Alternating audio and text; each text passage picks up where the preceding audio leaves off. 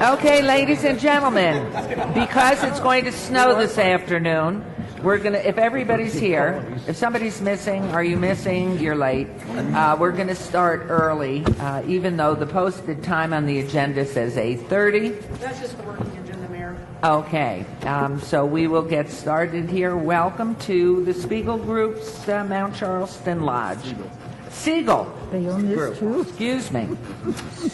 And we'll call all items on this agenda are scheduled for action unless specifically noted otherwise. Items listed on the agenda may be taken out of order, presented two or more agenda items for consideration may be combined, and any item on the agenda may be removed or related discussion may be delayed at any time. Cellular phones are to be turned off, please, during the special city council meeting. Announcement regarding the compliance with open meeting law. And now if you will all rise for the Pledge of Allegiance. Our flag is up on my right. I pledge allegiance to the flag of the United States of America and to the republic for which it stands, one nation under God, indivisible, with liberty and justice for all.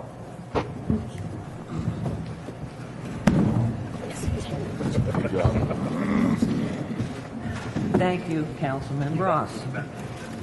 Public comment during this portion of the agenda must be limited to matters on the agenda for action. If you wish to be heard, come forward and give your name for the record. The amount of discussion as well as the amount of any single speaker is allowed may be limited. For possible action, reports and discussion regarding City of Las Vegas priorities. This item includes discussion and possible action regarding a possible update or replacement of the City of Las Vegas mission statement, values, and priorities. The afternoon portion of the agenda will involve breaking the City Council into 3 work groups with no more than 3 City Council members in each work group. City and staff and City Attorney's Office will be represented at each work group. The work groups will be in the same room as the council retreat and are all open to the public. It is anticipated that the council members may move from group to group as part of this portion of the agenda. No action will be taken in the work group sessions. This is for all wards, and now I would like to turn this over to Tom Riley. Please, if you will come forward. Hello? And thank you for doing this for us. We'll applaud you first. Thank you. Thank you. This is on, right? If you don't mind, I'm going to kind of walk around and keep it very informal, if that's okay. First of all, I do want to say I really enjoyed having the opportunity to meet with each of you individually and talk with you. Impressive group, and thank you for giving me the time. Did everybody get a copy of the agenda today? So we have time, but if we can move quicker, we're going to do that, if that's okay with everybody. Interrupt at any time. Add comments at any time. If you disagree with anything, please speak up. And so what I wanted to start with is just some brief opening statements, just a couple PowerPoint slides, just to put you in a frame of thinking, if you can. So when we get to the issue of priorities, that you got to keep this in the back of your mind. And this is not to imply you're not doing this. It's just to kind of set the stage about thinking big. And I want to preface this by saying, as I talk to each of you, looking at a lot of the local governments in town too, I think I commented to each one of you that you're not in the paper as much as some of the other groups about local governments, about things that are going on, maybe some undue drama that's out there. And of course, then I read the paper the last couple of days, and I see you're in there. But what I want to do on this issue of the priorities, and I can put first, is I want you to kind of put in the back of your mind what is preventing you from thinking big and thinking external, thinking out there. So when you look at defining priorities for the city, is that how are those priorities impactful? How do they make a difference? How do they go beyond the boundaries of just the city of Las Vegas, to the whole region, to the state? So when we go through this, and please, feel free to jump in at any time, just, think about, what is preventing us as a council, as a city, as a staff, in order to be big? We go to the next one, Maggie. So some of the common flaws with board governance, and this again is taken from Carver, but it's not to imply that this board necessarily falls into that. But what happens many times in elected boards, as well as nonprofit boards, is that there's some things that we kind of get into a rut with board governance. And one is that we seem to spend a lot of time on the trivial. So the items of trivial scope or importance receive disproportionate attention compared to the matters of greater scope or importance. So we do sometimes, and that's sometimes set up, how we even set our agenda up. When you have a very strong city manager, a strong staff, sometimes what happens is that the time is spent maybe in dealing with small things when the big things are really out there. And then when you look at how you spend your day or how you spend your council, you say, well, God, we're spending most of our time on these really small things. And we should be more impactful about more impactful issues. Two is that because there's so much happening and there's so much fluidity in what you're dealing with, is that there seems to also be a short-term bias. So last month's financial statement gets more attention than the agency's strategic position. So what's happened is that we seem to be more short-term focused instead of long-term focused. It's not that we don't want to focus long-term, but the agenda and what's happening in data, what's happening in our wards, what's happening in the organization, we tend to have to spend more time on short-term versus long-term. Third is that boards also can get into the issue of being reactive or getting into a reactive stance. So it's reacting to the staff initiatives rather than acting proactively. So the agenda is prepared by staff, and you're more reacting to it a lot of times. You're reacting to what happened in the organization, or you're reacting to what happened yesterday, instead of spending the time where many of you want to be and spending the time proactively. The other flaw with board governance gets into the issue of reviewing, rehashing, and redoing. 85% of our time was spent monitoring staff work, said one prominent national board member. So what we do is we constantly are looking at rehashing the same thing, reviewing the same thing, and spending our time focusing big, focusing externally, focusing on those things that are most impactful. And the third and the last area is diffuse authority, is that rarely we find a board executive partnership wherein each party's authority has been clarified. And there's a lot of issues too. We start talking about strong mayor type of governments, council manager form of governments, and that dichotomy sounds good in the textbook, but the reality is that staff do policy. The reality is that elected officials have to get involved in day-to-day stuff. So it sounds good in the textbook, but the reality is it's much more fluid. Maybe go to the next area.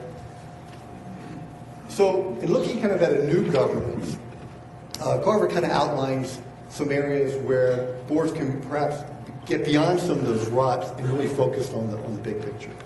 And one is cradle vision. It's systematically encouragement to think the unthinkable and to dream. Is that, how do we get what we really think really big, just beyond what the city is doing, but things that are going to be most impactful. Two is explicitly address fundamental values. Governing boards are the guardian of organizational values. It is those values, vision, and mission that make you impactful.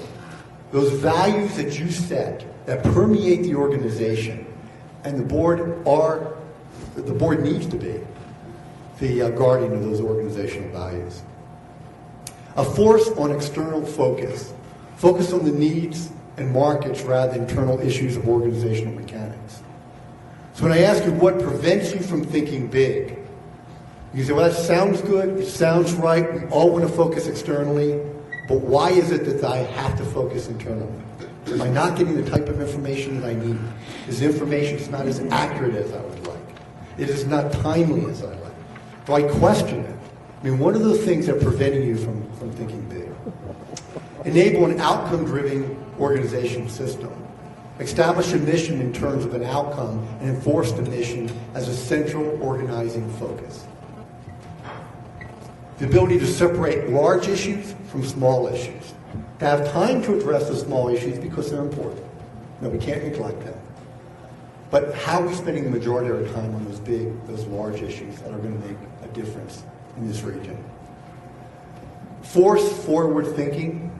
Strategic leadership demands a long-term viewpoint. I don't think anyone would disagree that the long term is important. But the reality is, if you look at boards and you look at governance, it is constantly focused on the short term. Enable proactivity. Engage in more creative than improving. So how do we get out of a rut of kind of rehashing, reviewing, and be more proactive and start thinking the unthinkable and thinking the creative and thinking those things that are going to make and continue to make the city great, our region great, viable in this really troubling economy. Facilitate diversity and unity. Optimize the diversity in the board, constitution, and opinion, yet still assimilate the variety into one voice. Describe relationships to relevant constituencies. Define where constituencies, consumers, neighbors, and staff fit into the grand scheme. One thing I really liked about what the staff has done and what you're going to do today is that you're really looking at those priorities from those different perspectives. Those are the citizens. Those are the business people. Those are staff. Those are the elected officials. And how do we kind of fit them all together that they're all driven in the same way. Delineate the board's role in common topics. Enable the board to articulate roles without isolating roles from each other. Determine what information is needed. Introduce precise distinctions about the nature of the information needed to govern, avoiding too much, too little, too late, and simply wrong information. So the ability to get timely, accurate information is extremely important for you to do your job. Doesn't mean that staff is giving you wrong information, but the communication is extremely important to know this is the type of information I need when I need it, so I'm not having to focus on the small issues, so I can focus on those big issues. If you're not getting that, then that's really important to discuss. And then make sure that there's a good understanding between what is needed to empower you to think big. And balance over control and under control. Clarify the aspects of management that need tight versus loose control. So there's certain areas in the organization that perhaps at different times need more oversight and need more control. And others may need to loosen up on as a board. And use the board time efficiently. Use the precious time you have to be very productive. And so, you know, again, when agendas are put together and when the board, what you're talking, a lot of that is not driven by you. It's driven by the staff to come up there. These are the things that we have to get done. And sometimes looking at how time is allocated. I mean, if you're not spending as much time strategically, as much time on the budget, those big pictures, but you said to spend on the daily stuff, on the small issues, then perhaps that is not where the use of your creativity, your intelligence, and your knowledge is most needed. And if that's the case, then how does that switch around? And what type of discussions need to occur to make that happen? But before we go to the next slide, is there any thoughts or comments just generally about that? About the idea of thinking big? And do you feel you're in a position where you're having to spend too much time on the minutia and not the big picture? Mayor, if I may. Please. Thank you. Tom, I'm trying to follow you here, but I think, in my mind, we do think big. I do think that this board, we think about long-term issues and how it's going to affect the citizens and the businesses in the city of Las Vegas. I think also we have a competent staff that does a phenomenal job and looking at the detailed stuff, whether it's the budget, our codes and ordinances, and you talked about restrictive, trying to think big and what restricts us. And the first thing that came to my mind, no offense to my senator, councilman colleague over here, the Nevada legislature. If we want to think big as a city, we've got to have the ability to do that. Sometimes we can't because of state law. Sometimes we can't because of our own codes and ordinances. And I think our codes and ordinances are a living book because they continue to change depending on what our focus is long term and how we best serve the public. So I'm trying to follow you here towards this new governance. But when you know, and I believe you when you say, you know, local elected bodies think short term. I don't believe that about us. I think each of us have our own individual wards and our own important topics and subjects within our wards, but collectively, I think our interest is for the greater good of the city of Las Vegas. And I think collectively, we think long term, at least in my mind. And my colleagues may not agree with me, but I think that's me.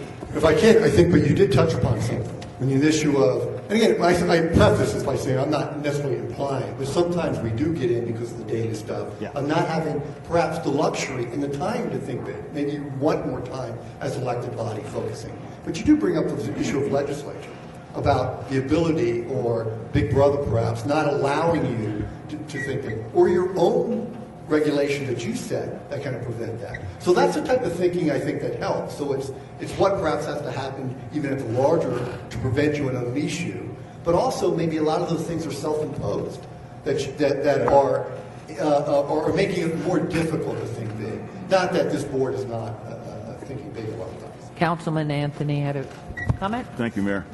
You know, Tom, everything you put up there is right on. I mean, that's exactly how you should govern. I guess one of the problems today about thinking big is just the uncertainty of the times. I mean, these are different times than 5, 6, 7 years ago. It's hard to predict the next 2 years. I mean, you don't know what's going on in Washington, D.C. You don't know what's going on in the state legislature. You don't know where the economy's going. Mark was doing some budget projections for, you know, the next couple of years, but it's hard to predict what things are going to, what resources you're going to have in the next couple of 3 years. So when times are good, you can do that. You can predict it. You can say, we're going to have these things, so you can think big. Today, we're talking about what we may not have or what is not going to be available. So it makes it very difficult to think in those terms today until we get out of this. So, I mean, we have to do it. We need to focus on it. And that's why we're here today, to remind us that we need to do these things. But it's very difficult when you really don't know. You don't know what we're going to look like 6 months from now. So the economy is restricting Right. things too. That's the first big thinking. But the long-term thinking is that not to get into a situation where, because the economy, because the finances, that it drives you more in the short-term thinking that the long-term is going to put you in a more difficult situation, or your people are following you. I'm on. Okay. Tom, one of the things that I focused on was the initial question, and I wrote it down as what is preventing us from thinking big? And then when we went through the next couple of slides, what my mind shifted to was not so much thinking big, but thinking ahead. I'm not sure what you meant by thinking big, but now that I've reviewed with you the subject matters of your slides, I'm switching that word from big to ahead. Because I think that's what we're talking about, is a tendency sometimes, because of the detail and the minutia and having to be reactive so much, that we're dealing with today and not so much dealing with the future. I think that's what I took from you, what you meant. And I think that the city, and I'll agree with Councilman Ross, I think we do a pretty good job of thinking ahead. We've got a capital improvement project, 5-year plan. The city of Las Vegas took the first step as compared to most other local entities in dealing with our budget crisis. So I think there's always room for improvement, and this is a good process for us to go through. But unless I'm missing it, Tom, am I wrong in switching the word big to thinking ahead? Well, I think part of thinking big is thinking ahead. But some of the things that when we talked about individually, and Councilman Ross, you brought up too, was that you are in a good position to do this. You do have, I mean, from an outsider looking in, because I don't know what goes on in the internal stuff, you are viewed in a very positive sense. You have a very competent staff that's viewed very positively and competently, not just by folks from the outside. The difficulty you have in the economy, I mean, it is facing everyone. You're managing it well, although it's very challenging. You have a board that's pretty cohesive, I mean, on a daily basis. So when I throw out the issue of thinking ahead or thinking big, I'm not sure all local governments can do that at this time. So you are in a position to push yourself, to think the unthinkable and think more creative and think about, during this difficult economy, what is our best decisions that we can make as a group? And because you have those things in place, I think that you're in a unique position in this valley to do that. But I don't disagree. I mean, part of thinking big is thinking ahead, thinking long term, thinking creatively, thinking differently, perhaps. You know, whether it is how the agendas are done, or how it is to free you up to spend more time on the budget, on more strategic planning, those types of things, and give you the luxury to think those. Tom, Mayor, as you talk about thinking big, I totally get it in the sense that my colleagues, Councilman Ross and Wolfson, you know, and I believe it was Councilman Anthony that mentioned the budget. I think this is an opportunity, a great opportunity for us as a board and as a city to have the ability to now collaborate with the outside. For the, you can turn this off, it's fine. You can turn that off. Forging collaborations, more collaborations with the university system, with the private sector, and really have an opportunity to think strategically, to bring more resources from other entities, something that the municipalities haven't done enough of. And I think that we're in a unique position, specifically for the city of Las Vegas, because I agree with you that we have a very professional executive staff, we have very professional employees, we have hardworking elected officials who get it, and having the ability to expand that now, specifically during this economic time, I believe that we have the opportunity of doing some things that we never thought that we could do by using additional resources from the private and the university systems collectively.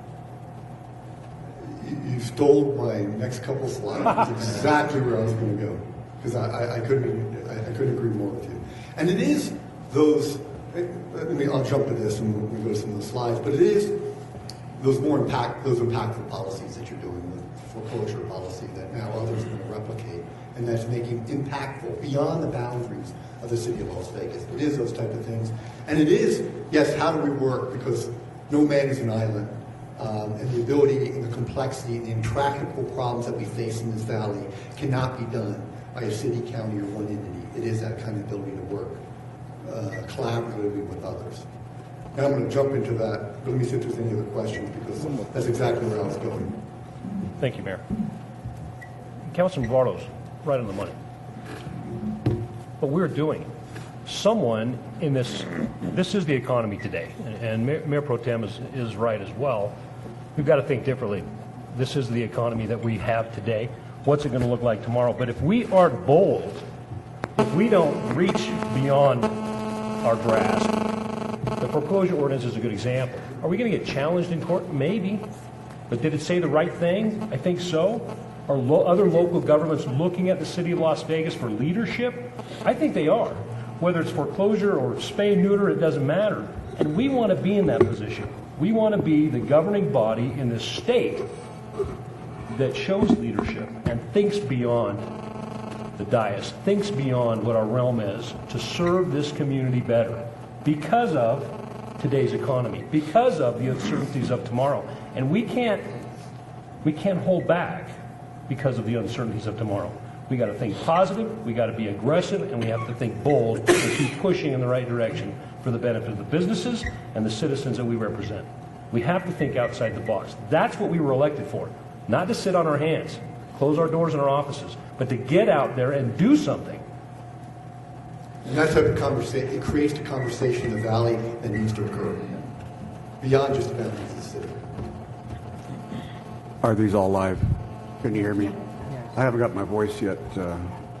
I think people that drove up here this morning spent the 45 minutes thinking about this, and they got ahead of me because that's what you do best. I do best when I'm driving, so I just woke up from a day of sledding.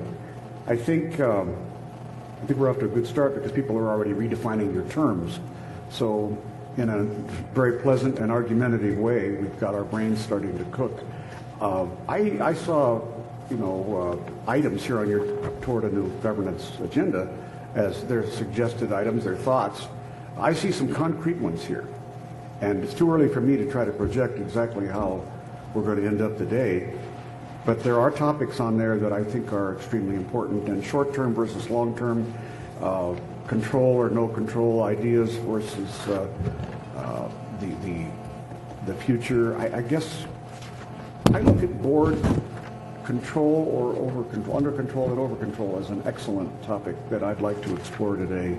Hopefully by the end of the day have a better idea, as the new kid on the block, how this board relates to its staff, because we have a very competent staff and probably the best in the valley, if not the best in the state. Well, I think it's probably the best in the state because I've seen them all. And I'm convinced we have the best talent, and the question would be is, how do we use them? And what kind of reins do we give them? Do we let them run free and then ride along and make sure that they're going in the right direction? Or do we try to run free and let them try to govern us? And I think there's a real mix here involved. I'm still trying to figure out who's in charge of local government because of the minutia involved. It's easy to get the board involved in the minutia and the big picture taken care of by staff. I saw that in the vision statement that's been done in words that are very difficult to comprehend. So it looks to me like it was done by people who do spend all their time thinking about things, but not doing the things that have to be done. And so I hope by the end of the day, my goal would be to try to get a better grip on the relationship between our board and our staff.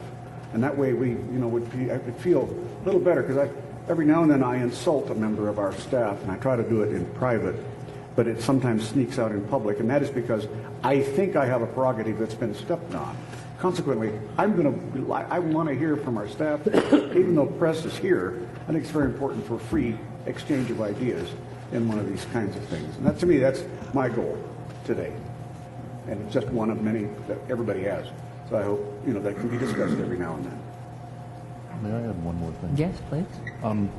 One thing I'd like to see us talk about today, and I'm not sure if this is the appropriate form or not, but Tom mentioned something about the agendas, and I'm not sure if he was referring to our physical agendas for our council meetings or not. But something that I've been thinking about for years, and I talked to Mayor Oscar Goodman about this when he was mayor, and that is I'd love to see our agendas more user-friendly. What I mean by that is so often we have applicants that appear either for a morning session item or an afternoon session item, and because of the length of items or the order in which they're called, sometimes people sit for hours. They're there for a 1 o'clock item because it's on the 1 p.m. agenda, but for whatever reason, their item doesn't get called until 4 o'clock. They have to be there at 1 o'clock just in case something happens and they can't afford to miss it. But I'd sure like to talk about something, and I'm not sure if this is the appropriate form or not, but why not? About doing something to make our council meeting agendas more user-friendly where people don't have to wait so long so often. And I've been quiet listening, only Councilwoman Tarkanian. I'm glad she arrived here. I was nervous about this snow and ice for her. Coming into this role after 12 years beside my husband and watching and listening, the things that I see is a very hard and challenging role, which somewhat reflects Councilman Cobbin, trying to get an arm around what is our purpose. In a city management type of government, it is very different from anything I've ever been involved in leadership and governance, in boards I've sat on, wherever, and trying to figure out what's the most effective way for us to go forward, given your expertise and you're going to put us through exercises, The balance, because many have been on a long time, and both the Councilman Coffin and I are new to the game. It's a very challenging when you want to get your hands in and be effective and helpful. You have a very competent and well-greased staff here, and we know that and we rely on it. But I see a whole different time that's come about since 1964 when we moved here 47 years ago. Everything at that time was driven totally to tourism, hotel, entertainment. And the citizens of the community 47 years ago were there, but there was no city created for them to answer their needs and to be responsive to the community that calls this home. And so as I've been looking at it and only ran to keep things moving forward that had been started by a very competent group of people with the support of competent staff, is that this really is for us who live here and call this home. And so how are we attending to their needs in partnership with our city management type of government?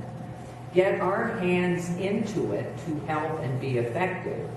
Get response back so we know where we are as we build a place for all of us to be proud of, where the formula of the medical care and the culture and the athletics and a way of life where we can work and enjoy it and be proud of what we're building. We're very fortunate there are confines to the city and we're not dealing with the whole community. The city is really in its renaissance. This is really exciting to be part of. But how do we plan for the city to go forward with elements coming in, with Zappos coming in, with different groups who want to make this their home? How can we be most effective? And how do you work for those of us who are new that have sometimes been in total control with the support of everybody and hearing everybody as a community? What's the most effective way to move us forward and not get caught in all the rehashing and minor issues, to keep our focus on the bigger picture?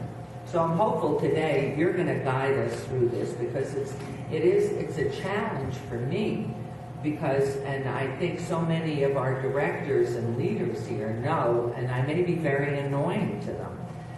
My husband was one who had a dream, a vision, and then said, go ahead and do it promptly, never went back through the process. I'm a very hands-on type person, and I like things done. I'm very patient. And I think that each city council person dealing with his or her ward has proven themselves so very effective. But a collegiality to make this whole thing work, and work reliably and efficiently as we go forward today. To waste time to me is, life is very short. Hate to waste time. Want to get things done, want to get all the input, the professional data behind it, and then sit down and make some really cogent decisions. And we are sort of, as a board, as a council, we're floating up at the top, and sometimes really having a clue what's going on beyond our individual ward. So we might have someone working in Councilman Coffin's ward in 3, and he may not have a clue unless he somehow interfaces with Councilman Anthony or Ross or Wilson or Tarkanian or Barlow. And that's the challenge, because your power is setting the budget, the vision, values, and mission. That is how you're most impactful. But you have to balance the issue that you have to be confident and that the things that are getting done, that are following the vision, that how do you know they're actually occurring? So it is that balance of that vision, values, and mission that we all know make organizations great, makes communities great. But at the same time, the balance is that, but I have to also have confidence that the things that are getting done in the city, and it's that balance back and forth that makes it so challenging. And it's a different type of government than some places have. So it is interesting, and we do have to rely on the facts that are brought to us. And it would be nice, I would feel, that as much as possible, when we need to have them, we get them well in advance so we have time to go over and cast our vote to support whatever it is that's going to go forward. Can I jump to the next couple of slides and then we're going to just wrap Could I this add up? just one Oh, I'm thing sorry. there? And that is, I Yes, ma'am. agree with my colleagues in what they're saying about going to the big idea or the looking towards the future.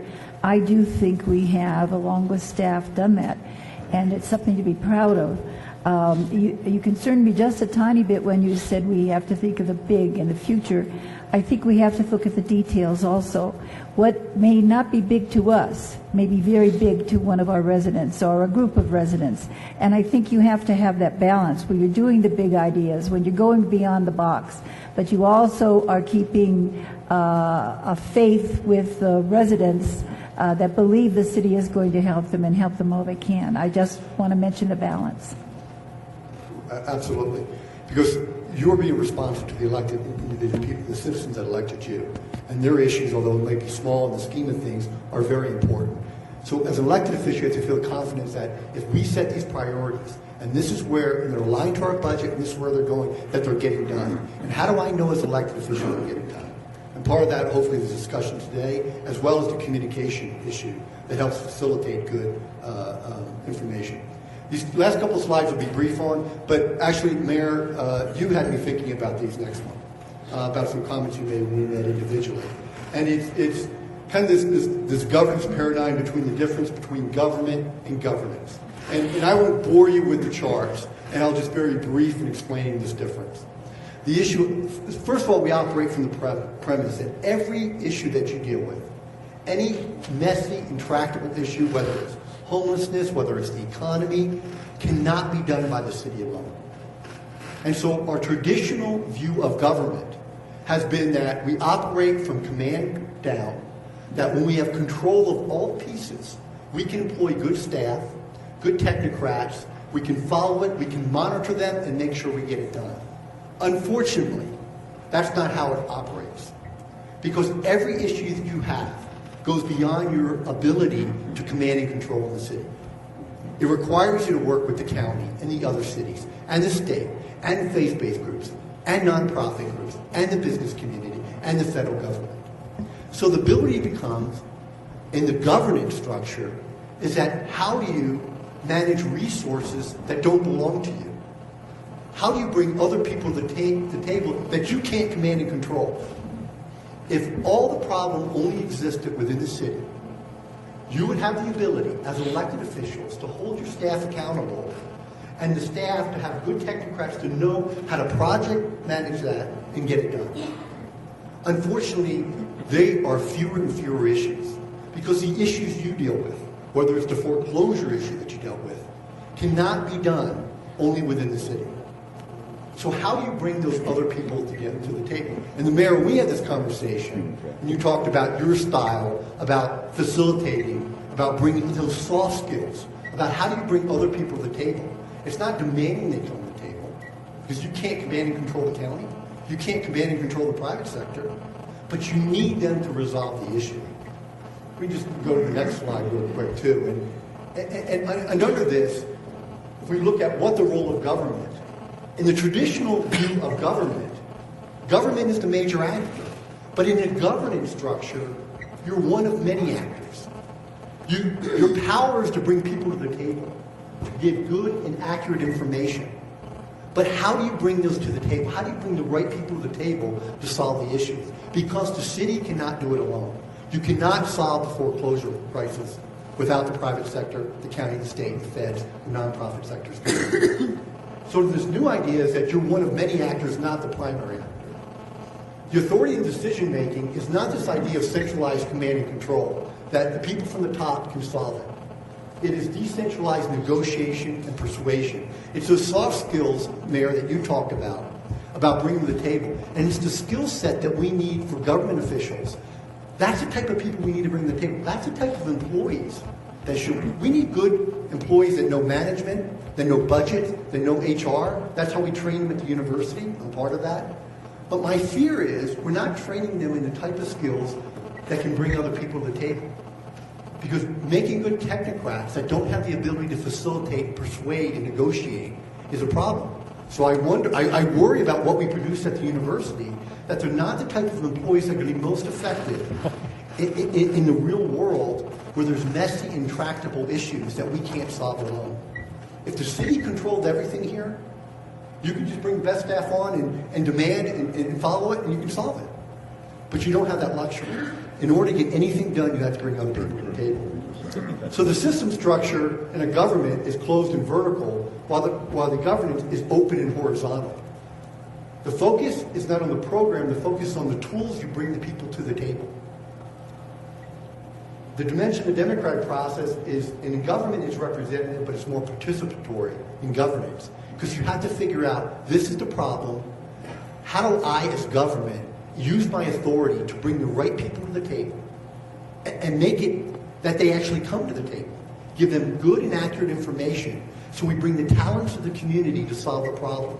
Not that government has the answers, because government seldom has the answers how to solve stuff. But if they can use their ability to bring people to the table and the brain power of the community, that's how we get things done. But isn't government supposed to be support and sort of get out of the way and let the private sector handle it? Or what government needs to do is be part of it, to be one of the important actors. Facilitator. And facilitator. Right. And let the private sector, I mean, we are support. The government is support. The And you have your infrastructure. ability to bring people to the table. So the beauty and the power you have as government, I mean, if nothing else, it's the balance of terror. You bring them to the table because they're going to be petrified that you're going to pass a regulation that's going to constrict their ability to get something done. So if that is what it takes to bring them to the table, and you tap into the talents, but that is a different skill set. And Mayor, when we talked, when you start talking about the issue of persuasion, it got me thinking about this, is that is this new whole idea. That is the type of things that get you beyond your boundaries, that think big, that really drive that dialogue in this community that needs to be done. And even if you're not the only player, and there's other larger players, driving that dialogue, forcing that conversation, bringing the right people to the table is the power. But isn't it, again, more service? It's not power. I mean, power, government. I mean power in the issue to bring people around an issue. Okay. The power to bring people there. Influence, perhaps. And there's very few people that can bring, the private sector or others have very difficulty bringing all the right people to the table. You have the ability to bring everybody to the table and then tap into their talents and their ingenuity and their creativity. Not to suggest that your own staff isn't creative and innovative, but they cannot solve these intractable issues themselves.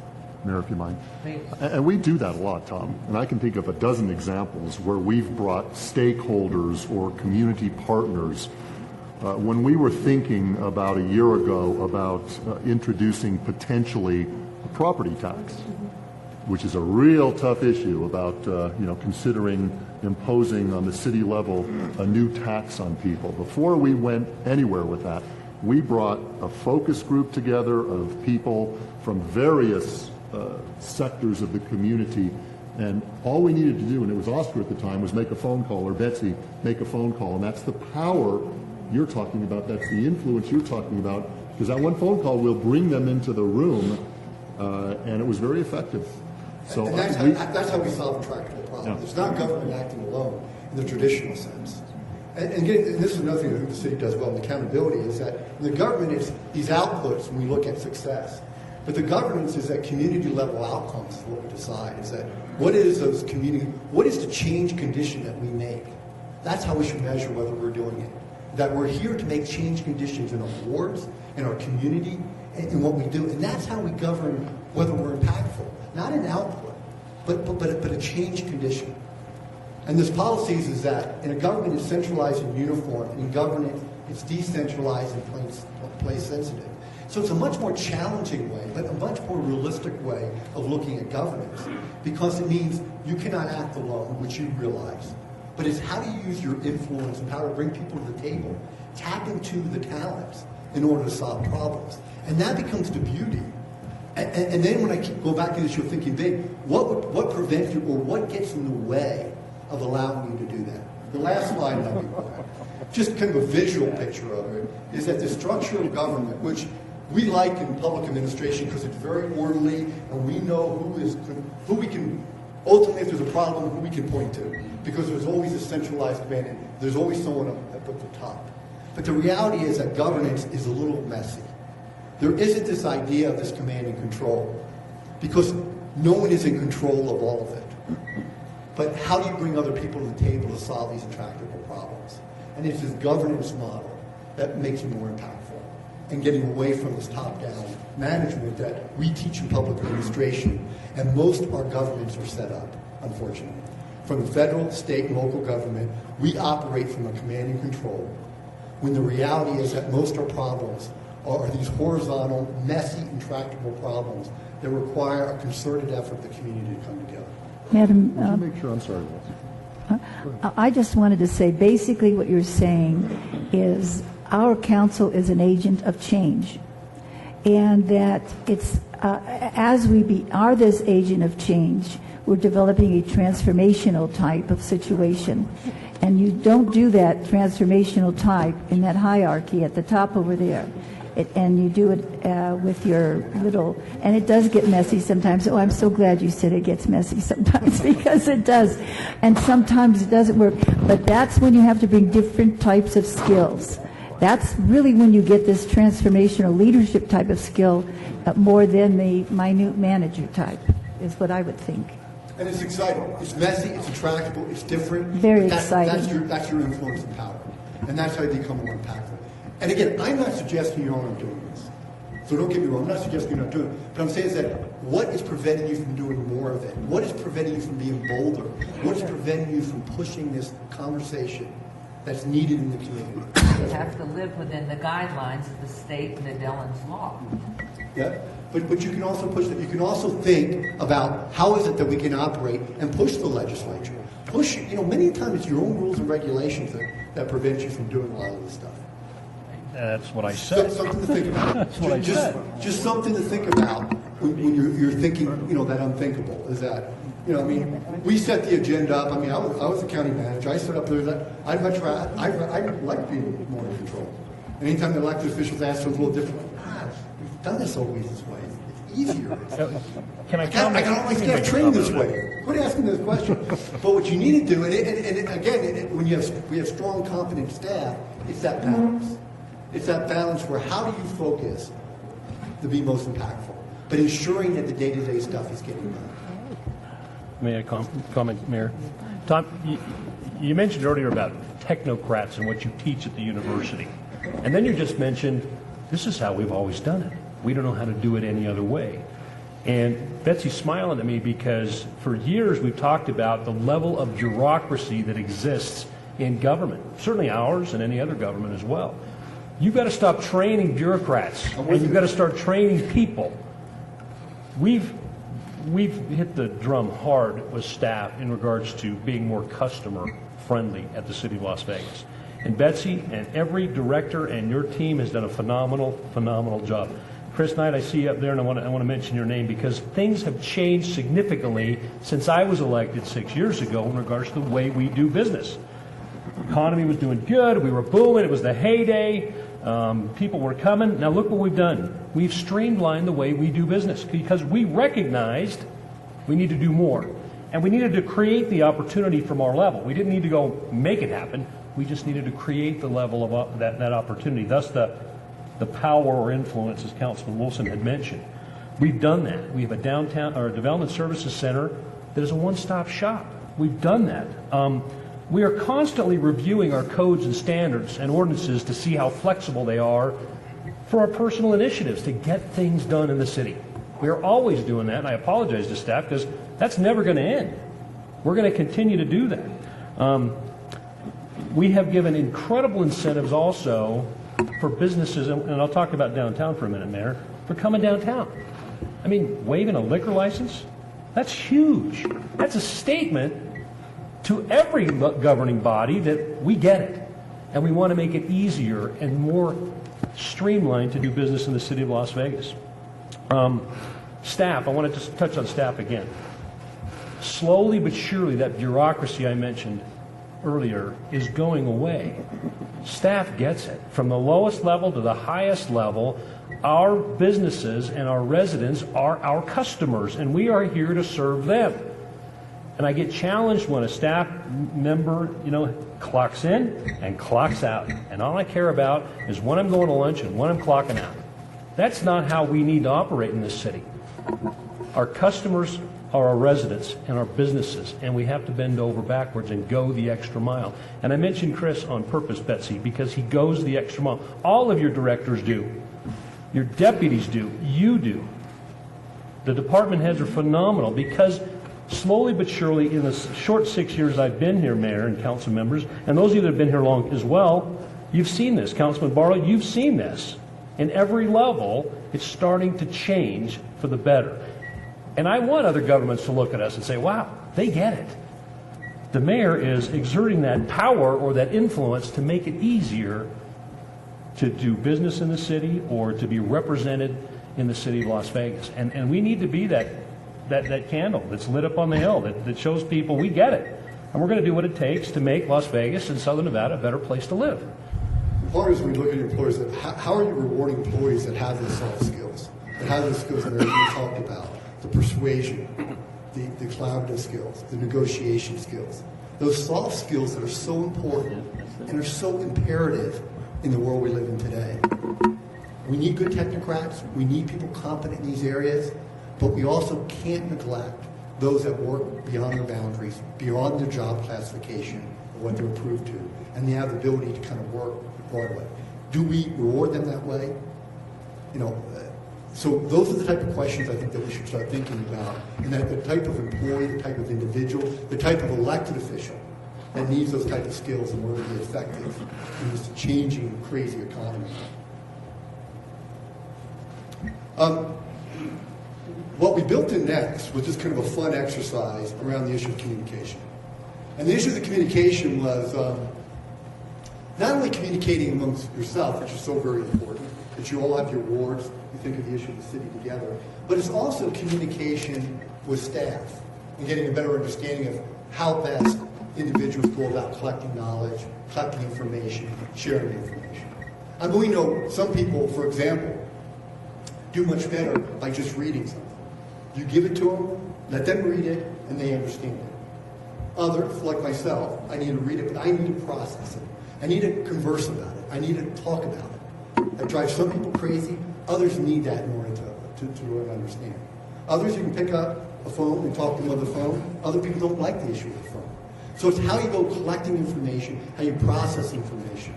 And the Myers-Briggs, for example, many of the probably have already taken before, I know staff has, but it is a good benchmark to periodically take to actually kind of introduce this idea about how people are different, perhaps, in the way they go about doing their business. And perhaps understanding that a little better gives us a little more insight about how to communicate, how to reach out, and how to facilitate good flow of information. So we had asked you, each of you, to take it's the personnel style inventory, which is it's not the Myers-Briggs, but it is a reliable and valid instrument, which means that individuals that take that, it is reliable enough to fit on the issue of the Myers-Briggs, but it operates in some of the same mechanisms. And so what we did is we asked all staff to take it. I asked each of the elected officials to take it, but you can disclose your own scores if you want when we go through it. But I am going to put some of the staff on, highlight some of their ways they go about. One point that I have to make, though, it's not a right or wrong. One is not good or bad. It's just the way we go about processing information. So if we go to the next one. Tom, I would like to make a statement here because you talked about communication. When I took office, that was the first thing that came to my mind was that is the biggest failure, I think, in our society, is failure to be openly communicative. And when you ask how do we support, how do we value, it is that personal touch. It's being able to have the time in your life to sit down with different people, go through departments, meet everybody, tell them that you're supportive and really appreciate their professional knowledge and effort. And if people love their jobs, as Councilman Ross just said, they are going to always go that extra mile. And that is what I feel is absolutely unique about our city staff. I have never seen a group that to the person, I don't care when I call them when any of us ask anything of them that they aren't there and supportive and helpful, and having the courage to speak honestly back. That is, to me, the most valued part of the communication, that someone doesn't just sit there and mirror the thought of whoever is asking the question, that there's this open line of communication between valued employees and valued elected officials. And how dumb of the public to elect officials that aren't effective. They will not be elected the next time. But we rely on everybody that's here, and I don't care where they're sitting. I know how responsive they are, and to me, communication, which is why we started this year when anything happened in the city from July on, using our social media and all parts of media to communicate to the public that we have a parking czar, that we have brought licensing into the development services building, how efficient we've become. And when I listen to television and I see members of different municipalities talk about going online, they are following this staff and this council. And so it's all about the communication. If you close down communication from within, or you all are prevented to come and talk to council elected officials, it's a very black day, in my opinion. Communication is the key to everything. And you spend Beyond just an education. inordinate amount of time with each other. I mean, just with each other's elected officials and in staff. It's just constant. So the idea of how do you facilitate good communication and flow, or anything that helps enhance that, can only benefit. So on the Myers-Briggs type indicator, is that every personality has a shape, and there's no right or wrong shape. So one is not better than the other. Although some people might, at the end or throughout now, who are really vested in the Myers-Briggs, would brag that they might be an ENTJ, and what that might mean. One is not better than the other. It's just the way we go about processing information. So the purpose is to provide a picture of your personality shape. Merely reflects preferences. Has nothing to do with mental health. You say that with a straight face. Has nothing to do with mental health. We can have a separate testing and discussion about that. But again, these are just preferences. So again, we're going to put staff on the hot seat about some of their preferences. But as you feel comfortable when we get into the personality types, please don't hesitate to volunteer. So you came up with 4 different scores on your the test you took. And the letters on the score, we'll go through each one of these. One is that you're either an I or an E, which you're either more introverted or more extroverted. So, for example, sometimes people tend to be more introverted in their personal life, but their job makes them have to be more extroverted. So it doesn't mean someone who has a preference to be introverted. I want to come home, I just want to read my paper, I don't want anyone around me, I just, want to curl up with a good book. That doesn't mean they cannot be extroverted when they have to because of their job. So sometimes when you take this in your life career, you'll see maybe that changing somewhat depending upon what the demands of your job are. Then the second one, you get into an N or an S, so more you're intuitive or more sensing. We'll explain this a little more. The third category is more thinking or feeling, and the fourth one is more perceiving or more judging.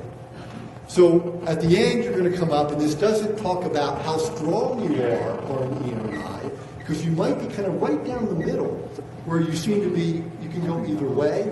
Some of you are very much, so the larger your number are on your, for example, E, means the stronger preference you have for that number. So you're going to come up with a number like ENTJ. That's mine. Let's go to the next one. Thinking.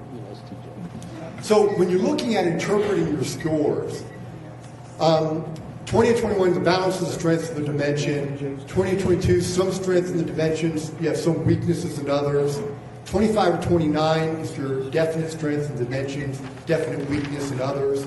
And then 30 or 40 is a considerable strength in the dimension or considerable weakness. So the larger you are on each of those numbers, so the larger the number, that is your stronger preference. The smaller the number means you're probably fitting on just right down the line. Let's go to the next one. So on the first one, when we look at whether you're more an E or whether you're an I. And so these are different attitudes towards the world around you. When you're in your extroverted attitude, you relate more easily to the world of people and things outside you. When you're an introverted attitude, you relate more easily to the ideas and concepts in your mind. So again, it's the preference of whether you're more extroverted or more introverted. It's a preference. It doesn't mean you can't operate either way. The larger the number of E or I is, the stronger you have for that preference. If it's a smaller number, you may fall right along the boundary. So, for example, extroverted tends to be directed more outwards towards people and things. They tend to like variety in action. They talk to think. They talk to think. So if someone is that, sometimes like, uh-oh, what did I just say? Well, I need to maybe be quiet and really start thinking about what I'm saying. So those individuals that like to talk, and as they're talking, they're thinking at the same time. They prefer being with others. They always want to be around other people. They would rather communicate by talking than writing. So why can't you just give me a memo because I want to come talk to you? Because I can communicate better. I can communicate my feelings better. I don't like putting pen to pencil or putting it in an email. I want to come talk to you. Often act quickly without thinking. Often act quickly without thinking. Experience life in order to understand it. They tend to experience life in order to understand it instead of the other way around. They tend to gather information through their ears. So they use their senses of their ears in order to gather information. If you tend to be more of an introvert, you're directed inward to internal ideas and concepts. You like quiet and concentration. Now, I know your kids will say that they can study and listen to something on their iPhone, listen to the TV, and really study and really grasp the concepts. I don't always question that. But some people really can think and be around a lot of other people. Others really have to. I have to be by myself. I have to shut the door. I have to go to a really quiet place in order for me to really think about this important issue. Where an extrovert talks to think, an introvert thinks to talk. So sometimes is that they may miss out talking and saying something because they're thinking about it too much. Where the extrovert talks and maybe should have been thinking a little more before they blurted out what they did. An introvert prefers being alone versus prefers being with others. When you come home, maybe you had a busy day, you just want to spend the weekend, I just want some alone time. I like curling up with a book and just being alone and thinking. Others that drive them crazy always have the people around. Where an extrovert would rather communicate by talking, an introvert would rather communicate by writing. So that I can put what I need to say in an email or in writing to you. I don't have to come and talk to you. It's just a style, it's just a preference people have. An introvert thinks before acting, sometimes without acting. I said that an extrovert often quickly without thinking, but an introvert, anytime they think, and sometimes they're thinking so much about it, and then you go home later and you think, damn, why didn't I say that? That would have been so good. I thought about it too much. I was worried about what I said. But the experts out there don't say anything on top of their head. And you're like, God, what did I just say? Why did I say that? If I would have thought about it, it would have been better. An introvert has to understand life in order to experience. Have to understand life in order to experience versus experience life in order to understand. It's kind of the opposite. An introvert tends to gather information through their eyes, so their sensing is through their eyes, not their ears. Where an extrovert is using the sensing of their ears. So again, the extrovert and the introvert is that the higher score means you're much more extroverted as your preference. Where if you're higher on the introvert, again, you're more, it's a preference you have. If you're more in the middle, it means you kind of go back and forth at any time. It doesn't mean that someone that has a preference for introvert cannot be extroverted when they need it. They may not prefer going to parties and communicating and just socializing, but if that's their job, they can do it. the preference is I'd rather stay at home on a Friday night, but if my job means I need to go out there and schmooze and deal with people, I can do that. So it doesn't mean you can't, it's just your preference. Any thoughts on the E or the I, or understanding what the E and I is? Now we're going to come together, and there's actually 16 different personality types. It's very interesting. Your staff kind of clumped together in 3 or 4. Very interesting. You have really strong personality types in 3 or 4 areas, which is very interesting. Okay, we can go to the next one. Sensing and intuition.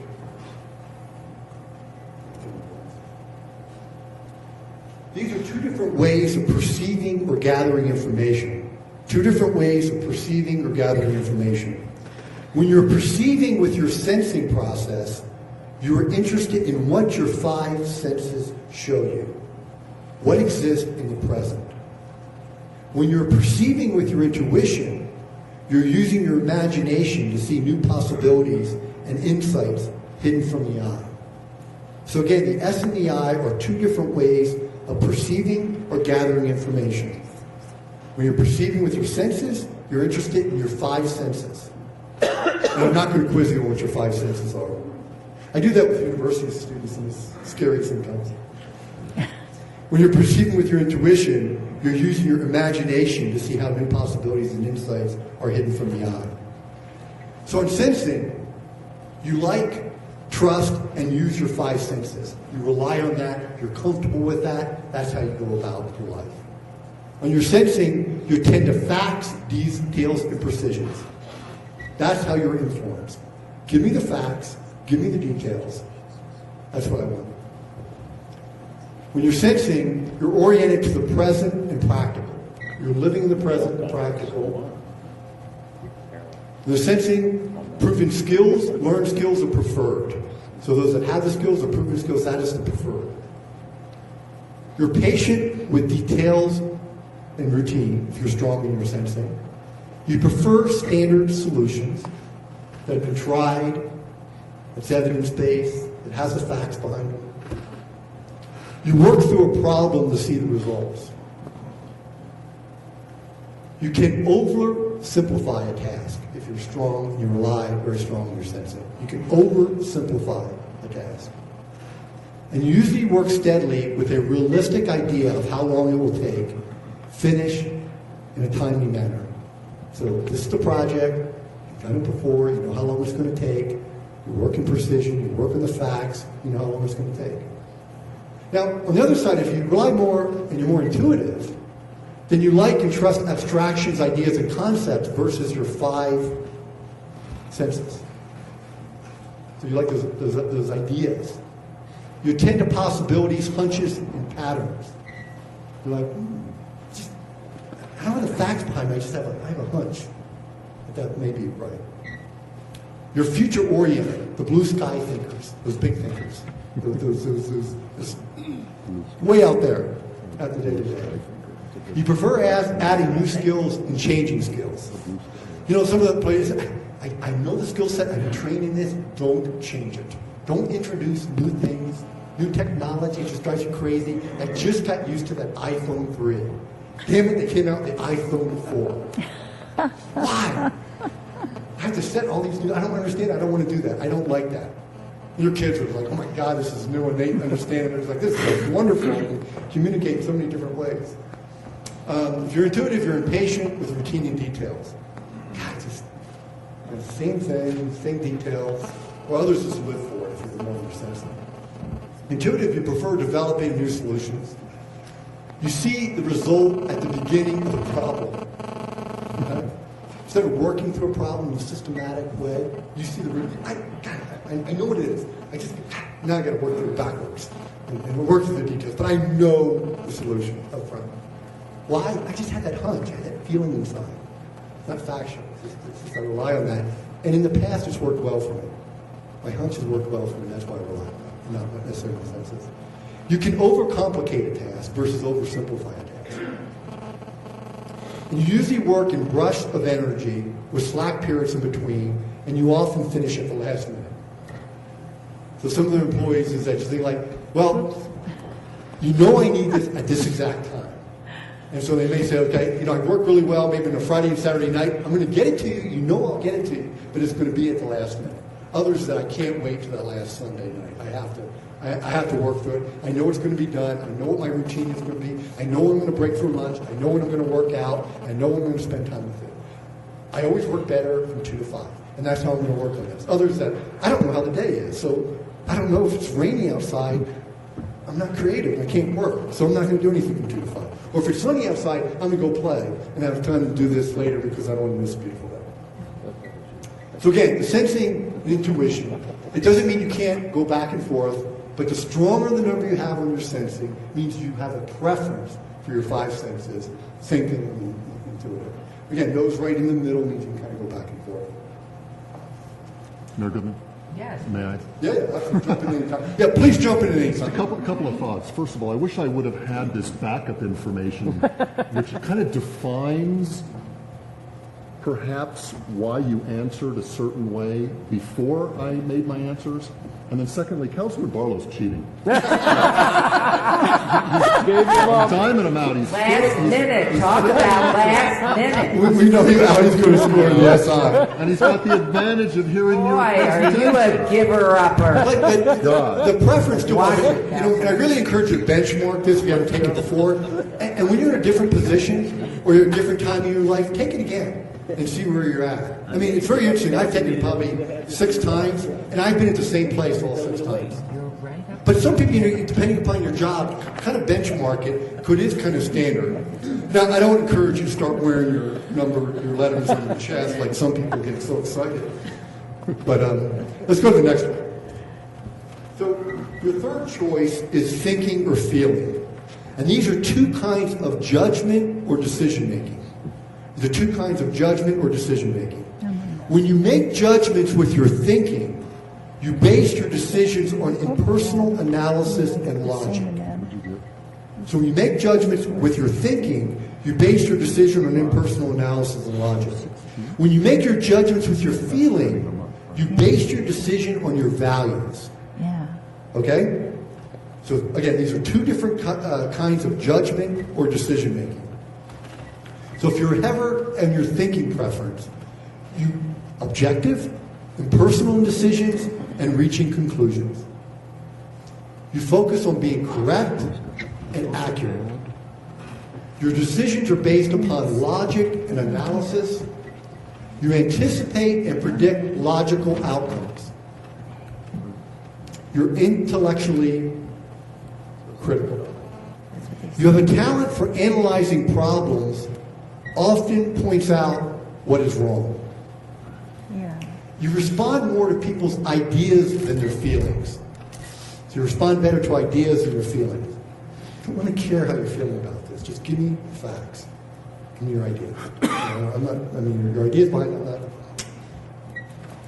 You can appear to be insensitive because you're so focused, again, on the impersonal, the logical, the analysis of what is producing, and not paying too much of the issue of the feeling.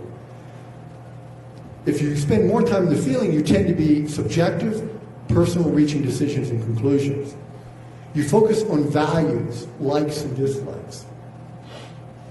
You anticipate outcomes on people because, again, I know this person. I know how they feel. I know how they're going to react when I tell them. It really doesn't matter because I'm just dealing with the facts and the personal stuff. You're critical of over-reliance on intellect. It's not all about the facts. It's about the values. It's about the feelings. It's not always about the facts. You're very critical about that. You have a talent for empathizing with people, often point out what is right. So you're able to really empathize with other individuals. You kind of feel what they're feeling. You respond more to people's feelings than their ideas. And you can be overly or too sensitive because you're very bound to individuals' feelings. Hey, Tom, what were the first 2, the first dimension, what were the first 2, the I and the E? I didn't write it down. The E, extrovert and introvert. So there are different ways towards attitudes towards the world. The second choice was sensing or intuition, and there are two different ways of perceiving or gathering information. The third one was thinking or feeling, and there are two kinds of judgment or decision making. The last one?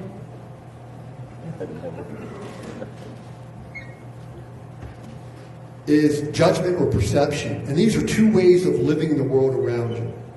When you're living by your judgment, you like to have things decided. Your life is likely to be planned and orderly. When you're living by your perception, you do not want to miss anything. Your way of life is likely to be spontaneous and flexible. Sometimes you run into this problem with your spouse. You know, for example, my weekends are planned by Wednesday. I know exactly when I'm going to work out. I know exactly when I'm going to work on things. I know everything from the time period, what I'm going to do, what I'm going to accomplish, and I do lists. And it's are all you going to be cranky done. if it doesn't happen And if it that doesn't way? happen, because I don't care. Sulk? My partner's the other way. Is I don't know how what I'm going to do because I don't know how it's going to be outside. So it just depends on what we're going to do. No, that's not the plan. The plan is we're going to get this done. So by Sunday night, I had this accomplishment. We did X, Y, and Z, and everything was done. I don't know if we can do that because if it's raining outside, I'm not going to do that because I don't feel good about it. I'm much more spontaneous. And I got to just kind of wake up and see how the world is. Okay, so those that are more judging like structure, order, and predictability.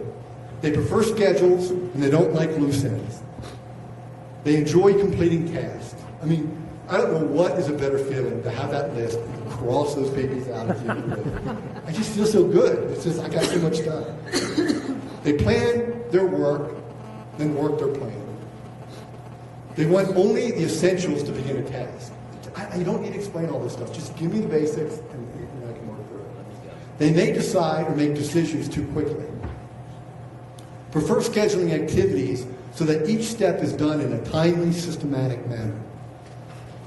They tend to run their lives. Perceiving is that like openness, flexibility, and spontaneity. They don't like schedules, rigid procedures. They hate those lists. It drives them crazy. They enjoy starting tasks. Maybe not finishing them, but starting them.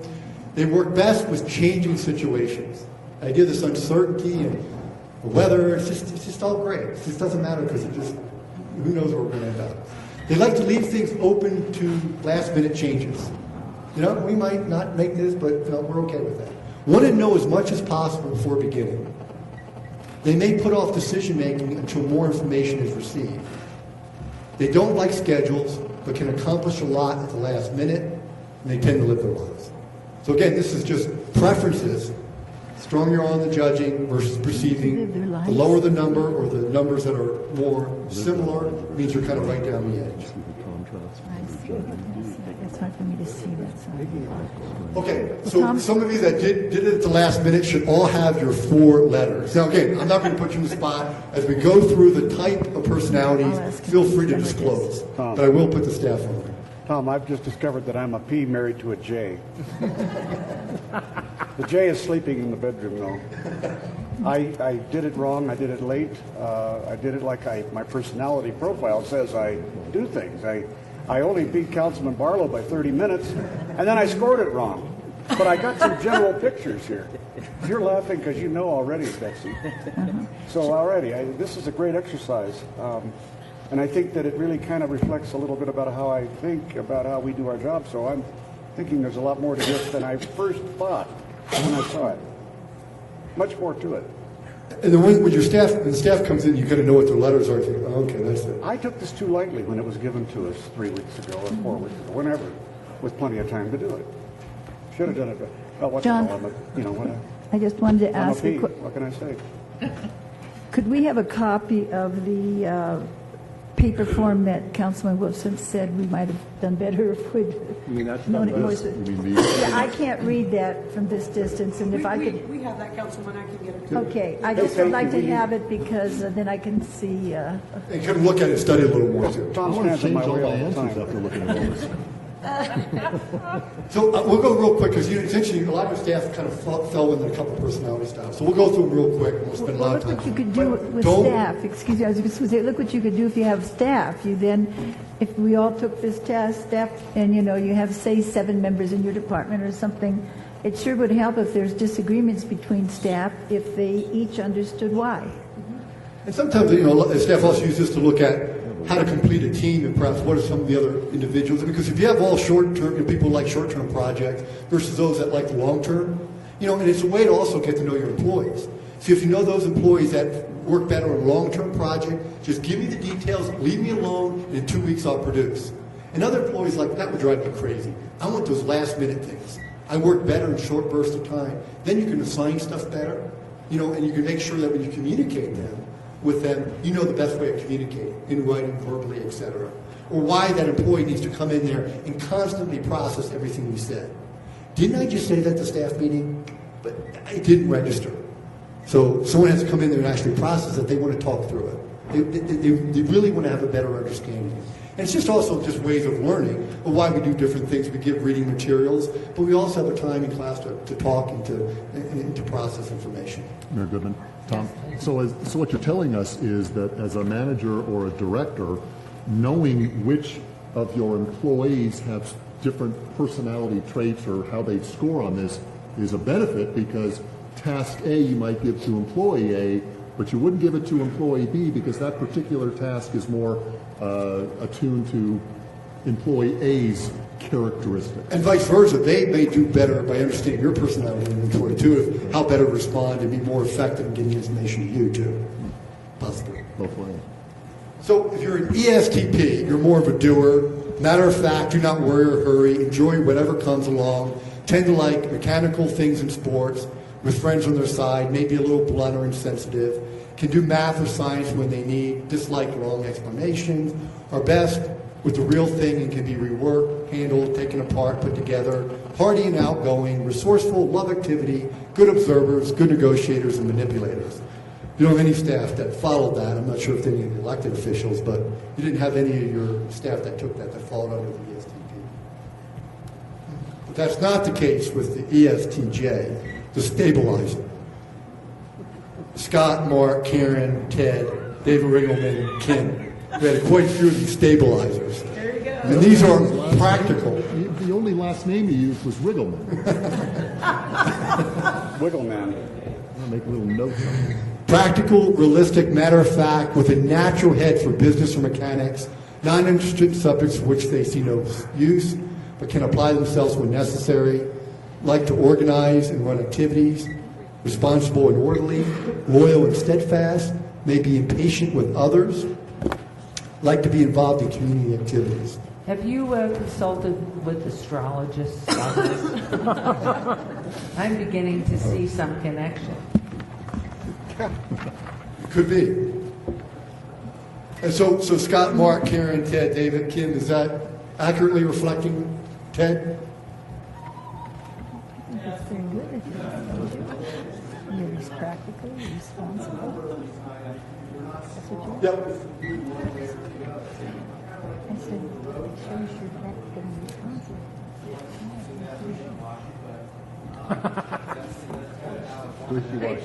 Yeah, the longer you're around here, you learn to adapt. And so you can go either way. Which way do you want me? I can be both ways. So, but that's a really good point. That's a good point. Is that again, it's the strength of these letters too. So the stronger, if some of you know they're very strongly E's, and others are kind of can adopt both ways. But Ted, that was a very good point because this may not totally get your personality because you tend to can go either way depending upon task a lot of time. You didn't have any ENFPs, these clarifiers that are warmly enthusiastic, high spirit, imaginative, able to do almost anything that interests them, quick with a solution, often rely on their ability to improve instead of preparing in advance, can usually find compelling reasons for whatever they want, gifted observers and enterprisers, charming and likable, not interested in routine living patterns. Nobody? No staff, none of your top staff were. You're kidding. None of them are charming or likable. You don't have any you have no charming staff. That's what I am, an EMF. ENFJ, these are the Energizer. Lenny, is that right? Where's Lenny? Yeah. I don't know how this reflects responsive and responsible, generally feel real concern for what others think or want, and try to handle things with due regard for other people's feelings, can present a proposal or lead a group discussion with ease and tact, sociable, popular, active, but put time enough into their words to perform well, natural leaders, effective in interpersonal relationship and skills, tolerant, trusted, forgiving. Oh, Joe, okay.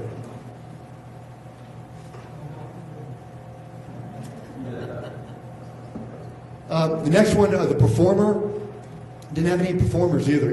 It's interesting, the staff tend to lump into several on where you had 3 of them that the majority of the, at least the top staff seem to focus on. Any ESFP with the elected officials, outgoing, easygoing, accepting, friendly, find remembering facts easier than mastering theories, are best in situations that need common sense and practical ability with people as well as other things, like company, excitement, more conventional. Gosh, I see Ted as an ESFP. Nobody's agreeing over here.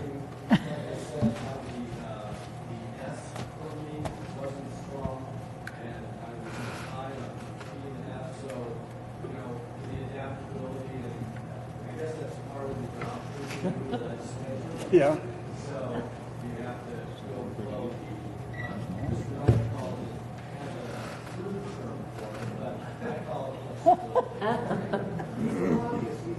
That's it. You just tell Ted what he wants. Just tell Ted what you want him to be. Ted can be any of these. Socializer, ESFJ. Maggie, I think you're the only one that fell under this. Warm-hearted, talkative, popular, conscientious, born, cooperators, active, commitment members, need harmony and may be good at creating it, always doing something nice for someone, work best with encouragement and praise.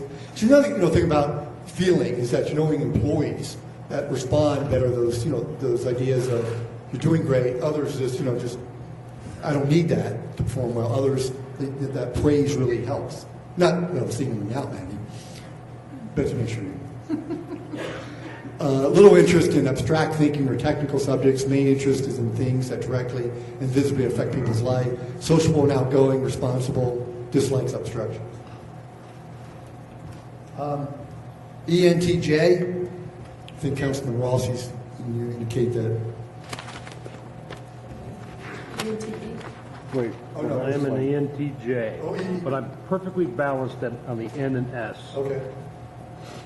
Well, trailblazer, hardy, frank, able to studies and work, seek leadership roles, are usually well-informed, enjoy adding to their fund or knowledge, may sometimes be more positive and confident than their experience and area warrants, outgoing and outspoken, like to organize people and projects, desire to give structure, natural leaders, strive for efficiency and effectiveness.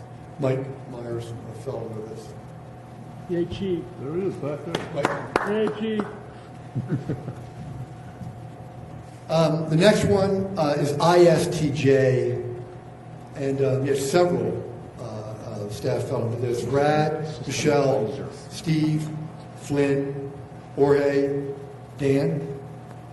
So there's a serious, quiet, earn success by concentration, thoroughness, practical, orderly, matter of fact, logical, realistic, and dependable.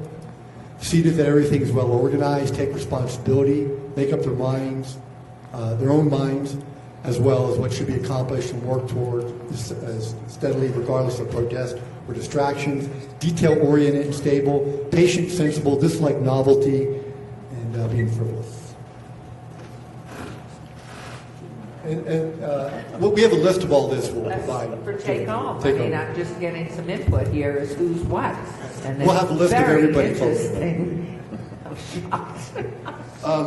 ISTPs, you didn't have any in your top staff on that. These are cool onlookers, quiet, reserved, exert themselves more than they think necessary because any waste of energy would be inefficient, action-oriented, precise, and tireless, can be impulsive, challenged by complex equipment, like iPhones, somewhat solitary. INFJ, again, no one on staff fell within here. Succeeded by perseverance, originality, and desire to do whatever is needed or wanted. put their best efforts into their work, respected for their firm principles, good interpersonal skills, excel at problem solving. INFP, Nancy, I think it was Nancy. You fall into that. Full of enthusiasm and loyalties, but seldom talk of it until they know you well. Care about learning, ideas, language, and independent projects of their own. Tend to undertake too much, then somehow get it done. Friendly, but often too absorbed in what they are doing to be sociable. Like concern in possessions or physical surroundings. Idealistic and committed, adaptable. Respond well to the needs of others. Dislike detail. ISFJ, the preserver. Dan fell into this. Where's Dan? He's sitting right in the front row. Obviously. Quiet, friendly, responsible, and conscientious. Work devoutly to meet their obligations, serving friends and fellow workers. Thorough, painstaking, accurate. May need time to master technical subjects. Patient with details and routine. Loyal, considerate. Concerned with how other people feel. Dedicated, service-oriented. Dependable and orderly. Relate well to individual needs. Traditional and procedural. Ask Dean. ISFP, the experiencer. Again, no one on staff fell into this. More relaxed about getting things done because they enjoy the present moment and do not want to spoil their undue haste or exertion. Seek simplicity and freedom. Okay, INTJ, who didn't fall under here? The designer. So this is Orlando, Brian, Chris, Beverly, Dorn, Larry, Karen, James. Quite a few staff fell under here. Usually have original minds and great drive for their own ideas and purposes in fields they appeal to them. They have a fine power to organize a job and carry it through with or without help. Skeptical, critical, independently determined, often stubborn. Must learn to yield less important points in order to win the most important. Builders and designers of both systems and products, logical, evaluative, and positive outlook, theoretical and somewhat impersonal. Is that reflective of? No, I particularly like when you shook your head about stubborn. He's reading it. Bev, you're supposed to reserve judgment. INTP, Tom, fell into this. Quiet, reserved, brilliant in exams, especially in theoretical or scientific subjects, logical to the point of hair splitting, mainly interested in ideas with little liking for parties or small talk, tend to have sharply defined interest, need to choose careers focused around a strong interest, logical and precise, preserving and thorough, somewhat impersonal, not impressed with authority, and theoretical. Is that Perigo? Christmas party. Absolutely. Perigo's party. Tom, is that reflective? Betsy keeps him away from us. Except the partying part. Okay. So the PowerPoint, as well as where staff fell, we can provide to you just to kind of the process. And again, I can't emphasize there's not a right or wrong, it's just a way. But it's also a good way to perhaps give a better understanding of some communication with staff and with each other, and ways perhaps how to increase the information flow in the communication, because that's what it's all about. With limited time, making efficient use of your time, it's good to know what's the best way to communicate with staff on that. I think we should Betsy, definitely where do we have Betsy? I was an ENTJ. Did I? Chief Myers and apparently Councilman Ross. Oh yeah, I forgot to mark that down. Yeah. So you're the ENTJ. ENTJ. Yeah. Yep. Trailblazer that I am. Trailblazer, right? I think we should definitely make some reassignments based on that. Absolutely. Megan, where are we at with the agenda? Should we break? Take a break at this point? Before we wrap up, let me just ask kind of your thoughts on that.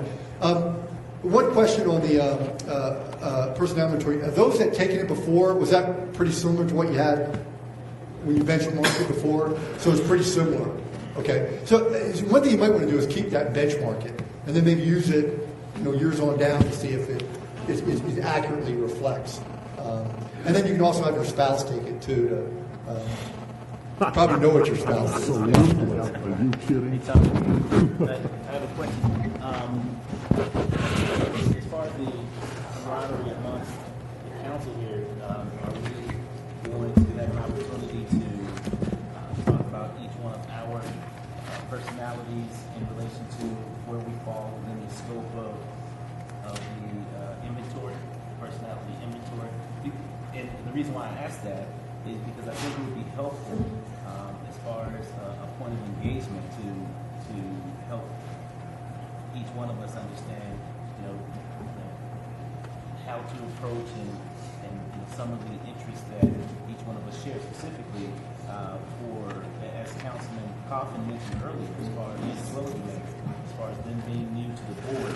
I know we've had an opportunity to work together for quite some time. It's interesting because although I've been on the floor the longest than anyone at the dais, I've only been on the council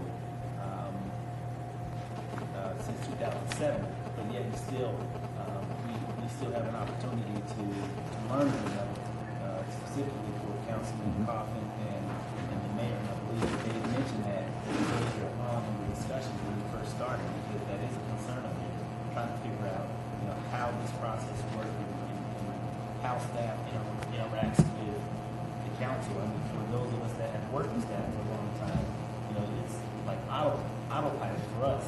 But for them, I'm pretty sure as they're coming to the board, they're trying to get their appropriate footing as well. I think that would be helpful.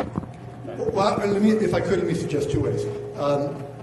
For those that feel comfortable with the score, maybe we can just briefly go over it. If not, what we do is maybe you can just internally share it with each other too. I mean, that's just my thought. I don't know. Why don't we just see? If you are fine, if not, we can just internally share it too. But maybe we can start with Councilman Ross. Can we put the ENTJ up there too? Back there, because you volunteered here, so I just threw out the two things. I'm easy. Did anyone else, again, only if you're comfortable, fall within? Was that pretty accurate as far as? Absolutely.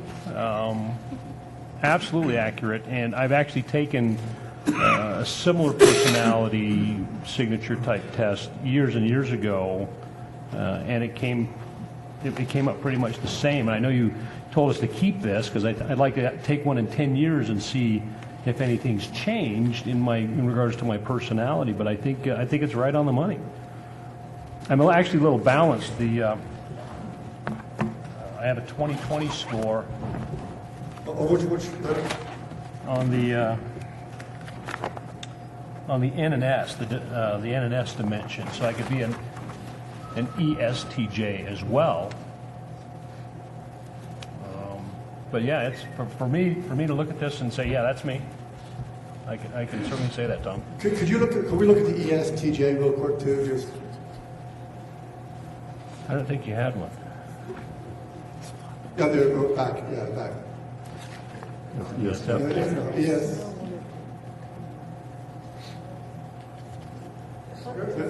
ESTJ. Yeah. Staff, any comments? So it's kind of the balance between the N and the S. No, strong numbers in the E, balanced in the N and the S, and then strong number in the T, strong number in the J. If I took the test right. Councilman Barlow, Yes. would you like to? ESTJ. ESTJ, okay. Pretty strong in each of those, or just? Oh, yeah. So it's a strong ESTJ. So from staff, is that practical, realistic, matter of fact, apprehensive business mechanics, not interested in subjects which they see no use, like to organize and run activities, loyal and steadfast, maybe patient with others, like to be involved in community activities. I would tell you that I'm a combination. Going through the exercise, I found myself so often 50% here and 50% there because I have two different lives. And one life that was my life was the doer, and I think it's ESTP. Was that the first one? Yeah. And then, but there are parts of that that aren't quite. But I do dislike long explanations. I'm very impatient with those. But I'm also the ENTJ, I believe. It was the E and the T that were constant, and the ESTP was right, and there. It's interesting, too, coming from a new role, from school to here. Yeah. You know, I can definitely kind of see the change, too, is that you're in two different roles which require. And that's the good part of And it. also for the lion's share of raising poor children, you have to be a mediator. If you can collect 4 minds that are very different, genetically 8 different pools of brain power and emotion, and collect those, it's a great training for future communication and pulling together. So I really am combined in both of those, and found so often in going through the exercise that, well, that's not entirely true. I'm as strong here as I am over here. And the other piece is I'm definitely a visual learner. Prefer to see it rather than to hear about it. I mean, for somebody to lecture me on a tape or something, just show me. Give me a computer, show me what you want me to do, and then I'll do it again and again and again. But Which probably staff probably would know that, too, but providing the information before. Yeah. Come in there and talk so you have a chance to process it. And I want facts. I want the real facts to the best of anybody's ability, and I want input from as many. I don't want to leave anybody out. I'm very collegial in that because it is that last suggestion that may be the one that shines the brightest. And so we all need to listen. So I'm a combination of both. It'll be interesting to see, perhaps, Mayor, in several years in this job when you completely have made the transition too. If you have stronger on certain areas, yeah, it'll be interesting too in the role that you're coming into. Anyone else want to just share? Not maybe all 4 of them, but one or the other. Or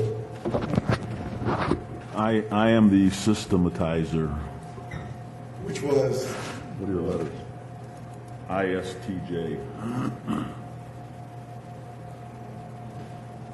there was There you ESTJ. ISTJ. Oh, ISTJ. Okay. Serious, quiet, earn success by concentration, thoroughness, practical, orally, matter of fact. Were you pretty strong on each of these? Or you? Yeah. It was So you're pretty strong in the I, S, T, and J. Make up their minds as what should be accomplished and work towards it, regardless of protests or distractions. Detail-oriented, stable, patient, sensible, dislike novelty, and Yeah. That's frivolous. Is that you? Interesting. I think a lot of it is being a police officer and a police Yeah. captain for 30 years. You got it. I mean, that's kind of how you think and that's how you act. So, Interesting. yeah, Interesting. that's me. Systematizer. I like that title. You start, maybe put that in. Councilman Calder. I had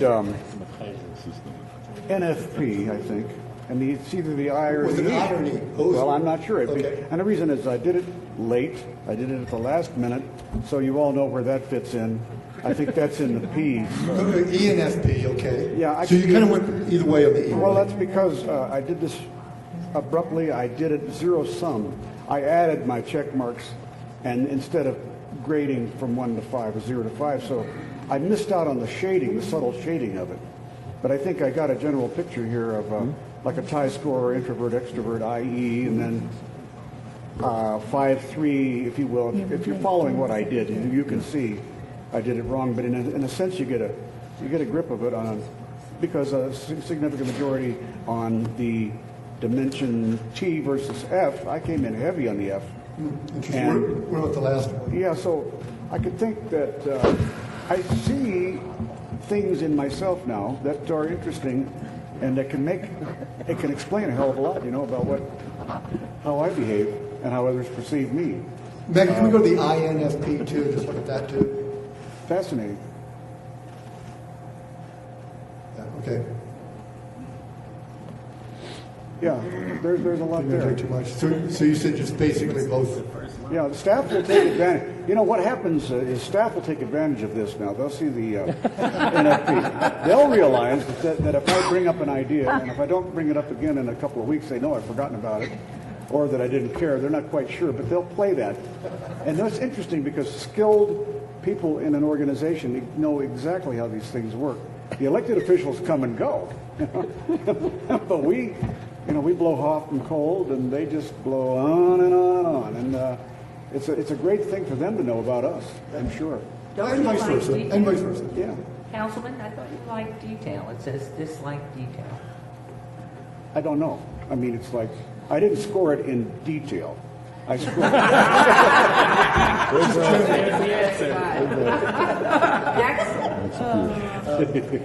Anybody else? Just INFJ, and you know what's interesting? you're in. What is it? INFJ. Okay. And it's interesting, Betsy commented, she thinks all of us here have a J on the council, ended with J. They're all J's. We're Js. Perseverance, put their best efforts into their work, quietly forceful, conscientious, concerned for others, respected for the firm principles, like to be honored and held for their clear convictions as to how best to serve the common good, gifted, effective communicators, imaginative, intuitive, good interpersonal skills, excel at problem solving. I don't know if that's true or not. Does the subject of carports come up anywhere in there? You know what? I was going to be very, very nice today.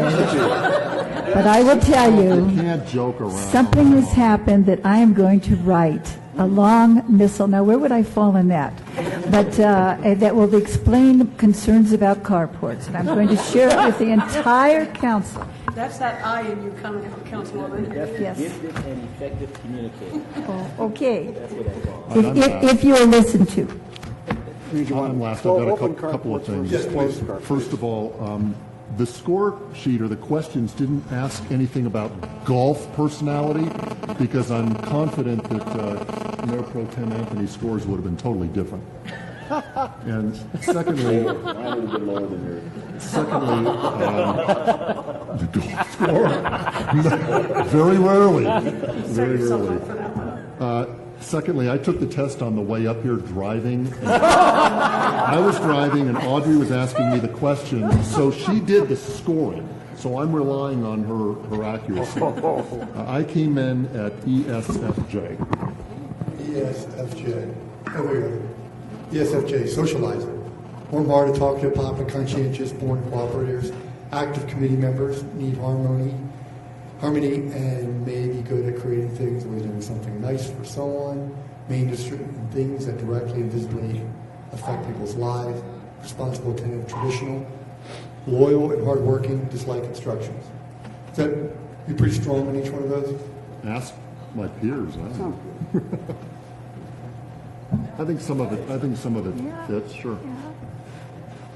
So that's just okay. Then we could have the PowerPoint with everybody, and then the scores with the staff as well as the elected. And again, it's not etched in stone, but Yeah. maybe just people can look at it, reflect upon it too. Yeah, we can, in the follow-up from this, we'll put the descriptors together and put the earlier charts up, so that you'll kind of see where everybody falls in that spectrum. We may even get the city attorney to actually fill one out too. Come on, Brad. Yeah, I didn't see that. Did Brad refuse? So, Yeah. Mayor, should we just take a quick break at this time? Absolutely. Okay. Like 10 minutes or Let's take a 10, 15-minute break. Well, And it then, depends how much food there's out there. 10 minutes. It's 10 right now, so so we'll take a 10-minute break so we can get back on things. Right. See, I'm not a 10, 15-minute break guy. I'm a 10-minute break guy. So at 10:10 we start up again. And we're ahead of schedule too, so which is good. Oh, it's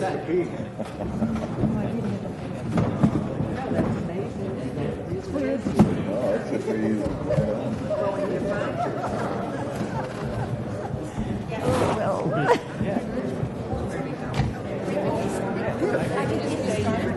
you I was something the other day. I don't know. I don't know. Yes, ma'am. I was trying to figure out if it turned out to be what you said. I can't remember. Oh, I don't know. That's ridiculous.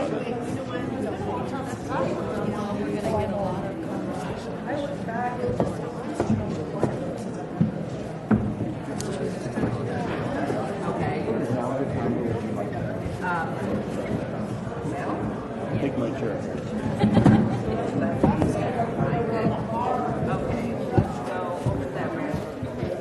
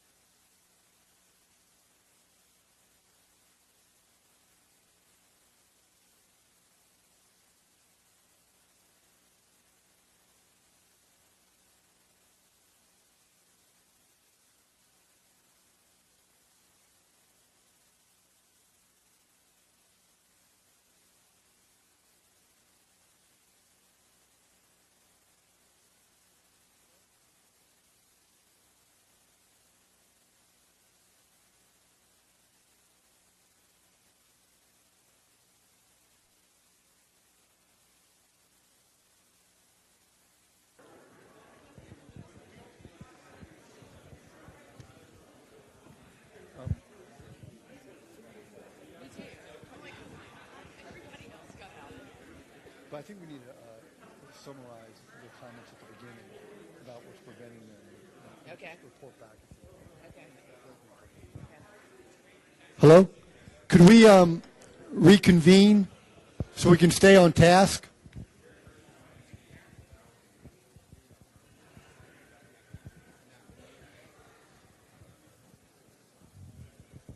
Lifetime, I never heard.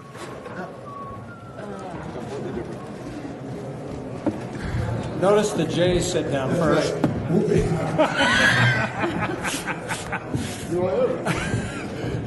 All the J's are at the table, we know that.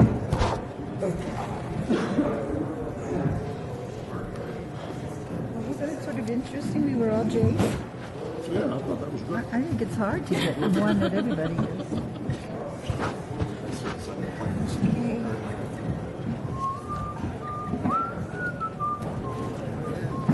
I was outside with my leather jacket. In the first 2 or 3 minutes, it was pretty nice. Coffee, and then it got cold.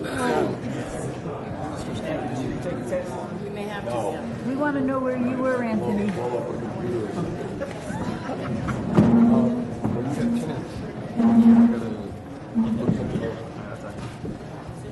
Okay, chop chop. Is the, With all of these J's Mayor? ready to go.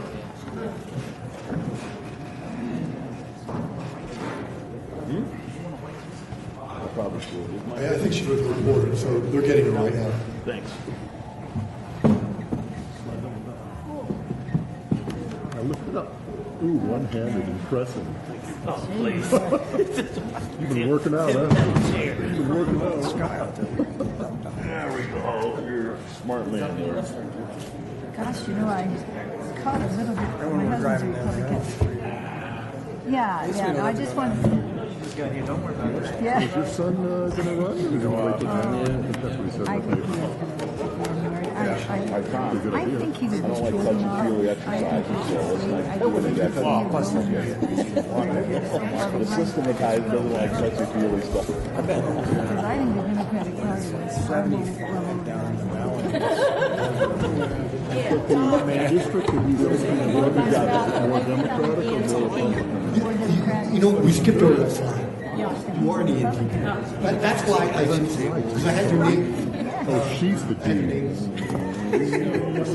She's Barbara Sagansky. See? Oh, they're both ours. I'm sorry. I'm Yes, sorry. the Democrat is. Of course it's tough.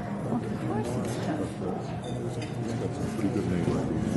That is a good name. Head He's start. got money and.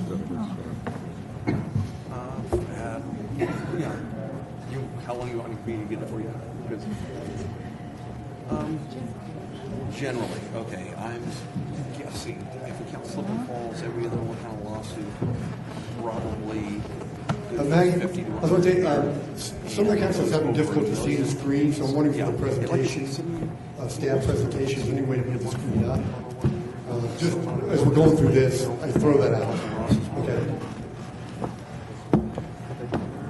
Okay, if we can begin, now we're going to actually start having this conversation about what the priorities are. But we did make one mistake. The reason I missed Betsy is because I missed a slide. She's not an ENTJ, she's an ENTP. But anyway, we'll provide that too, so that's why I missed her. So what we want to do is begin this discussion of the priorities, and is to just kind of free thinking at this point. So what we want you to do is that in front of you, before staff makes their presentation, the work that they've been covering, what the priorities are, and what the results they've had from the citizen survey, we want you to kind of look at these different perspectives, kind of rethink, jot down, again, just free thinking, what you think the priorities are from this different perspective. We're going to put them up here. Talk about them very briefly, have staff do their presentation, and what we're going to do in small groups is to see where there's not alignment, and see if there's not alignment, and perhaps how do we get into alignment. Because what we didn't want to say is that staff have done all this work, and these are the priorities, and then you get your blessing. That reactive stance is that obviously you want the information and the talent and the knowledge and the expertise of the staff, but you want to make sure, yes, these are the priorities we are setting. These are the priorities we're buying off of. There you go, dude. Jobs. I would imagine that's going to come up quite a bit. Oh, boy. Already lobbying. So what we want you to do is to spend, no more than 10 minutes. You have 12 sheets in front of you, write big. And what we want you to do is to look at what you feel, no more than 3 per category at this point. If you need to do more, please do. But look at it from the perspective of the citizen, the business owner, the employee, and as a council person. So you could have up to, 12? And so we'll use the markers and just, again, from what do you think the biggest priorities are from citizens? And then go right into what you think the priorities are from the business owner, the city employee, as well as the council person. Now, the staff has done this also. Obviously, they've had more time to present and use factual information. What we want you to do is just How many items for each? about 3 from each one, but if you need more, please do. And then we'll ask you to present on them real quickly. We're going to put them up there. So try to do 1 per page, if you could, and write big. If you could, like jobs, for example, like that. Because we're going to put them up. Do you need to identify citizen, staff, council? If you could, categorize them, but they obviously they may and probably will overlap. Yeah, first of all, citizen, business It's on your owner, agenda. city employee, and council person.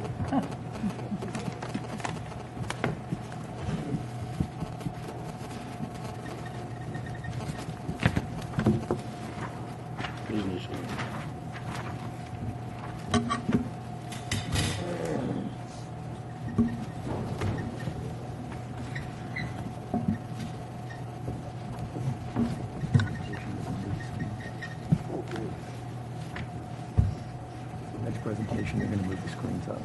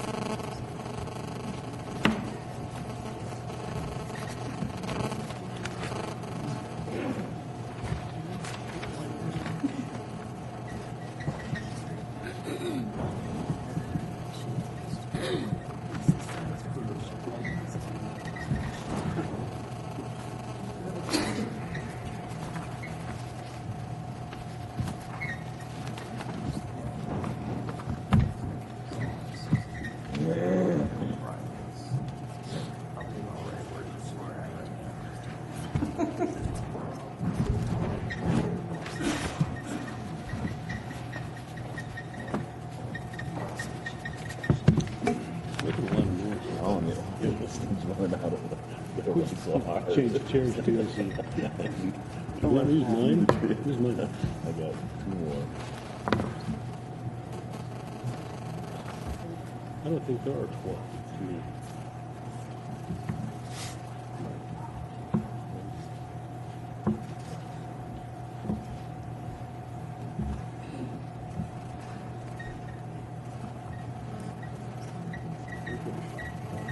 There's only not that many priorities here. We need to be a little more focused. 12. Perspective 4 priorities. Did I cuss? No, I'm just, I didn't cuss, did I? no.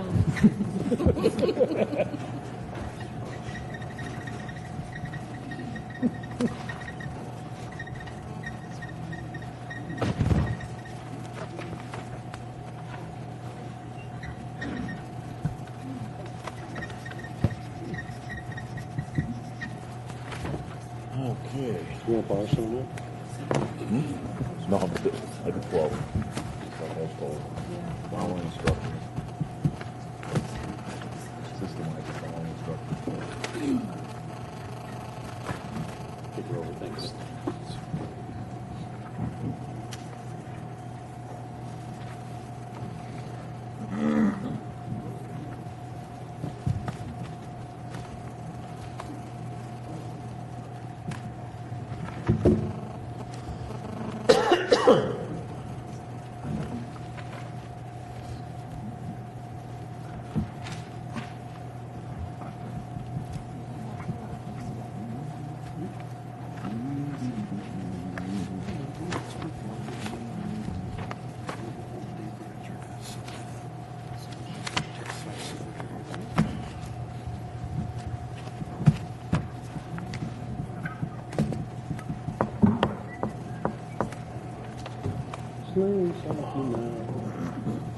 Yeah, hold on for 1 second. We're going to post them, but we want you to talk about them first.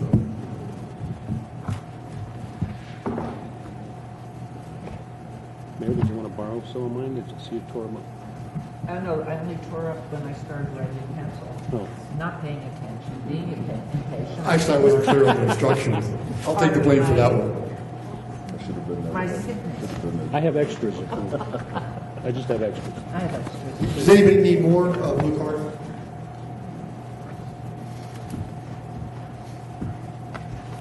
I've taken more tests today than I've done in 2 years. Not like the bar. And after lunch, we have the IQ test.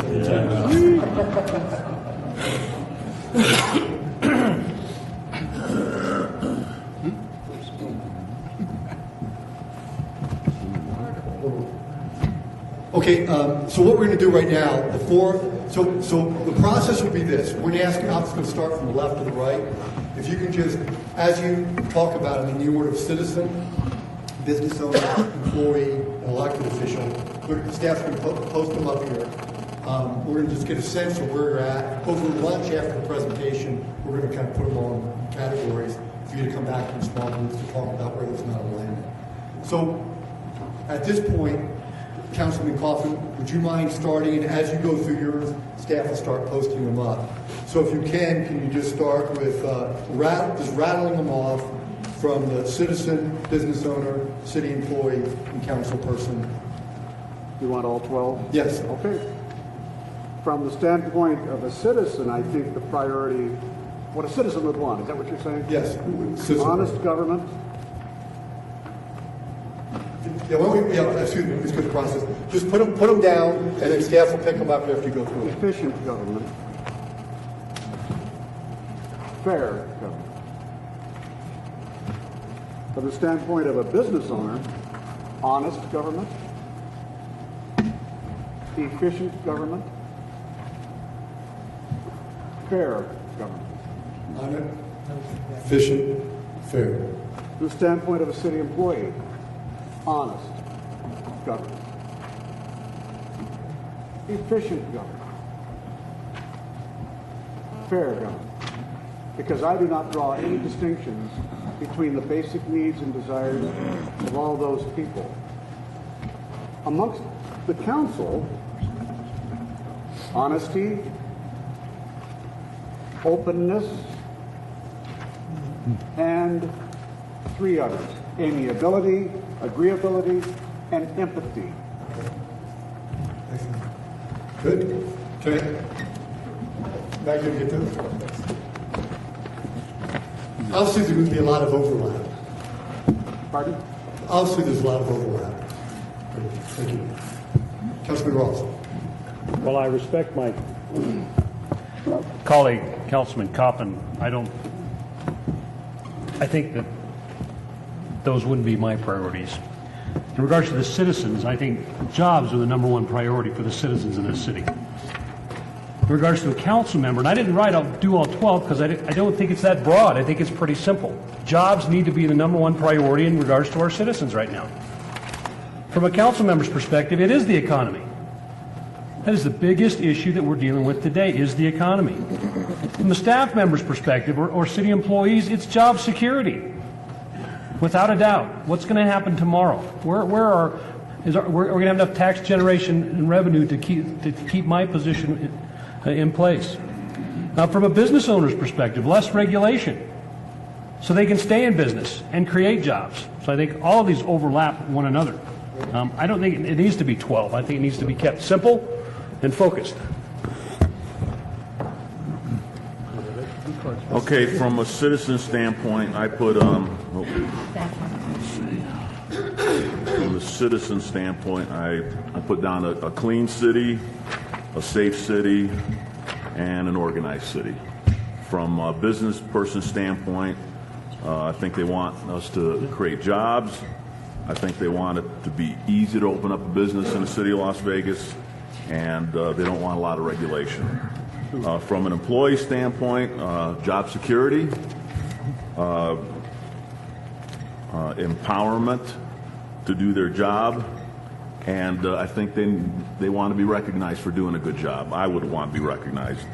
And then from a city council standpoint, I think we need to be responsive to the citizens of Las Vegas. I think we need to be thinking ahead, and I need to be thinking about my ward all the time.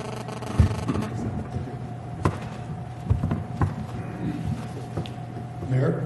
Okay, reading this differently, but somewhat similarly, from the citizen's perspective, first priority, safety. Second priority, jobs. Third priority, either effective government or education over which we have no control. We can just help there. From the business individual coming to the city, they want incentives as a priority, I would see. Say it again, I'm sorry, Mayor? Incentives. Oh, incentives, okay, I get it. They want us to Incentives. find incentives. Then there's the ease of going through the process, and then support from the city to stand with them as they go forward. From the city employee, number 1, job security. Number 2, support of staff and council. Number 3, reward. And from the council, to serve their citizenry and keep a balanced budget and be effective in leadership. And you can't read any of it. My mother told me don't bother writing ever. Councilman?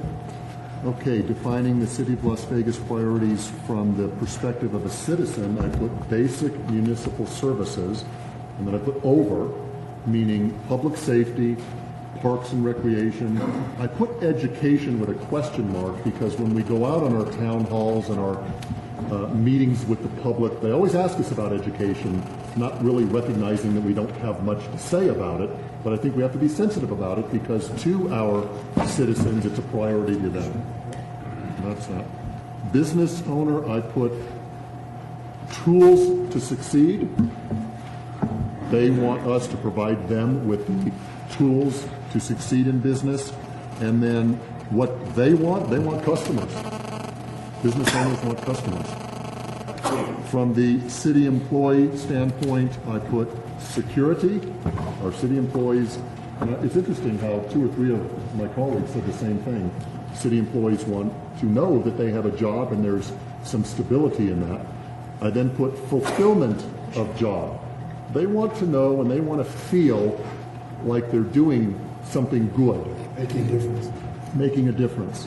And then thirdly, providing service to constituents. They want to feel that they're doing the right thing, which is providing service to our constituents. And then perspective from the city council person, I put maintaining quality of life.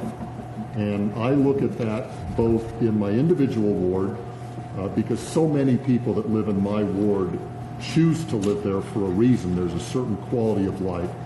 But then I also looked at it from a Southern Nevada perspective because a lot of people, especially over the last 20 to 30 years, have moved to Las Vegas for a reason.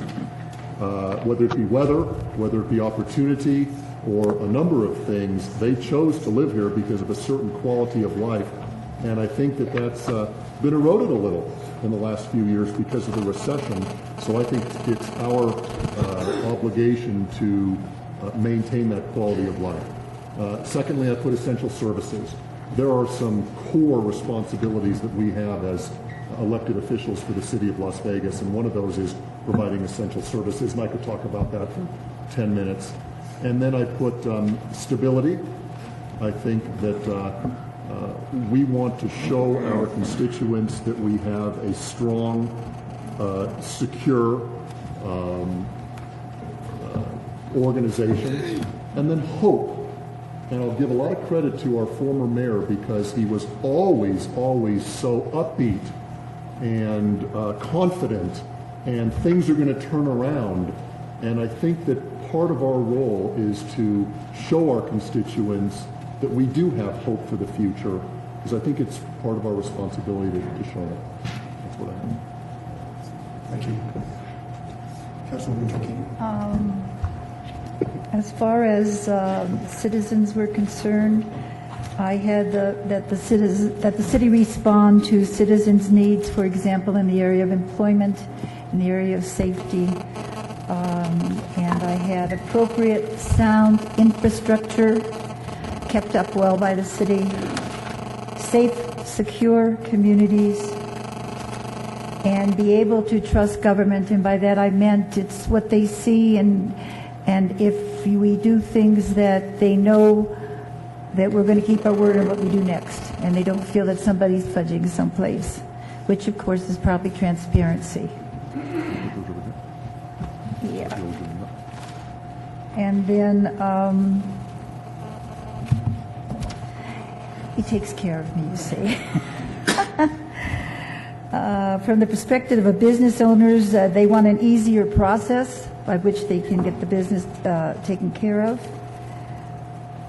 And I should have had him do all of these in a row. The other is they want efficient, low-cost government, and particularly low-cost to them as they start their businesses.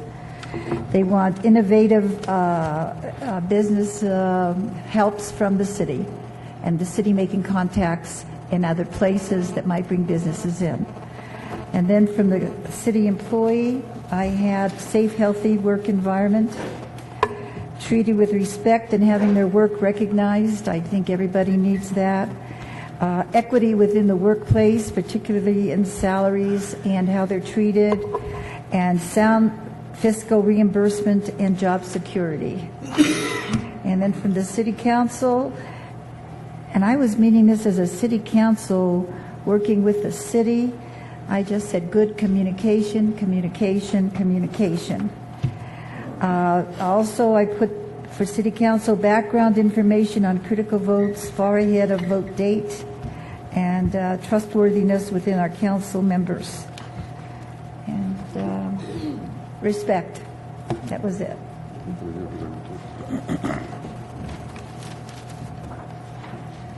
I'm a slow writer.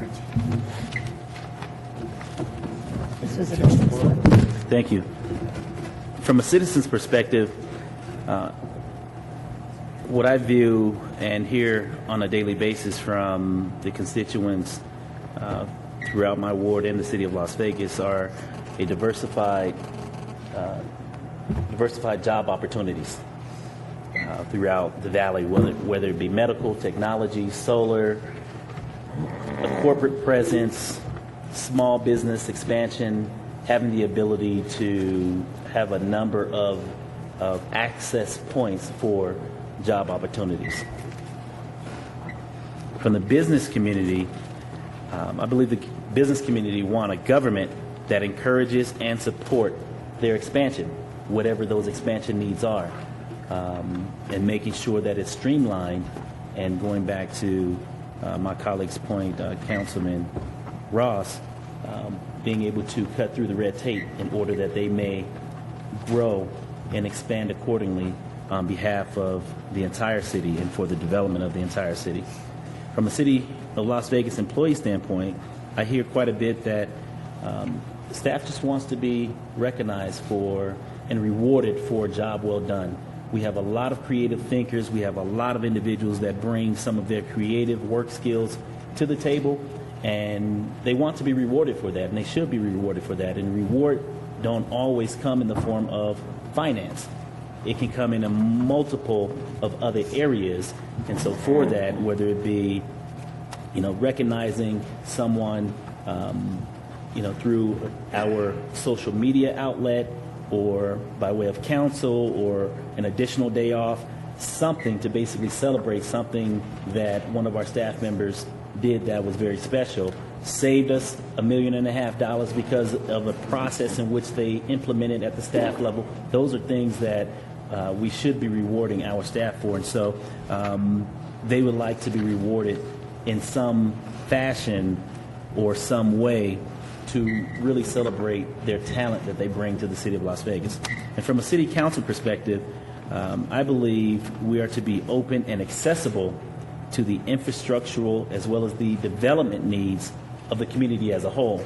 And for me, that encompasses everything in which government is all about, from the roads, the streets, the parks, as well as the programs and services in which we provide from an infrastructural standpoint and a development standpoint from the business community, large and small. And that is my update. Okay, Maggie, how do we, let's take our time. With that. Okay. So we're going to left or right?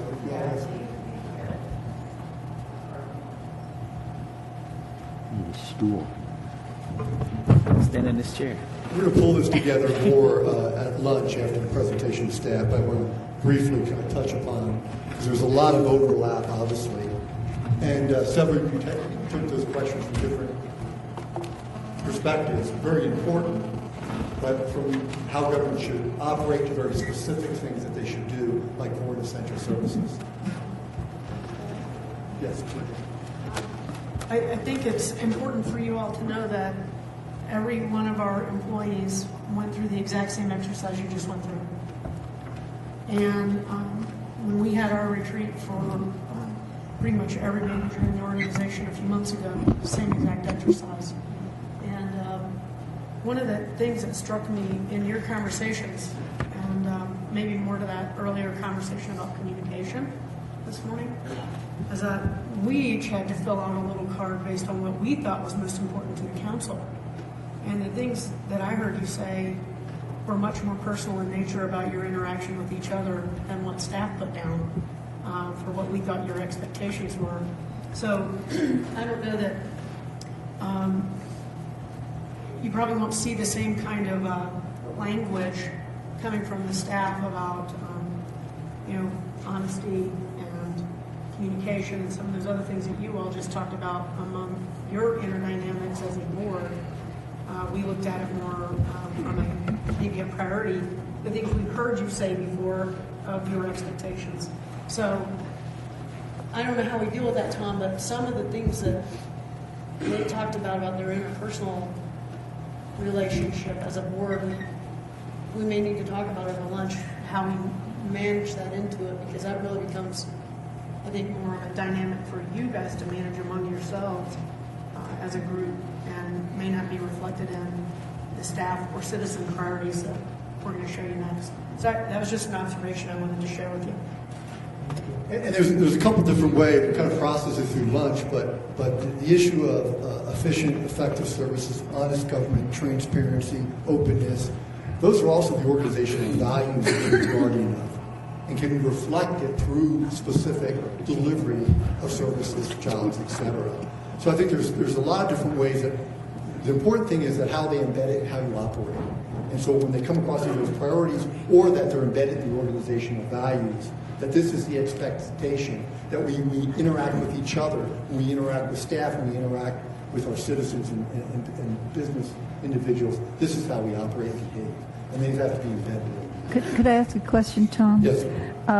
When it says you're defining the city of Las Vegas priorities, so if we said under the perspective of a city council person, we put communication, that means communication from everybody. That was understood, right? Okay. It wasn't, you're not just talking about your fellow council people, because it's not just communication that somebody talks with you, because everybody on this staff will give you time and great effort in helping you, but sometimes they're very kind to us and we don't get the full blow of something. You know what I'm saying? Sometimes I find people agreeing with me when I really don't know why they would.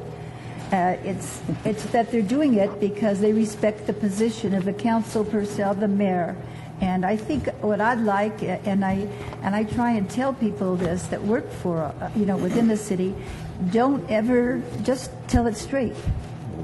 Yeah, don't be a yes person, I guess. And I'm not denegating that because I know maybe things have happened in the past. I have no idea. But all I'm saying, and that's always a concern. But that is so wonderful to have when people tell you really what the true facts are and they don't try and make it nicer for you. Communication I read a lot of different ways as you were intended, but it's also communication citizens have with government. Kind of talk about the issue of transaction costs. Is that how difficult it is for them to communicate what they need, either through the stuff you talk with red tape, through the jargon that we use, through the bureaucracy. But the more cost it takes, the less they're going to engage. So the communication is that not only when they communicate when they present in front of you in the city council, but how do they communicate through your departments in order to get things done? Because the more barriers we put up, the less they will engage. So that communication I did take very broadly. Tom, if I may piggyback on what the councilwoman shared, my rule of thumb has always been to my immediate staff as well as to those staff members in which I interact with, is that I'm not looking for staff to bring me what they think I should know. I'm looking for them to bring me the good, the bad, and the ugly, and give it to me systematically. And it is my job to basically look at all of the facts on the table, whether it's good or bad, and I will then take it from there and make the decision as a council person. I'm not going to say far too often, but often enough, I believe we receive information that people believe we should know. And I don't think that that's a good process, specifically for council members who ultimately will make the final decision. Staff's position and role of responsibility is to give us all of the facts, regardless of what it looks like, and work with us, if you will, to come up with the best approach into responding or addressing that particular issue. And I believe once we have an opportunity to be on the same page in that respect, we'll have an opportunity to continue to develop good policy moving forward. And so I'm not looking for a rubber stamper. I don't want a rubber stamper on my staff, and I don't want a rubber stamper near me, because that's not effective for me. That's not going to help me get the job done most effectively and efficiently, as you stated in your PowerPoint, on behalf of the residents, not only of Ward 5, but the city of Las Vegas as a whole. I represent Ward 5, but I am a Las Vegas city council person. So my peripheral vision has to be open, and I must receive as much information as possible, good and bad, because you can basically capture all of that in order to bring forward a policy or make a decision that's most effective for the end result, the output. And I think that piggybacking on that conversation on the information piece, Betsy, I think over lunch too, we also talk about what the process of how people interact and how you operate, and then the priorities, because information's come up several times. Timely information, having information before the actual meeting, having accurate information that pulls no punches, is that this is the good, bad, and the ugly that comes here. And that's what I need as an elected official. So I think we're going to have to revisit that too, and some of those other issues, that the expectation about how we communicate and get that information, and then specific the issues around priorities. Tom, just one thing. Councilman. Yeah, when limited time here, so I went with, on those answers, I went with what would be bedrock principles, because there's no time to add to what those words are. And I obviously, I think that my answers encompass the kinds of things that others were more specific on. And it's how you deliver them. And with those qualities, that's how I mentioned them. And I probably misunderstood the priorities from the perspective of a city council person, because what I put down is what I hoped that others would want from me and the council, not my staff, and council members, and what I would hope from them, so that we might reach you reach agreements, you reach and how you get there, because we don't talk much, outside the council meetings in terms of we don't caucus, we don't do things as I am used to. So we really have to have these kinds of qualities working for us. So that's how I took it, was council member to council member, not another way, for instance, to my staff or staff to me. But all those perspectives are important. Yeah. So it's kind of like the personality tour. There's no wrong. It's looking at it from different perspectives. Well, if my comments seem kind of spare, that is because they were meant to be bedrock. That's all. Good governance and how it operates is extremely important. Mac, let me just take a cut just at some of the general observations, and then you can maybe talk real briefly about it was categorized. So I think we did talk about those components of good governance: openness, communication, effectiveness, efficiencies, be able to deliver those core services, honesty, those things, those organizations, the bedrock of how you operate internally and externally. We did talk about those components of good governance: openness, communication, effectiveness, efficiencies, be able to deliver those core services, honesty, those things, those organizations, the bedrock of how you operate internally and externally. To very specific things from the perspective of businesses. Very common theme: cut the red tape, make it easier, help empower business people to operate in this community, cut down the transaction cost of other operating here. From the employee, the job security is, and also the issue, particularly in times I think it's difficult for financial reasons, is to recognize the good work that they do and the good work that they do to make this a better place to live. And all too often, many times in the media, that is often overlooked for many in public boards. So that type of, a lot of common thoughts around the issue is that employees want to be secure in their job, they want to know what they're doing is making a difference, and they also want people to recognize that too. And that can come in many different fashions. The very specific, as far as the issue of citizens, a lot of the issue of jobs, of wanting their government to act in appropriate fashion. The delivery of core services in efficient, effective manner, to feel safe, to feel secure. The education piece came up there. There's a lot of the issue of media. Many times people don't understand there's so many different types of government. They just want good governance.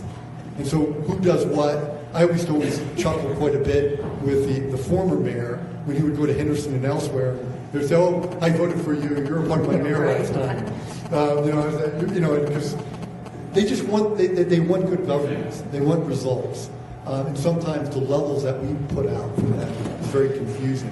But how does education fit in the sense of supporting to make sure that our young people are educated and well? But as we also absolutely insist upon, without good education, you'll not get your businesses coming here. And so they are tied together. We speak to it all the time. They are integral without, and plus the workforce that you produce. But you'll not have businesses coming to this community because they'll opt for their children to go elsewhere where education is better, at least statistically. Absolutely true. Matt, you want to just kind of talk about how you kind of categorize before we did the presentation, then we're going to kind of pull it all back together. So what we did is we took each of your thoughts and put them on its own piece of paper so that we could organize these. And I'd like to just go through how we did it, and then if you wrote it and you don't think it goes there, let me know to move it. The first one is Safe City, and under that one we have safe for the citizen, public safety, and then safe, secure communities. So I felt like those were all the same type of thing. So that was one priority for you, was safety. Then we had one that spanned jobs and businesses, so we put all of these together. Jobs, economy, a government that encourages and supports their expansion of the business community. Jobs, city response to citizens' needs, business support, easy for businesses, tools to succeed for customers, business incentives for business owners, an ease of process, more innovation for businesses, diversified job opportunities, and then it says medical, technology, solar, and then less regulation. So I thought all those went together. Do you agree? Yep. Yep. Okay. Yes. Then we had one where we felt efficient government and the budget were kind of all together. So we had organized, efficient government, efficient low-cost government, efficient government. Another one for efficient government, sound fiscal reimbursements and job security, and balanced budget. Do you feel like all those go together? No. Okay. I thought one you said that didn't seem to be in the right place when you said job security. Okay. Yeah.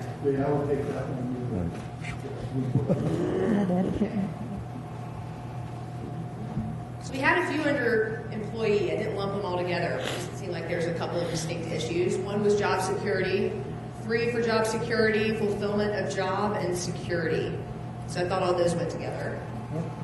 And then there's a hodgepodge down here, and I'm not sure if I should break these out. One is empowerment, rewards for their specialized creative work skills, safe, healthy work environment, equity within workplace, sound fiscal reimbursements, and job security. Actually, that probably should go up here. Job security. Organized, treated with respect, and work recognized, recognition, stability, hope. Rewards, supportive staff, and counsel. All those went together. I don't know what you would call that category, but they seem to be.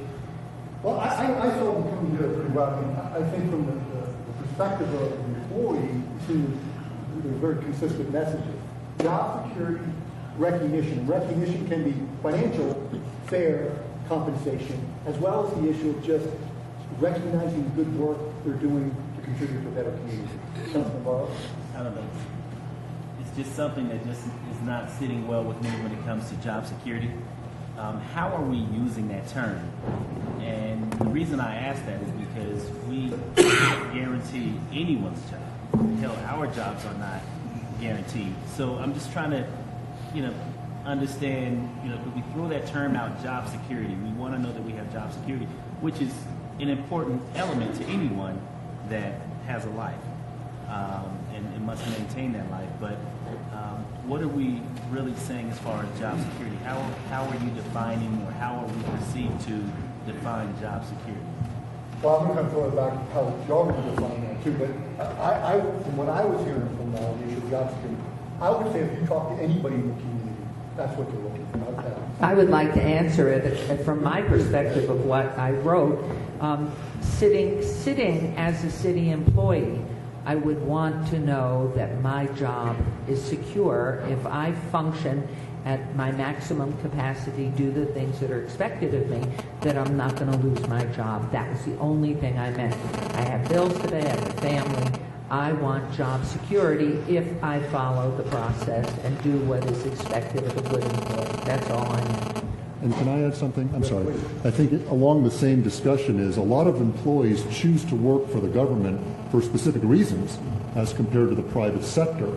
So knowing that, because they made the choice to work for the government, they want to feel secure that they're going to have that job vis-a-vis, wow, maybe I should go out into the private sector.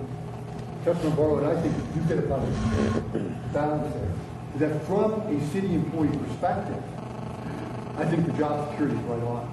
Because I think if you ask any person in the community in this environment, they want security to make sure they have a job. Right. The issue you're bringing up is a different issue. It's that given uncertainty and given this turbulent economy, et cetera, can we ensure that we can give everybody that issue of job security? That's correct. Because of the uncertainty, which is that balance. But in fairness, we asked from the city employee perspective, what was the big priority, and I think y'all hit it.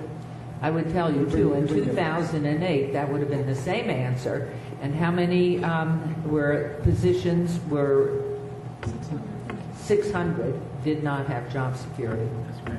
600 out of our employees did not have that job security. And were I one of those people sitting there that had been let go, I would want to know how those priorities were so I could protect myself or somebody else that has a job so you understand what's the formula for having job security on a specific level.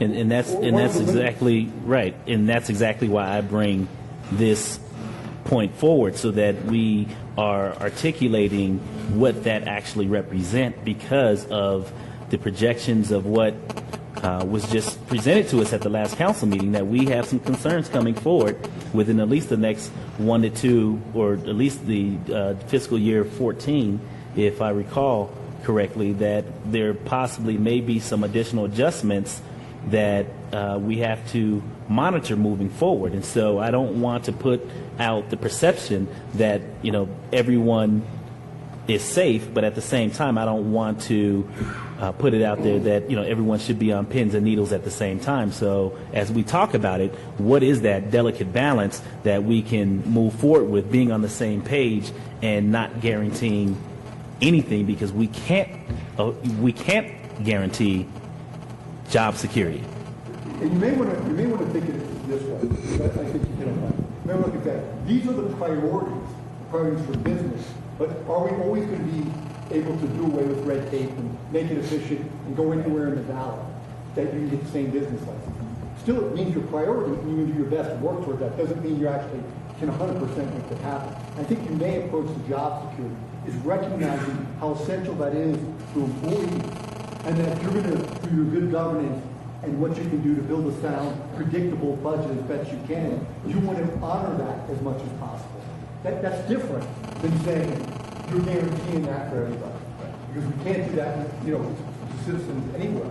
But if they do this and do this, and we do a good budget, and we do X, Y, and Z, and are transparent, et cetera, et cetera, et cetera, then that hopefully will lead to realizing it. And I think that maybe is a way to... My goal is accomplished. Aren't their priorities? None of these safety, none of these jobs, none of them are, we can't guarantee anything. These are priorities that we are adopting as a group. And you're adopting them as a council, and that is going to drive where staff's going, and more importantly, it needs to be aligned to your budget. So one thing I'm going to do at the end of this is I'm going to throw back at you too, is that if this is the budget, and these are the priorities, are they aligned? Now, we're not going to get all to that today, but you need to look at that. If your budget stays the same every year, and your priorities are changing, and they're not aligned, that may be an issue. So what you need to look at is that, is there alignment? Because you're setting the tone, these are the priorities, this is driving staff, but the way it drives staff, it's linked to the budget. Okay, Mike. And we'll have a tabletop discussion later to talk about. This is good. This is a good process. Okay, then we had some random things that we just justified lead to community attachment. Why people choose to stay here and live here. Maintain quality of life, parks and recreation, education, being clean, education. And then we had a couple on infrastructure. One, appropriate sound infrastructure, and then to be open and accessible to the infrastructural development needs of the community as a whole. So we just lumped those together because we didn't really know. Then we had a customer service category, responsive, serve citizens, essential services, providing services to constituents, agreeable, amiable, openness, and empathetic. So we put those together. And to me, this, I love this discussion as well. This is how you do business. These are the organizational values. This is the expectation. You're telling staff, this is how we operate. To each other as well as externally. This is the expectation we have. Remember, you're guardians of that organizational value. You own it, and you set the expectations for staff. And we had the whole council priority session that was difficult to put in the others. So I just lumped these together. My ward, be able to trust government. Background information on critical votes far ahead of vote date. Respect, communication, ×3. Trustworthiness, be effective in leadership and thinking ahead. So I kind of lumped those together. I wasn't sure where to put them. So part of that, I think, is getting that communication of how we operate together and how we communicate. And maybe some of these are actually customer service too, about having critical information before the vote date. I'm not sure.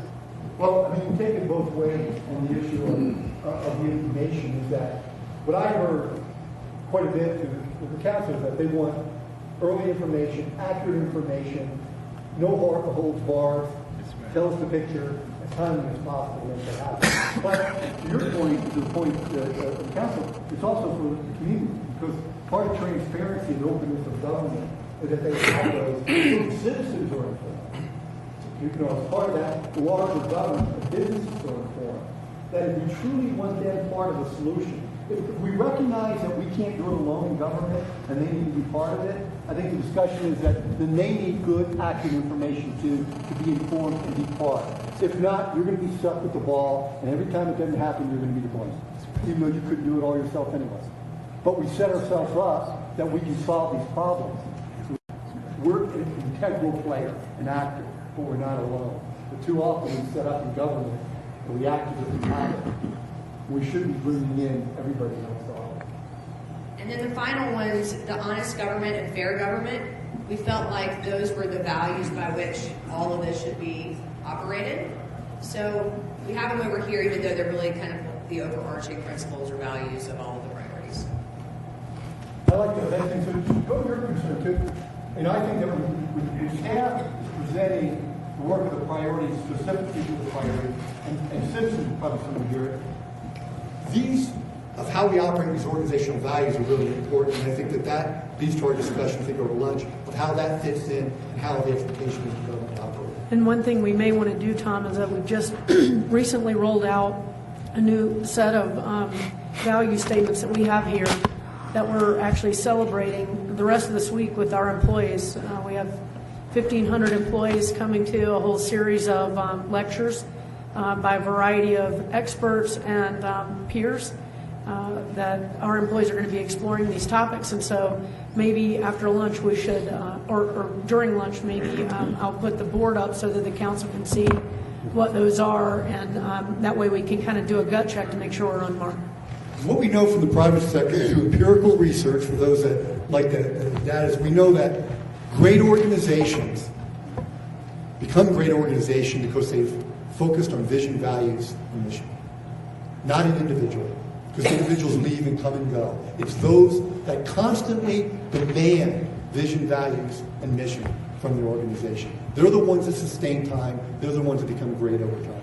So constantly going back to that, ensuring that those values are instilled. And how do you know those values are occurring in the organization? Or how do you know that these priorities are happening? And that's going to be our discussion this afternoon, too. So unless there's more discussion there, too, I think we're going to go into the staff presentation. I think we're going over the citizen survey first, right, Maggie? Citizen survey, then the staff. Okay. Okay, and then we've had some issues just on, are we having them on both screens? We have it on both screens, but we also have a handout for you all so that if you can't see what's up on the screen, you'll have it in front of you. And if that doesn't work, we can also physically move you forward. The reason they can't move these forward is because of the electronic things. But let's do a couple slides. If the slides aren't big enough, then we can also physically move you a little closer to The it. slides are reflective of this, right? Yes, yes, so We have these, why you're do going we to have have them to. before? Yeah, you don't have And to. unfortunately, before, when you were going off it, we didn't supply you with those, because then you could have read beforehand before we did the presentation. Well, and the other thing is that we're using a new format for a lot of these slides called Prezi. We're not using PowerPoint. And so as you can see from the slide in front of you, it looks very busy because there's a lot of things that fly in using this new presentation format. So as I mentioned to Councilman Barlow last week, it's not as conducive as a PowerPoint, but it makes for a much more effective presentation. So just bear with us, we're testing something new out on you today. Take now. As soon as Brian and his guys finish up, we'll keep going on this piece of the puzzle. Do you have the clicker, Maggie, or are you doing it? Okay. Yeah. Okay, so just wanted to kind of remind you where we've been a little bit as it relates to priority setting, as well as the adoption of the vision mission of the city. We have the latest adoption was back in 2010. Back in March, we had a presentation in January, cleaned it up, and then brought it back to council for full adoption in March. Since that time, we've had 2 citizen surveys. And we've been working on, as I mentioned earlier today, in being very inclusive in having an organizational conversation about things that council may want to consider when finalizing your priorities today. So what we want to do is go over those things this morning with you, to talk about the citizen survey, what those results are, how they look, and we have some comparisons from year to year, so you'll be able to see our progress points. And then what we'll do is we have basically 5 or 6 different individuals who are going to come up and present the employee work for you and the summarization and kind of encapsulation of all of their work into 6 major categories. So what I'd like to do is turn it over to Maggie and have her go over where we are with the most recent citizen survey. Good morning, Mayor and Council. I work in the City Manager's Office. I'm just going to give you some quick results of our citizen survey. We use Cobalt Community Research for our survey, and we've been using them for the past 2 years. We really like them. They're a nonprofit. But what we really like about them is that they give us benchmarking data, so we can easily compare ourselves to the nation and the large western cities. Regarding the methodology, this year we sent surveys to 3,000 residents. Last year we sent it to 2,000, so we did get a better response rate. We utilize random.org to generate true random numbers. They use atmospheric noise to generate their numbers, so it's not like a computer program that uses a mathematical formula. We conducted 2 mailings in August and September, and then we sent a postcard to those that are 40 and under because they're not the best responders to these surveys. And we had 160 40 and under respond this year as compared to 74 last year. And our total response rate was 642 residents. That was over 30%. Last year we had 323.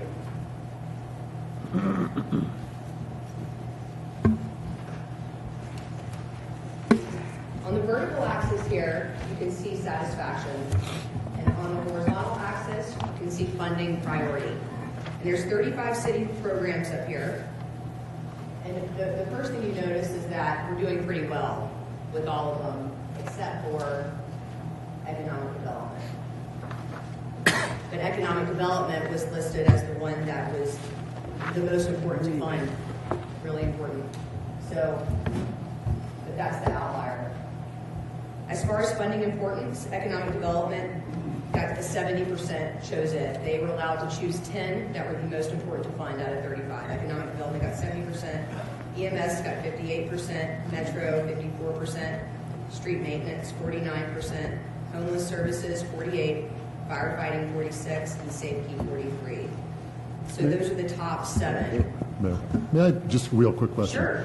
The 642 respondents, are they all city residents? They're all city residents. Okay. And were all the questions that they were asked restricted to city services? Because so many people, they don't know whether they're in the city or the county, they don't know where the territories are. Were they asked specifically about City of Las Vegas? The programs that are up here are all of our programs, but you don't really know what they're thinking of the different cities' programs. They were also asked a core group of questions that every Cobalt survey asks, and it involves public schools and libraries and things that we're not necessarily have control over. Okay.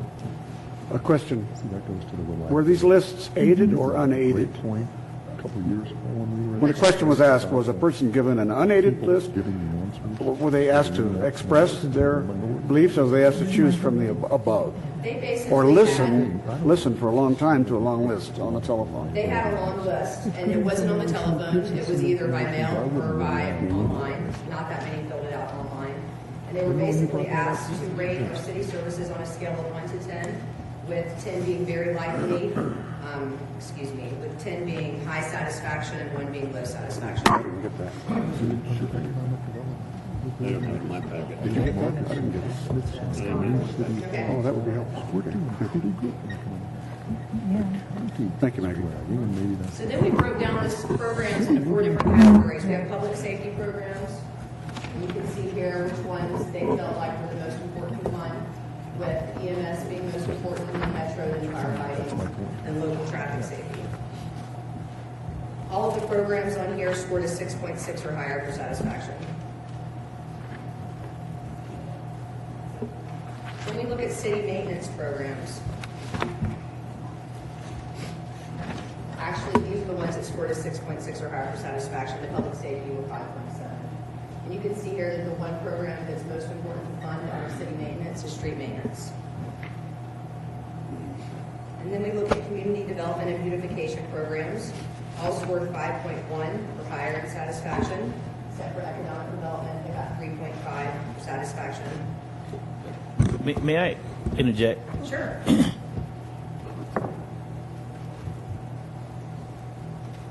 Councilman Wilson and I just had a slight sidebar. In going to the economic development, traditionally when, and I don't know how the survey asked its question, but if you ask the average individual that lives in southern Nevada, when they're outside the state and someone asks them, where do you live? They're going to say Las Vegas. They could live in Mesquite, Pahrump, Henderson, North Las Vegas, or unincorporated Clark County. They're going to say Las Vegas. Getting down to the economic development, the city of Las Vegas has, in my opinion, has gone gangbusters in regards to the size and the type of developments that are so crucial and so innovative that number should be higher, in my opinion. However, going back to the economic development question, and I don't know how it was posed, but I believe on the outside looking in that the individuals answering the questions more than likely looked at that question from a more southern Nevada versus a city of Las Vegas proper. Because we, in our downtown, and in, the far northwest, I mean, there's a lot, and there has been a lot of activity and developments taking place versus what's taking place in Clark County. And that's not to take a swipe at other municipalities. However, our economic development is much greater in size and scope, with the exception, of course, of City Center, than any other city in Southern Nevada. So it's difficult for me to really agree with the economic development positioning in this survey.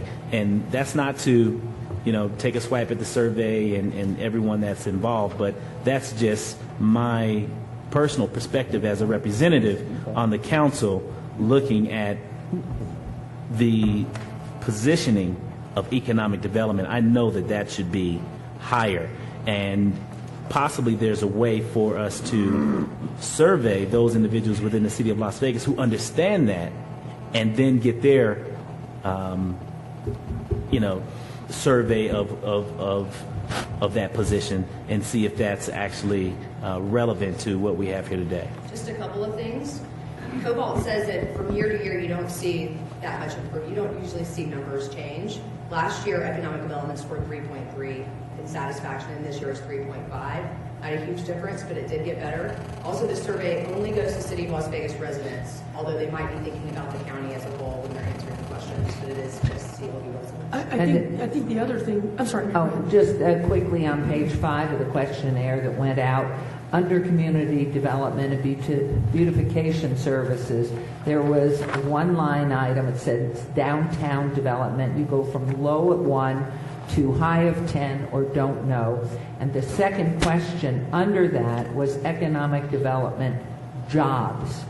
That's it, jobs. So they were judging only, right, that could come later. You may remember last year we had a different question actually on this that we put redevelopment, which we found very quickly people did not understand, and so that's why we wanted to make sure we got both aspects of this economic strength. Our efforts downtown, which I also believe improved year over year, and economic development, so that we could get a sense of both. And I think, this is just one of the many things you'll consider in setting our priorities. And obviously there's always various aspects to the data that I think are important for you all to consider. One of the things that you're going to be able to look at is not only your intuition and your experience, but a lot of the things that we've been learning and working on for 3, 4, 5 years to try and get this economy jump started in the city of Las Vegas are just coming to fruition. They feel done to us. Zappos feels done to us. We made a deal. We're ready to turn the city hall keys over to them, basically. We made a decision 2 or 3 years ago to go to a new city hall. We made a decision 3 or 4 years ago to fund the Performing Arts Center.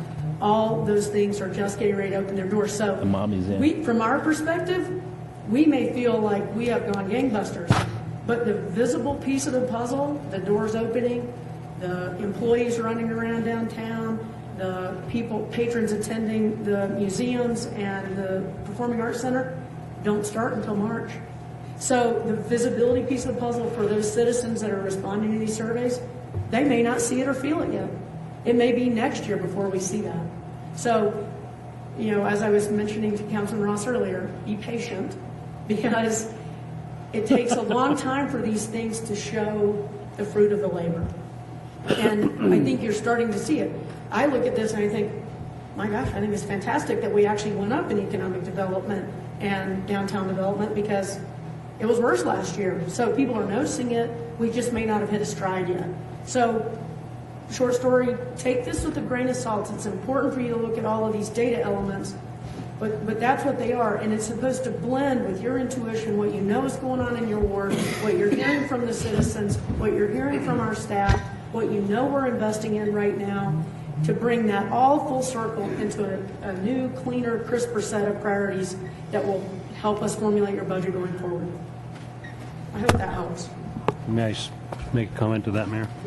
It helps a lot, Betsy, and I have to be continued to be told to be patient, because I am impatient. Because you're a trailblazer. Yeah, because I'm a, what am I? ENTJ. ENTJ, yeah. But all of those things that we put up on the screen a little while ago, those are all great things. And in this survey, these are all great things, and kind of giving us that warm, fuzzy feeling of where we've been, where we're going, and where we need to go. But I think we kind of get it. We're doing so many things, and we haven't seen it come to fruition yet. There's so many things out there that are going to change our economy, change the dynamics of our city. But we have to stay focused. And I know I'm going to sound like a broken record over and over and over again. If people aren't working, it doesn't matter. None of that stuff matters. If people don't have a job and can pay their bills and feed their kids and go shopping, nothing matters. We are missing one integral component, I think, in our plan and in our priorities as a city. The mayor and I have talked about this. We sparred back and forth on it, and we both agreed on the campaign trail about this. It's jobs, and having a comprehensive jobs plan or package that this city of Las Vegas can say, look what we're doing. All this other stuff's great, and we need that input, certainly from our residents. But we also need to be bold, trailblazing, if you will, and saying, yep, got this data, we know what to do with it, let's go out there and make it happen. Because we've talked about this for several years, we're doing it in so many departments, it's happening. We are moving to a new city hall. We have closing the deal with Zappos. We are creating that economy we want to see downtown in the heart of our city. And I think our residents see that. I think they want to see some more. Do they want to see open government? Absolutely. I think we could deliver that. We deliver all those great things, and consistently. Let's do more. Let's put that message out there that we're helping businesses, we're helping the community, we recognize public safety as the #1 priority, but you know what else? Let's create or do the best we can to create jobs or an environment for jobs and education, Mayor, because they go hand in hand. Without question. I'd like to just, because you don't have the sample that was filled out, just under community development, which would put that little ball down there. Down there, again, ranking low 1, top 10, or don't know.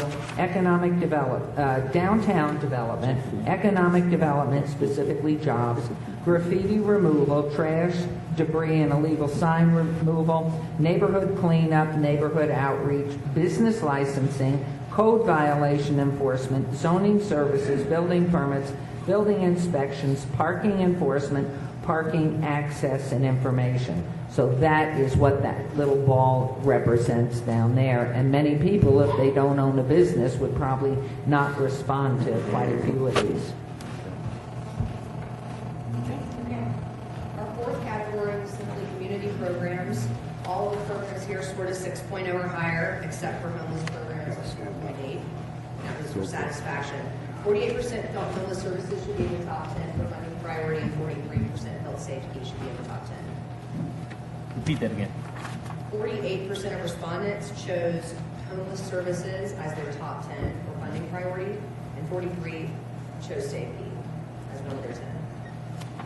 Could I ask you to pause for a second? Sure. Is that on page 34 of our handout? Is that what that says?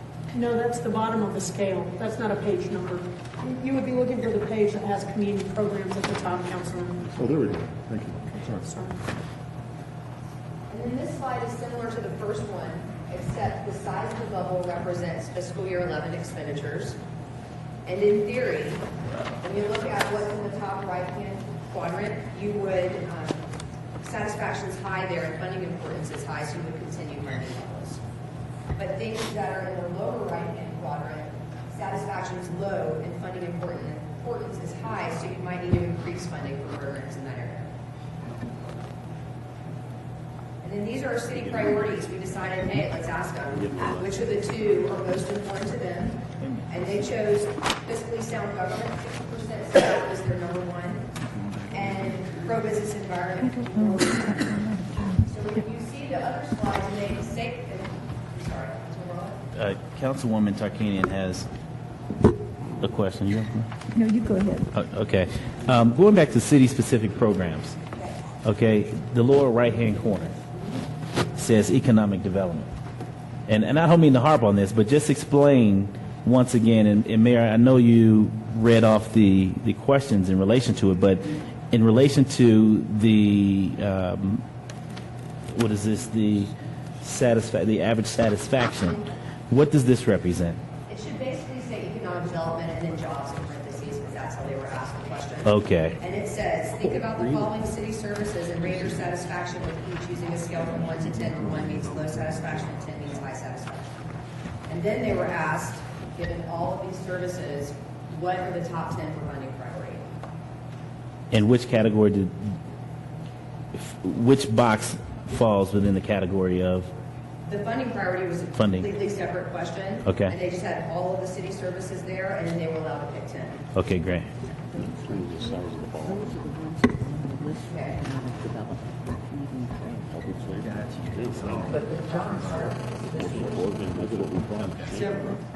David Riddleman says I should hit on what the quadrants are again. So in the top right-hand quadrant, it means that funding priority is high, but satisfaction is high. And if that's the case, we just continue investment in those areas because satisfaction is already high. But in the lower right-hand quadrant, funding importance is high, but satisfaction is not that high. So you would want to increase investment there so that you could increase satisfaction because they say it's very important. And Mayor, can I point out, that's the economic development down in the right-hand corner? That's right. Did you say earlier and jobs, and that's exactly what I want to clarify, economic development and jobs. How come you didn't put jobs on there? It is on the questionnaire. It's Oh, on on the the questionnaire. questionnaire. We probably should have put it on the graph too. Yeah. Okay, thank you. Thank you, Mayor.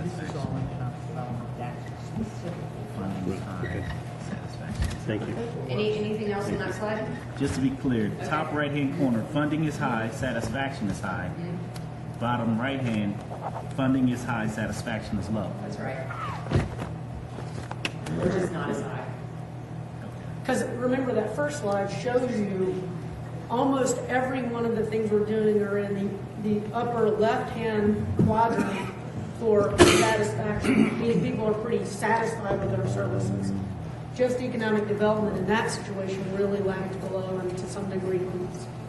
And this slide just takes the middle of that axis and Zooms in. Yeah, zooms in on it. So the top left and the bottom left is satisfaction and unsatisfaction? So the top, if you're on the left-hand side and you're at the top, so the upper left-hand quadrant, it means satisfaction is high, but funding importance isn't that high. So you have to make a decision there. in the lower left-hand quadrant, if funding importance is low and satisfaction is low, you look to see, is this something that we have to do by law? Gotcha. Some things Otherwise, you might not things want that to could do possibly be eliminated. Right. Gotcha. And oftentimes, what you'll see there are regulatory things that we need to be doing. Okay, I'm gonna move on to the next one. Okay, so our priorities, what I found interesting about this slide is that, These are they, I'm sorry. okay, On the next page, drivers of satisfaction and behavior. you know, that's coming next, I had it. Oh, it's out of order? Yes, it's out of Sorry, I order. thought. That's okay. That'll be on this one. Okay.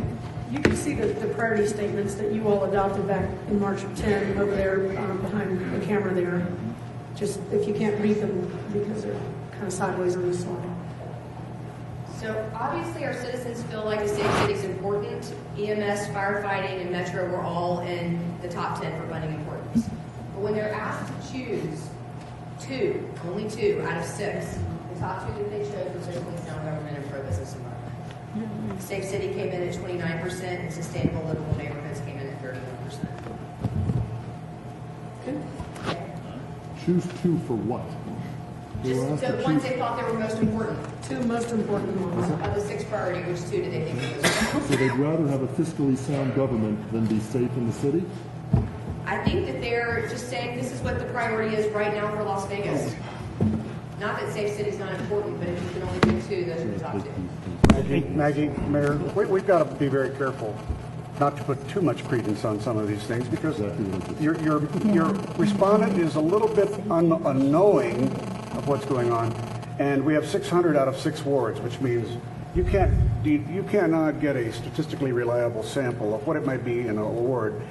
My ward is probably more concerned about safe city, you may guess, because there's more crime in that ward than there might be in Councilman Ross's, and I'm just guessing. On the other hand, perhaps out in the far west, in Councilman Wolfson's ward, they're going to be thinking about other things. I can't tell where those 642 respondents came from. I cannot tell if they were weighted in one area They were heavier weighted. than another. Well, were they 110 in each ward? I doubt it. You know, the survey company verified it against voter records, and it was only like 1% different, and it was a completely random sample. Well, those of us who run for office know that that's not the same as what the citizens are thinking. The voters think a lot different because that's just what they are. They're voters. They think different. They think a lot different than the average citizen. You know how it is? They're just actually less than half. So we have to be careful.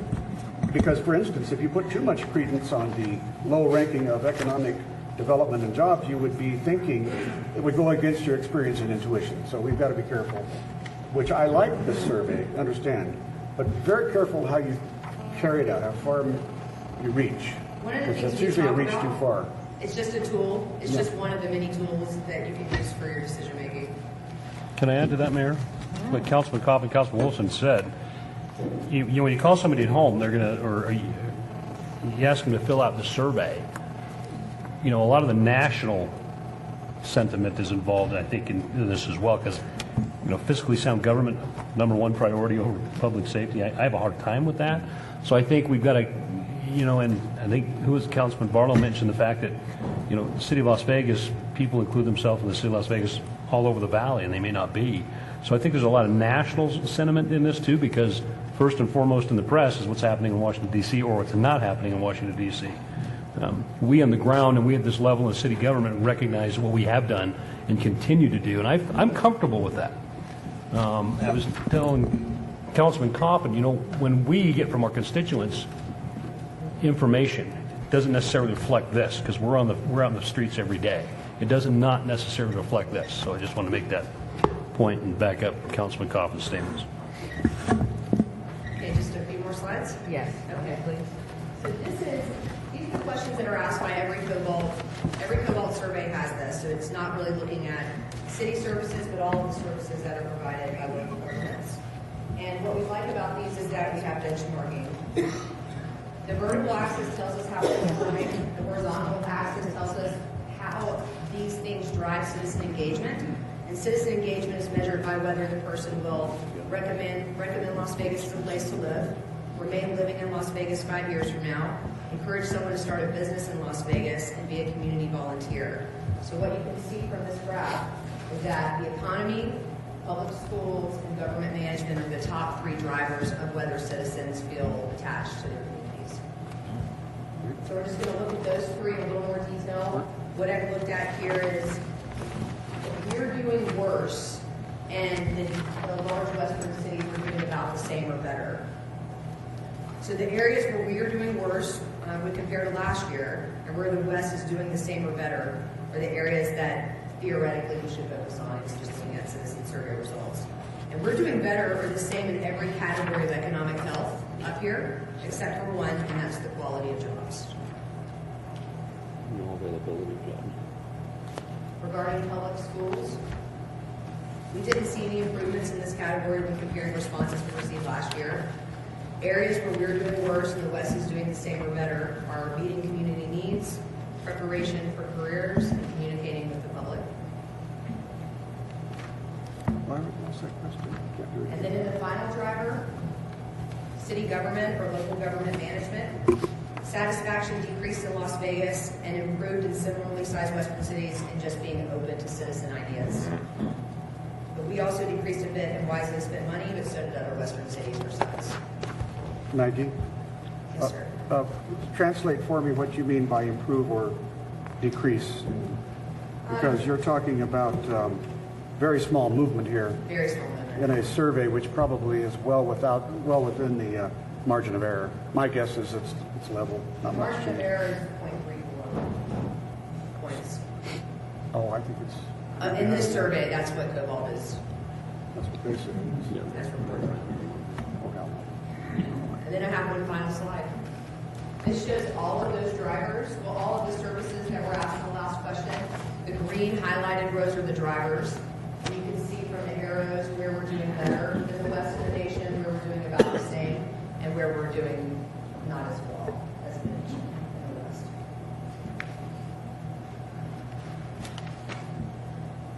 And now I'll turn it over to Betsy to just talk a little bit about where we were, where we're going. I'm not going to dwell on this, but I think it's fitting to talk just briefly about this to frame up the next set of presentations. What you see on the left-hand column are the priorities that were adopted by council, and the ones you see on the right are the ones that emanated from all our staff conversations. And I think it's really interesting because there seems to be quite a bit of alignment to your stickies from earlier, your comments. What I'd like to do is go through these one at a time, and I believe we're starting with Jorge, right? Jorge, you want to come up and go over thriving and sustainable business community? Good morning, Mayor and Council. The first priority is thriving and sustainable business community. And the tagline that we got for this was helping business succeed was the tagline we used for this one priority. We looked at focus areas that we came up with to help us meet this priority. And we're going to present today what those focus areas are. The first focus area is creating a compelling mission attractive to businesses nationally and internationally. And we thought it was important that we don't just concentrate on nationally, but the reality is there's international business that would like to come to this community. And we should strive to try to encourage those to come in. We've been approached before from companies overseas that are interested in doing fabrication or industries here, and we need to really concentrate and make sure we don't forget those folks. Foster a corporate, entrepreneurial, and small business culture that leverages the Las Vegas brand. You know, sometimes we forget that Las Vegas brand is nationally and internationally known. We need to leverage on that. You know, the LVCVA does a great job of marketing. How do we jump on that and help that marketing help us bring business into our community? Focus public and private investment.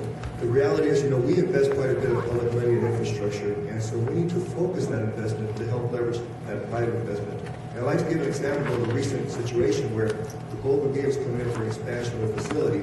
However, they were hindered by the ability that they had to also perform some public infrastructure improvement part in front of their development as part of the requirements. By focusing on our public investment, we're able to make it where their project penciled out. And a lot of times we see where there's projects that don't pencil out. And so how do we focus our public investment to help leverage some of those private investments? facilitate economic diversification while expanding the current economic base. And what we mean by this is we can't forget what our current economic base is. You know, we still are driven by a lot by entertainment and gaming, and we can't forget it. We need to still sustain them, help them out wherever we can. Because the reality is, what's turning our economy around right now is the pickup in entertainment. So we need to also remember those folks are there and not forget our downtown casinos. Attract new investment into the community, and this looks at the community as a whole. We've got a big emphasis on downtown right now, as we should, but the reality is we've got this all over town, and we need to make sure that we focus on it. We've got a tech park, Enterprise Park that's finishing up. We're looking at potentially a new tech park up in the northwest, so we need to take the community as a whole and not lose that perspective. And then to maintain the momentum we've got downtown right now, we've got great momentum. The last 5-10 years, we've seen that downtown change quite a bit. We need to keep leveraging and moving that momentum forward. Need workforce training to target industries. One of the things that we hear from some of the industries is that we don't have the talented workforce, the skill sets that we need to do in here. And so how do we as a city become that facilitator to get the community college, to get the university, get the school district to provide that training that's needed to bring those businesses into town? And so although we don't have the ability to do that training, we can be a facilitator to make that linkage happen. Adopt best process and cost transparency to business. This relates to our developing and business license perspective. How do we make it where it's easier for people to come in and get their permitting? How do we make it to where it's transparent, where even though we're charging a fee, that cost is transparent what that cost is going for? And so it's just that whole idea of how do we become customer friendly and be the location where people want to do business. And then the last one is provide consistency, reliability that exceeds expectations. Again, kind of related to our development process. You know, some of the concerns we hear sometimes is as they go to different plan checkers, maybe they get a different opinion. They want reliability, they want consistency, and so how do we provide it? And the last thing I want to leave you with is that exceeds expectation. And I think this goes to any of our priorities. You know, we want people to come in and say, well, it's going to take me 2 hours to get a permit. Get about 15 minutes and leave with, wow, I'm out of 15 minutes. How do we exceed that expectation with that they're expecting from us? So those are our focus areas for that one priority. I'd be glad to answer any questions. That's great. Awesome. All right, Dan. For those of you that don't know, this is Dan Fisher. He works out at our wastewater treatment plant, and he's been working very diligently with Karen Coyne, who is the champion for this discussion group. Exactly. Good morning, Mayor and Council. And go easy on me because I'm an ISTJ, an introvert. Fortunately, Karen is an E. If there's any hard questions, throw them at Karen. You may have noticed that, obviously you noticed that the Safe City is a current priority. So what's new here is healthy. And the notion of healthy was something that we got over and over and over again from the input that we got from our fellow managers, from the staff, from the frontline employees. Healthy, healthy, healthy. And the notion there is that we can't really attract residents and visitors and industries if we're not healthy. So it's about bringing people here. Also, one thing about this is safe and healthy is a lot more than just police and fire. Police and fire obviously are critical to safety, but as Chief Karen Coyne puts it, guns and hoses. This is a lot more than guns and hoses, and you're going to see that as we go through the presentation.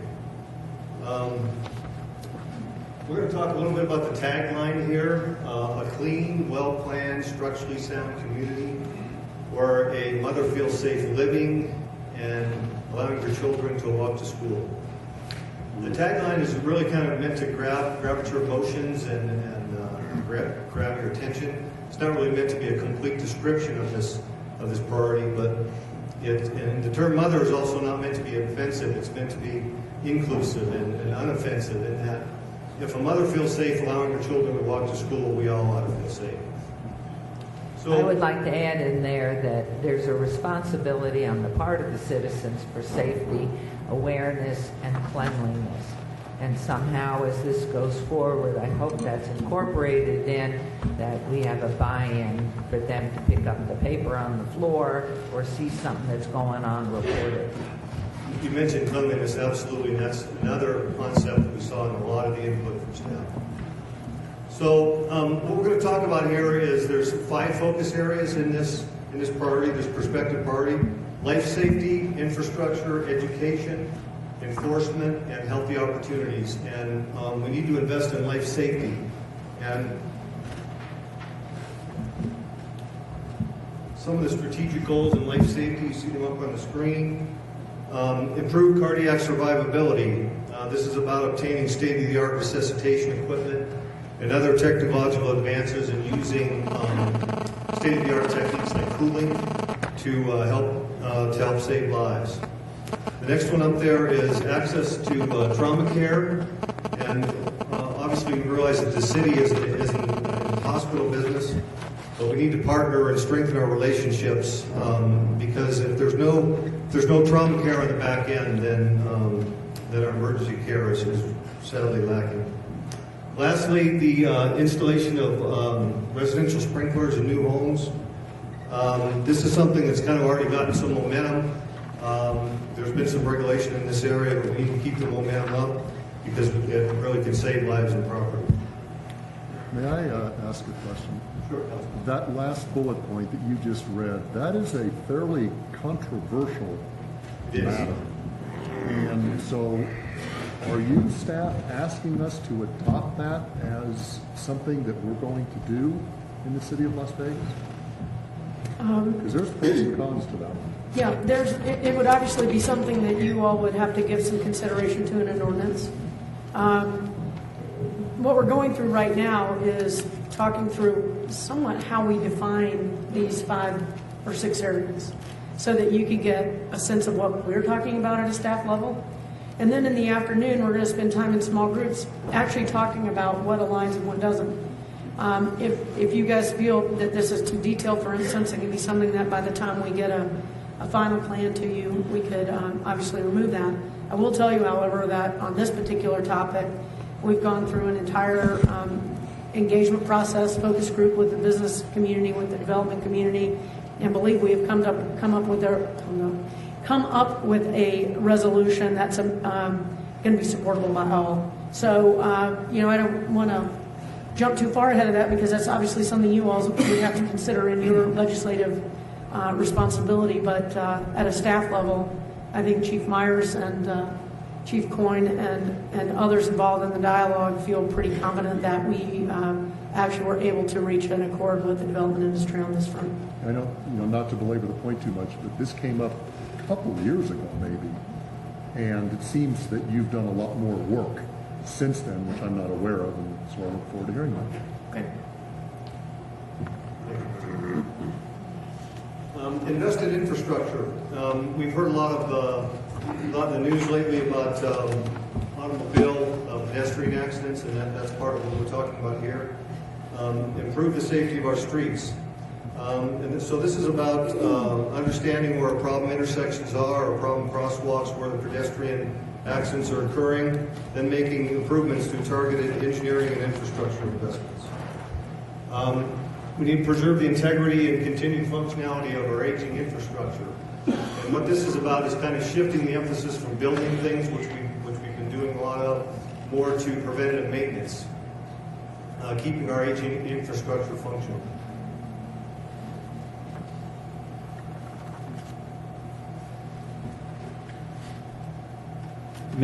May I interject before we move on to enforcement? Going back to the safe and healthy city, I like the fact that we included the healthy city, because when I saw this, the first thing that came to mind was bike trails, walking trails, bike lanes, programs within our Parks and Rec, Mayor's Cup, Rock in Las Vegas, CPR training, community gardens.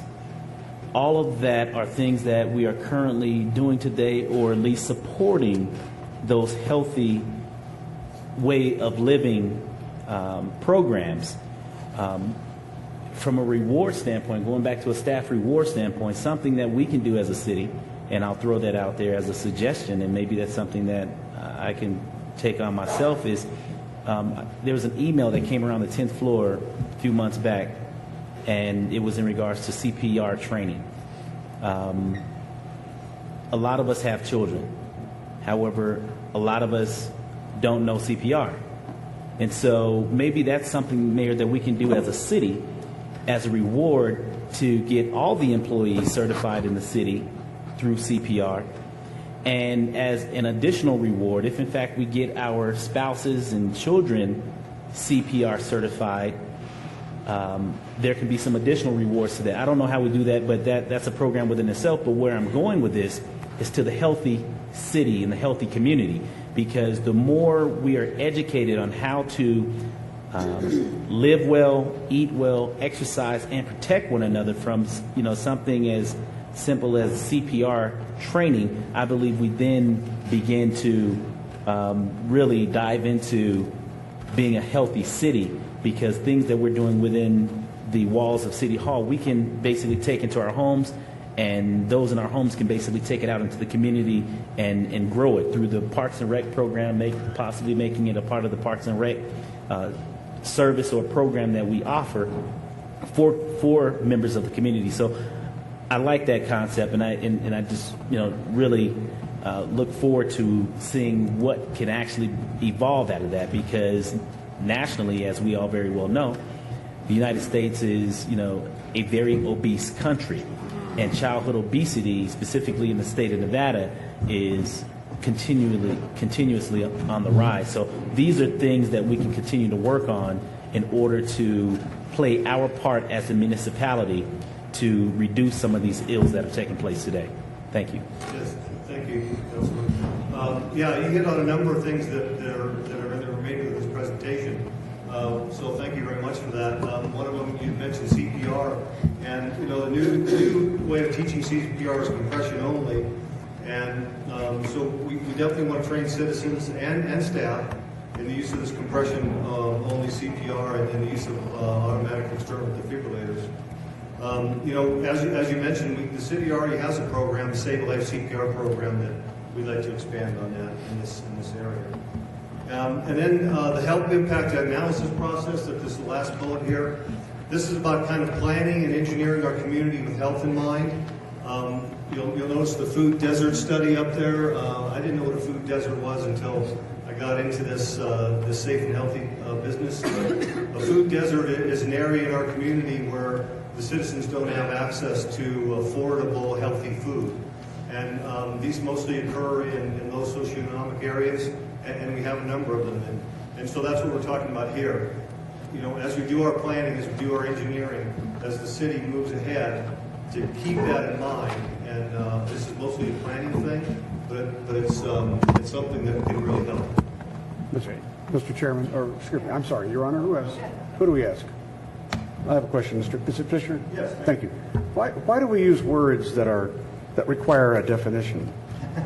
I see that in the present vision, and I'm worried about this creeping in again. We shouldn't be using words that require a definition, something that we have to explain to the average citizen. I don't know. There's got to be a way to, even if it takes a couple more words or an adjective, but to create something that's not in the common lexicon upsets the public, because they don't understand it, and they think it's just some buzzword thought up by some bureaucrat. What was that word? Contemporary word usage. I'm sure he's speaking of recidivism I'm so sorry. on the chart. I have a tendency toward prolixity. It was on the chart. I understand exactly what you're saying, because Recidivism. Second only to Councilman Ross. I didn't know what they were before this.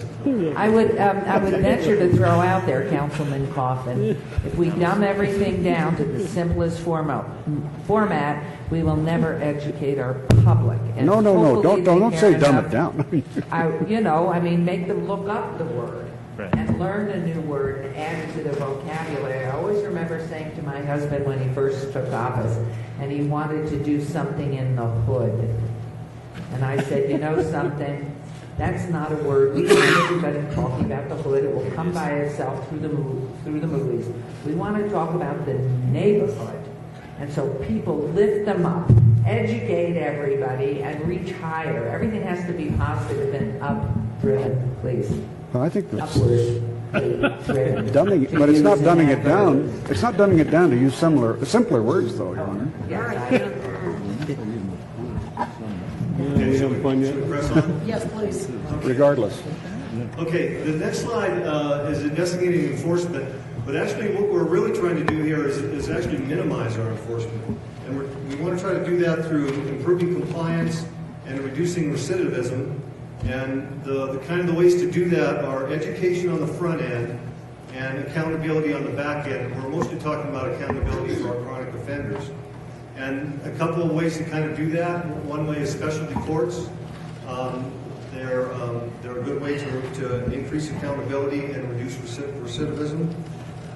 It also extends to things like for chronic inebriates, trying in the focus areas for chronic inebriates, eliminating the amount of high alcohol, very inexpensive alcohol that's available in certain areas. So this is a wide-ranging investment area. Excuse me, with your permission. You just touched on something that I wanted to touch back on, and that is the specialty courts. Yep. I think we have a very excellent Las Vegas Municipal Court that's trending towards specialty courts. We have the Yo Court, we have the Wynn Court, and just over the weekend I was at a function with one of our municipal court judges who was talking about perhaps funding a new seat.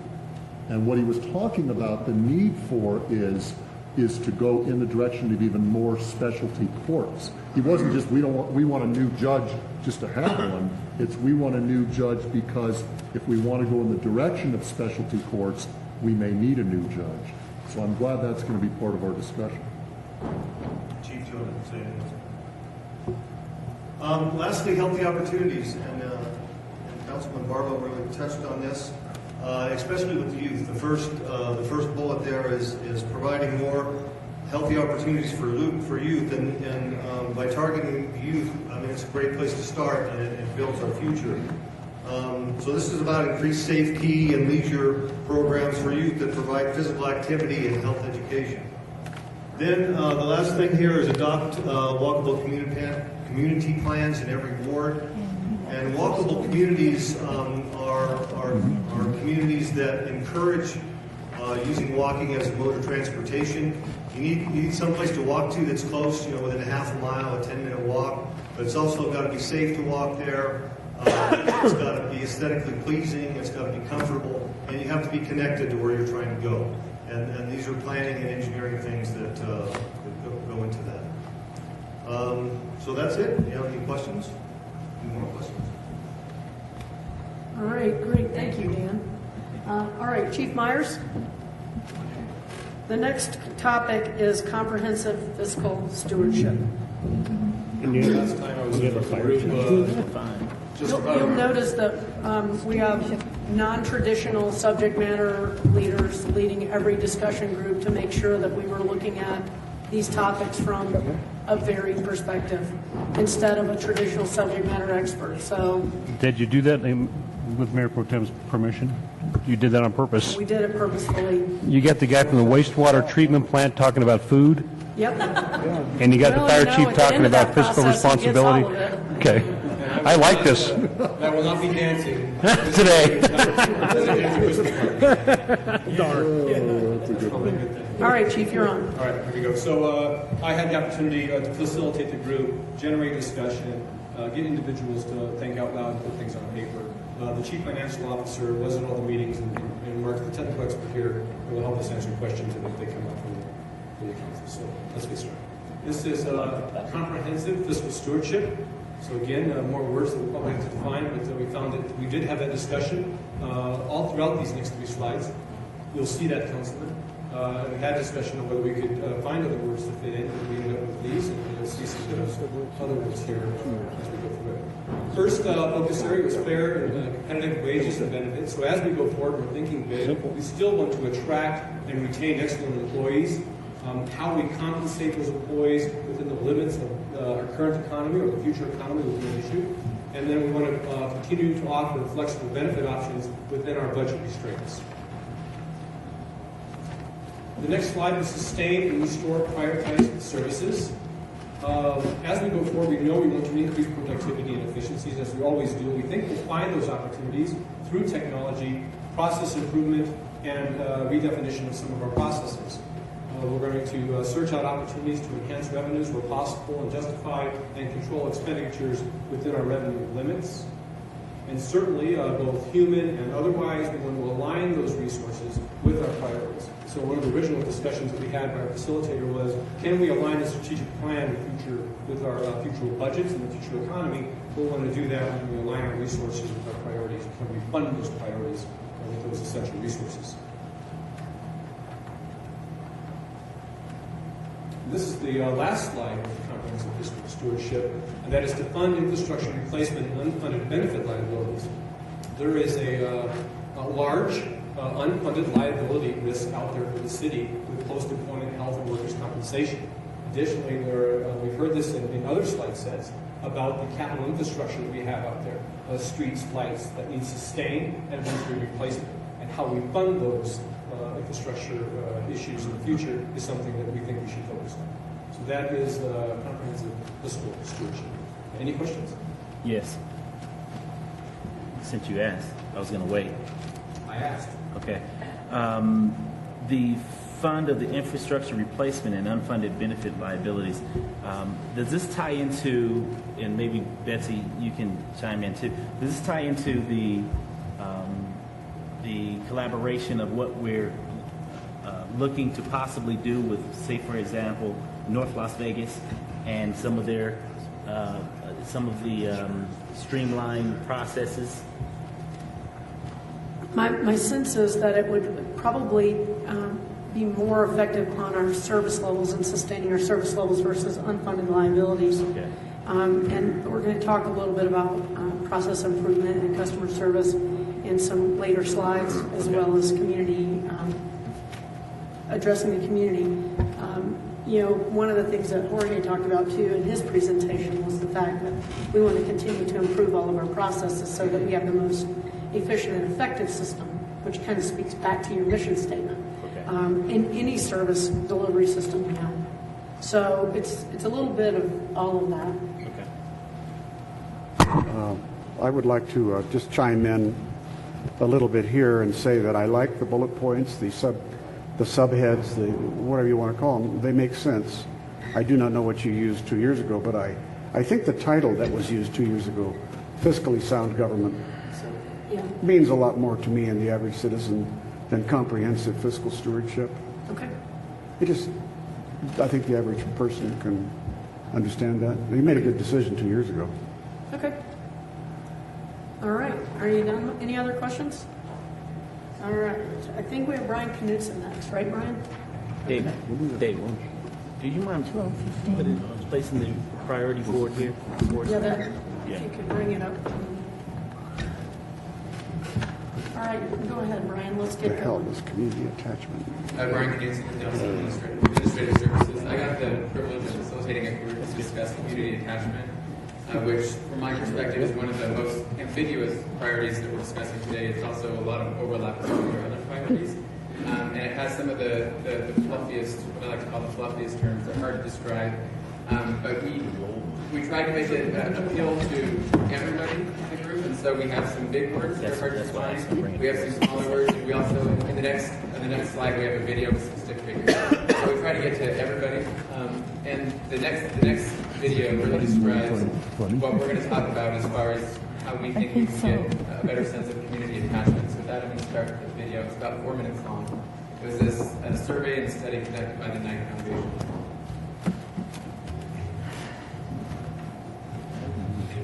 Why do we live where we live? I'm not talking about there. We don't have much of a choice on that. I'm talking about here. Yeah, I know. Wherever we're born, there we are. Our parents pretty much made that choice for us. But once we have the choice, what factors make the place where you live the place where you want to live? And why? You're probably thinking because it's pretty, with great beaches and parks. Or there's so much to do, like a thriving art scene or a great nightlife. And good schools for your kids, or amazing job opportunities for you. Knight Foundation and Gallup conducted a survey and found that these things, called drivers, are what make people love where they live. Of all the drivers studied, the three most important ones stay pretty much the same across the country, even when the economy goes from good to bad. These three most important drivers are how open or welcoming a community is to different types of people, how pretty it is, and what type of opportunities there are for people to interact with one another. Drivers like these create what's called resident attachment. It's simply a way of describing how emotionally connected a person is to where they live. Attached residents have a strong pride in their community, a positive outlook on its future, and it makes that it's the perfect place for them. The more attached they are, the less likely they are to leave. This makes for a more talented workforce, a growing population, and genuine satisfaction and pride in their community. And guess what? We found out that communities with residents who like where they live are generally more successful, which leads to a growing local economy. So if drivers like welcoming neighbors, pretty surroundings, and an awesome social scene drive resident attachment, and resident attachment grows the economy, then it makes sense to strengthen these drivers to make the place you live more successful. And that, my friends, is what Soul of the Community is all about.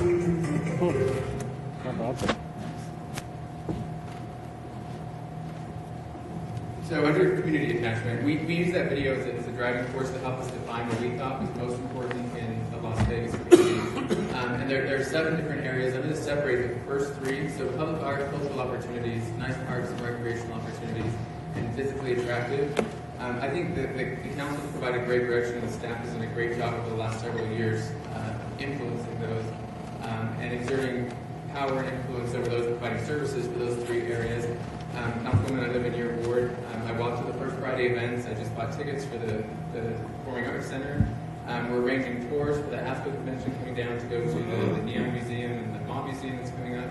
I think we've done a great job. Nancy and her group has done a great job with the public art and cultural opportunities.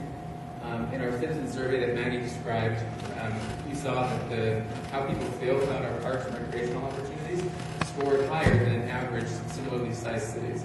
I think it was 3 points higher. We've done a good job, and I run the parks and I utilize the parks constantly in the city. And I think from a resident telling you, I would say thank you, because it's been a great, it's a great opportunity in this community to go to a park and/or a trail system here. And I think that Jorge and Larry's group have done a great job making our community very physically attractive. And I think that the council and staff should celebrate those things that we've done really well and make sure that we maintain momentum in those 3 areas. The bottom 4 areas, I think there's celebrations that we can have, but I think there's some improvements that can be made as well. A great downtown. When we talked about this area, I commented that a great downtown for me is one where you can go and meet friends at a bar. For somebody else, it may be coffee shops. But the point is that everybody should be able to go to a downtown area and meet with their friends, meet with their relatives, meet with their coworkers, people from that outside of the community in Ward 6 and Ward 2 and Ward 4 should feel comfortable coming to the downtown area, because the downtown is where everybody wants to meet, from tourists and residents alike. Friendly and stable neighborhoods, and Lisa and Steve's done a great job promoting the neighborhood environment in our community. We think we need to continue that and promote a stable, friendly neighborhood where residents and the businesses around their neighborhoods want to support the community. They get out and know their neighbors, and they do what they can to make sure that their neighborhood is thriving. Education, Councilman Wilson, you commented on education in the priority exercise, and you put a question mark. I think there's a question mark for a lot of people when we speak about education and the city's role in the educational system. From the video and from what I think we know is that we can do a lot to influence how the educational system is in our community. We had a meeting with Dwight Jones several weeks ago where he mentioned that he's looking to the city to be a critical friend for the school system. I think that as a local government, I think as political officials and the leadership team that you surrounded yourself with, I think there's a lot that each one of us can do to influence the educational system in our community. And I think that we can measure how successful that influence is. The last one, volunteerism. I think we have all of those other components, and there's a lot of overlap with some of your other priority recommendations that are displayed today. But I think when you have all of that together, people want to give back to their community. When they have jobs, they want to give back to their community. When their kids are safe in schools, they want to give back. People want to have an opportunity to support what's going on in their community. And I think we have a role in facilitating that. Tom mentioned that earlier in the discussion, the difference between government and governance. And I think as a community, as an organization, we have a role in facilitating opportunities for people who want to get involved in their community. And that's the community attachment priority recommendation. Brian, I think you shared with me a stat about educational attainment and its impact on a local economy. Do you recall that one? Yeah, I'm involved with the National League of Cities, and one of the things that they're promoting right now is high school graduations. More importantly, high school graduates who go on to college. High school or college graduates play a really impactful role in the community because every % increase in individuals who have a college degree, you see $1 billion impact into your community. People who go to get an undergraduate degree make more than those who get a high school diploma. And people who make more money spend more money, and that's what grows your economy. So that % increase in people who have a higher education degree is critically important, and it's something that's being promoted throughout the country.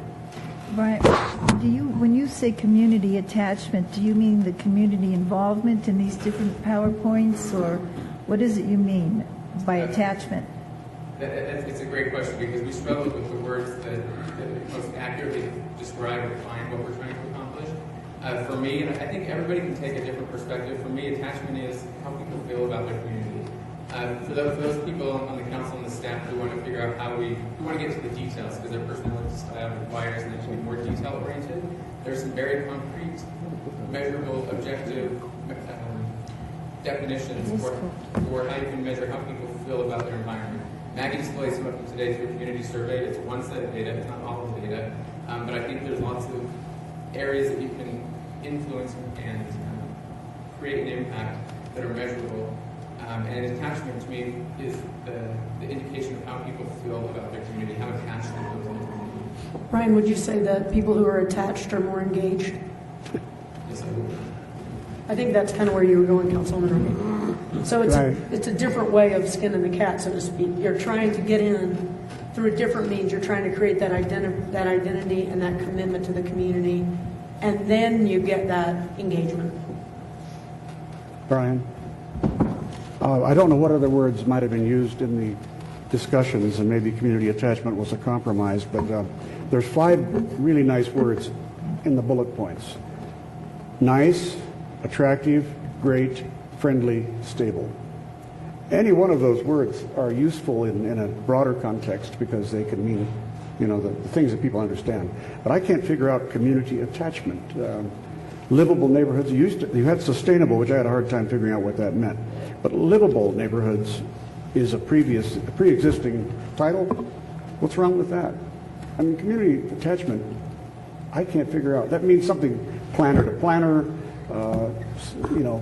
somehow or another city manager to city manager, but I can't figure out how I'm going to translate that to my citizens. It's Give me a shot at it, Mayor. Set of words requiring Give me a shot at it. Okay. Give me a shot at it, Mayor. Councilman, you are attached to your community. How many years have you lived in your ward? 60 years. How many business owners do you know on a personal name basis? Lots. Hundreds. Lots. I would use lots. You're attached. I think that's what we're getting at. Because you like your neighborhood. Well, community attachment in Ward 3, we're a very bohemian community, and so attachment can mean lots of things. That's a big word. Can you explain that? Yeah, well, we have a lot of things going on in the ward that you guys don't know about in Ward 6. I can tell you that. But I think what Brian's trying to express here is when we have all these great things in our life, we're attached. And the last one was volunteerism. I think we all recognize that. When we feel good about ourselves and our families are doing well and our jobs are doing well and our careers are doing great and our neighborhood looks good and we're safe on the streets, we're attached. Well, I have no quarrel with the substance of what you've worked with. That's no right. quarrel at all. And we can work on those titles. That's what the whole afternoon is about. That's right. Mixing and matching and trying to get the words closer to something that you all feel accurately represents where we need to go as an organization. My 2 cents. The fact that we had to spend 5 minutes trying to understand attachment means that it's a bad word. I agree, Councilman Ross. You explained it well, but we had to explain it, and that's the point. I would go for another word, actually. Okay, so we'll make sure we put that on the list, right, Tom, for this afternoon's group discussions. The word engagement, somebody do that. So that and we that can was kind of good. try and stay on track because we're running a little bit behind, I'd like to ask Kim Chadwick to come up and give a presentation on customer service excellence. For those of you that don't know Kim works in the municipal court, and she's very well respected in this regard, and she's been leading this team for the last several months. So Kim, I'm turning it over to you. The next priority is customer service excellence, and here we are broadening the sense of customer service to combine the culture of public service, communication, and technology. So we're providing the best service internally and externally to our citizens. The picture, interestingly, depicts somebody at a public service company. Again, we're talking about everywhere, every department, every unit in the city. Our focal points here are accessible information, and by accessible, we are talking about physical location as well as information available to people about the services we provide, whether that's in a different language, whether it's, we often spend a lot of time interpreting our own language, and we're hoping to clean that up. I know you'll appreciate that point, Councilman. Communicating in an open and straightforward manner, again, so we do not have to interpret what we meant to our staff and to the citizens. Treating our customers with dignity and respect, and even those customers that are unwillingly getting a service that we're providing.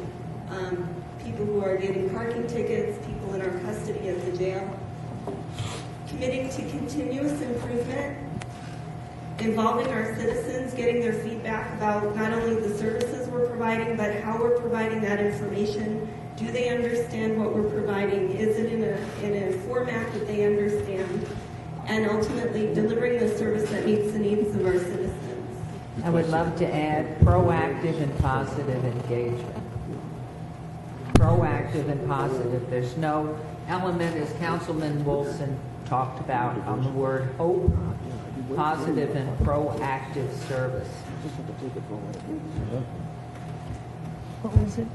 Positive and proactive service or Oh, engagement. yeah, I got that. I thought you said hoping or something. Yes, I have a question in regards to bullet number 4.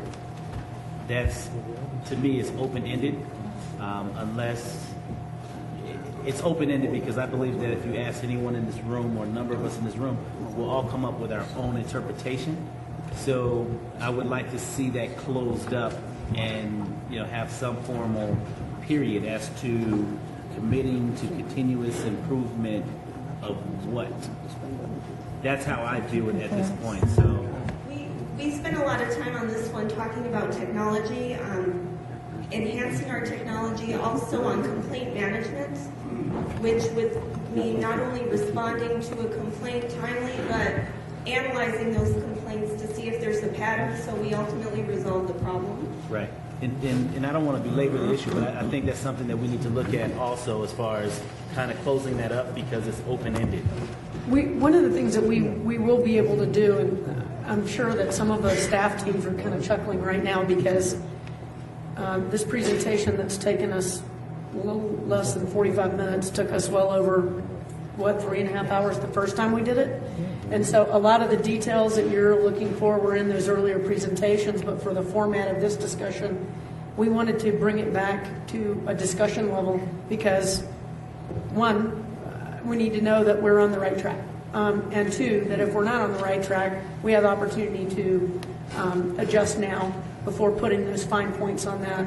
So you're exactly right, Councilman. There's, quite frankly, on a lot of these bullet points, a lot of work's already been done on customers, major projects that are in the queue on these things, and a variety of other aspects of implementation that we didn't bring forward today, but would be subject to the conversation when you go to final adoption of these priorities. Right. And could I, I'm sorry, go ahead, please. And only basically bring that forward just so that I know we're going to wrap some things up after lunch, but I just want to put that out there as one of the items to be looked at after lunch. So that was why I brought it forward. And I'd like to ask, were these, for instance, this one right here, was that list derived only in small group and then brought back to the larger group for adoption generally at the retreat? Or was each one of these larger titles, areas, come from the whole? It's a little bit of both. At the retreat, we gathered the information and categorized them similarly to what you did this morning. All right. And then we went out to each department, involved every employee, and they went through the same exercise. So we had, I don't know, Maggie, thousands of index cards that then got assembled into a major, massive matrix that then got turned into these teams, and then they worked with the data. So what you see before you is different than what was discussed at the retreat, based on the data that we got back from all of those small group discussions. So it's been morphed several times getting ready for today. The small group would have taken the data and assimilated, discussed it, and then the small group would have come up with the line items. Right. Thank you. And one other thing, Betsy, on the point that Councilman Barlow mentioned, you're doing performance measurement now. Yes. So that you might insert somehow how you're measuring in there. I know that's difficult. That's difficult, but that would give it the closure that you want, right? I think, I think we can do a little work on that between the service delivery, meeting the needs of the citizens, and the continuous improvement, and honestly, looking back at aligning our investments with your priorities. All of those have to do with our performance measurement system and transparency, really letting our citizens know how well we're doing. All right. Kim, anything else? We did in our document, our longer document, we talked about tying in performance management with surveys, the surveys that are given to citizens, and then those same surveys given to our staff internally to get feedback on how we're communicating with each other. So it's more objective that way. Okay, so the last one, Mayor, is world-class workforce, and I'd like to ask Brandy Stanley to come up and give that presentation. So, Brandy, and we're just to be mindful of the time. We're supposed to be breaking about right now, so if everybody could just be patient. I know you're probably hungry. As soon as we finish this, we'll break for lunch. And just quickly before she begins speaking, just a note to say why we shouldn't get too bogged down in the uses of words as long as we know what the words mean. When I was on the School Board of Trustees, I wanted to put in as one of our goals world-class student achievement in math and science. I will tell you that we spent 3 meetings because they had no definition for world-class. What was world-class? And finally they let it die. And I didn't think that was hard at all, because didn't we all really know what world-class meant? But anyway, that's why you have to watch how involved you get with the words. Thank you, Mayor and Council. Council, we had that discussion many times. We looked on the internet and we discovered that there was. You might want to cue up your part. You're still on council. Thank you. And the other thing, why is it that Betsy Fretwell always gives you cleanup? Because she's up to the task. Are you kidding me? It's not cleanup, it's the closer. The closer, yeah. We did discover that there is no concrete definition for world-class workforce, but we agree that it is pretty up. Everybody knows what we mean, even if there's no concrete definition. So we were really pleased that Tom was talking about the transition from government to governance. If that's something that the city wants to do, one of the things that we are going to have to do is we're going to have to figure out how to make that transition from an HR perspective. As we all know, the city's had quite a bit of a culture shock over the last couple of years with the changes in employment levels and the economic times. So there's a little bit of a morale issue, and we've got an opportunity to do some special things with the city staff. So we did actually try to come up with a definition for world-class workforce, and that would be a workforce that ranks as a model for the world in providing outstanding public services. There was some discussion about that this morning as well, becoming a resource and a model for other municipalities and other government entities.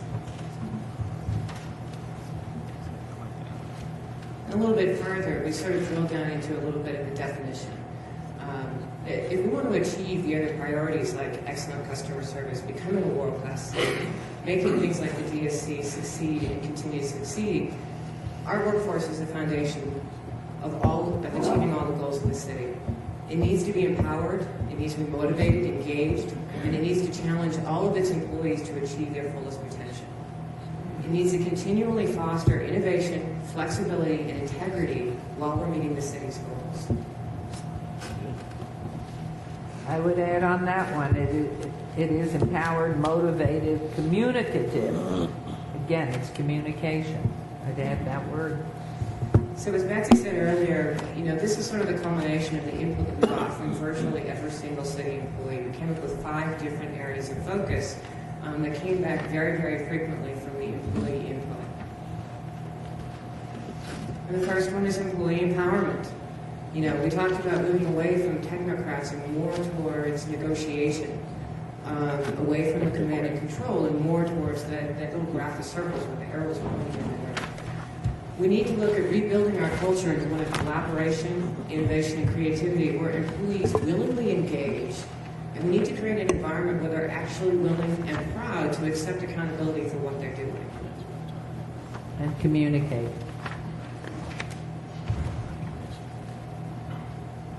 As I said a little earlier, we had a little bit of a culture shock with the reorganization and the loss of so many employees. It's created a little bit of a trust vacuum within the city, and what we want to do is to build that trust back in a productive way.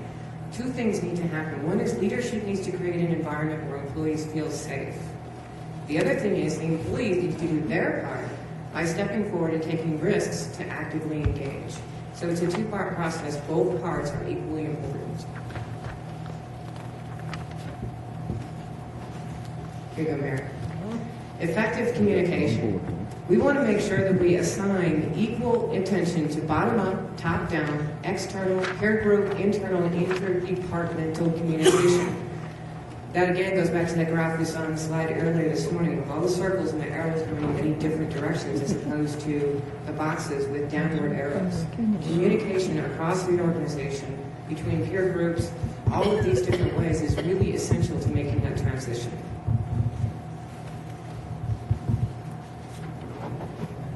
Another thing is what was key on this morning with the priorities is recognizing our employees. We need to value them, respect them, and recognize employees in a way that motivates them individually to succeed. And a lot of that comes from internal encouragement from leadership and from peers and that changing culture we were talking about.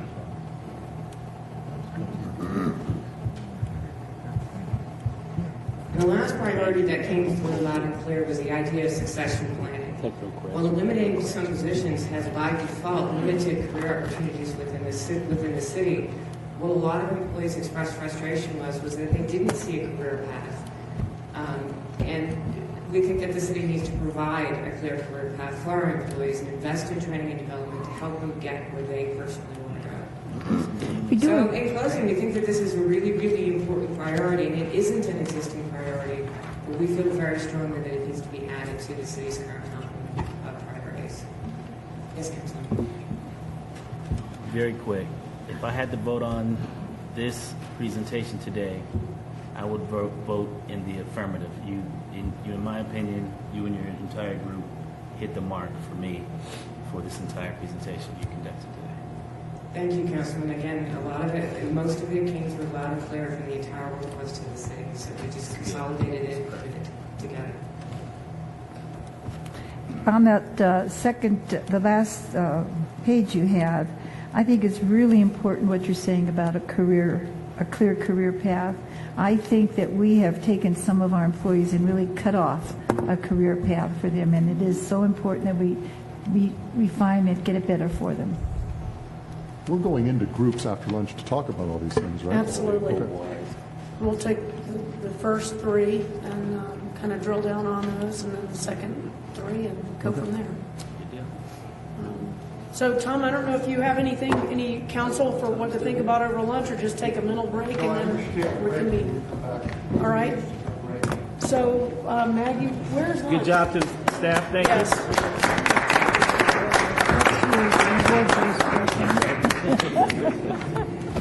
Wow. Oh. right, so are we officially in recess, Brad? Do we have to have the mayor call us into recess right now, or? I will be happy to do that. We will adjourn for how long for Just lunch? recess. Recess for until 1 o'clock? So 1 o'clock for 1:15, lunch. 1:15. 1:15. Yep. They're going to be setting up a face style of this bar. It should be set up in the next 5 or 6 minutes. Oh, man. Thank you. Hey, it's working pretty good. Yeah, yeah. Probably what I'll do is on that. Okay, everybody, we're getting ready to start the afternoon session. Here's those categories. Like this. I can put them under those categories. Well, I'm going to start off with something good. I think we're going to revise the schedule this afternoon, but the end result means we're probably going to get out around 2:45 or 3. How's that? Thank you. Instead of 2 breakout sessions, we're going to have 1 breakout session. And let me tell you why, because I was actually surprised. Well, I shouldn't have been surprised, but there was much more alignment than what you came up with staff presented. I thought staff did a wonderful job. I mean, the presentation was succinct. It was. It was on target. It was well done. And there was a lot more alignment. So I don't think it necessitates 2 breakout sessions. Bonus for him, please. So if we can, No bonus. I'm going to pay Tom twice what he's making today. So what we're going to do is our breakout session is going to be 45 minutes. We're just going to briefly touch upon the issue of values because that kind of permeated some of the discussion and separate that out from some of your priorities. So you know the values are being addressed, but spend the time in the breakout on 2 things. Is there alignment? Are these the 6 right priorities? So that's what we want you to report back to, and I'll summarize it. And the second thing is that how do you know under each of those priorities what success is? Be specific. I mean, this is how we know we're successful as a city. And then each group will present back after we're done. And anybody in the group can present.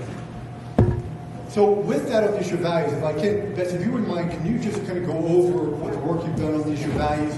Because I want to go back and just briefly touch upon each of these issues and the values that came up here are pretty much embedded, I think, what you have here. And if you could also talk about the values conference. I would like to convene the afternoon session. I think that's great. At 1:17. Thank you very much. Thank you, Mayor. Make us official so Brad doesn't yell at us later. Okay, so Tom's asked me to kind of cover where we are with the values in the organization.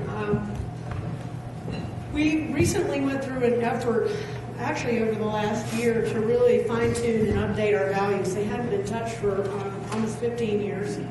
And quite frankly, they really didn't seem to go along with where we are in this new culture in light of all the things that we've been going through. So we've been working on designing and developing a new set of values that have been defined by our employees. And really they are outlined to reflect our employees' behaviors and what they've been embodying to get us through some really tough times. And what you can see here is that we've basically got 5 values that are tied together with a descriptor. And the first value is achievement. And the way that our employees define achievement is to act with excellence, continuously improve, and accomplish goals.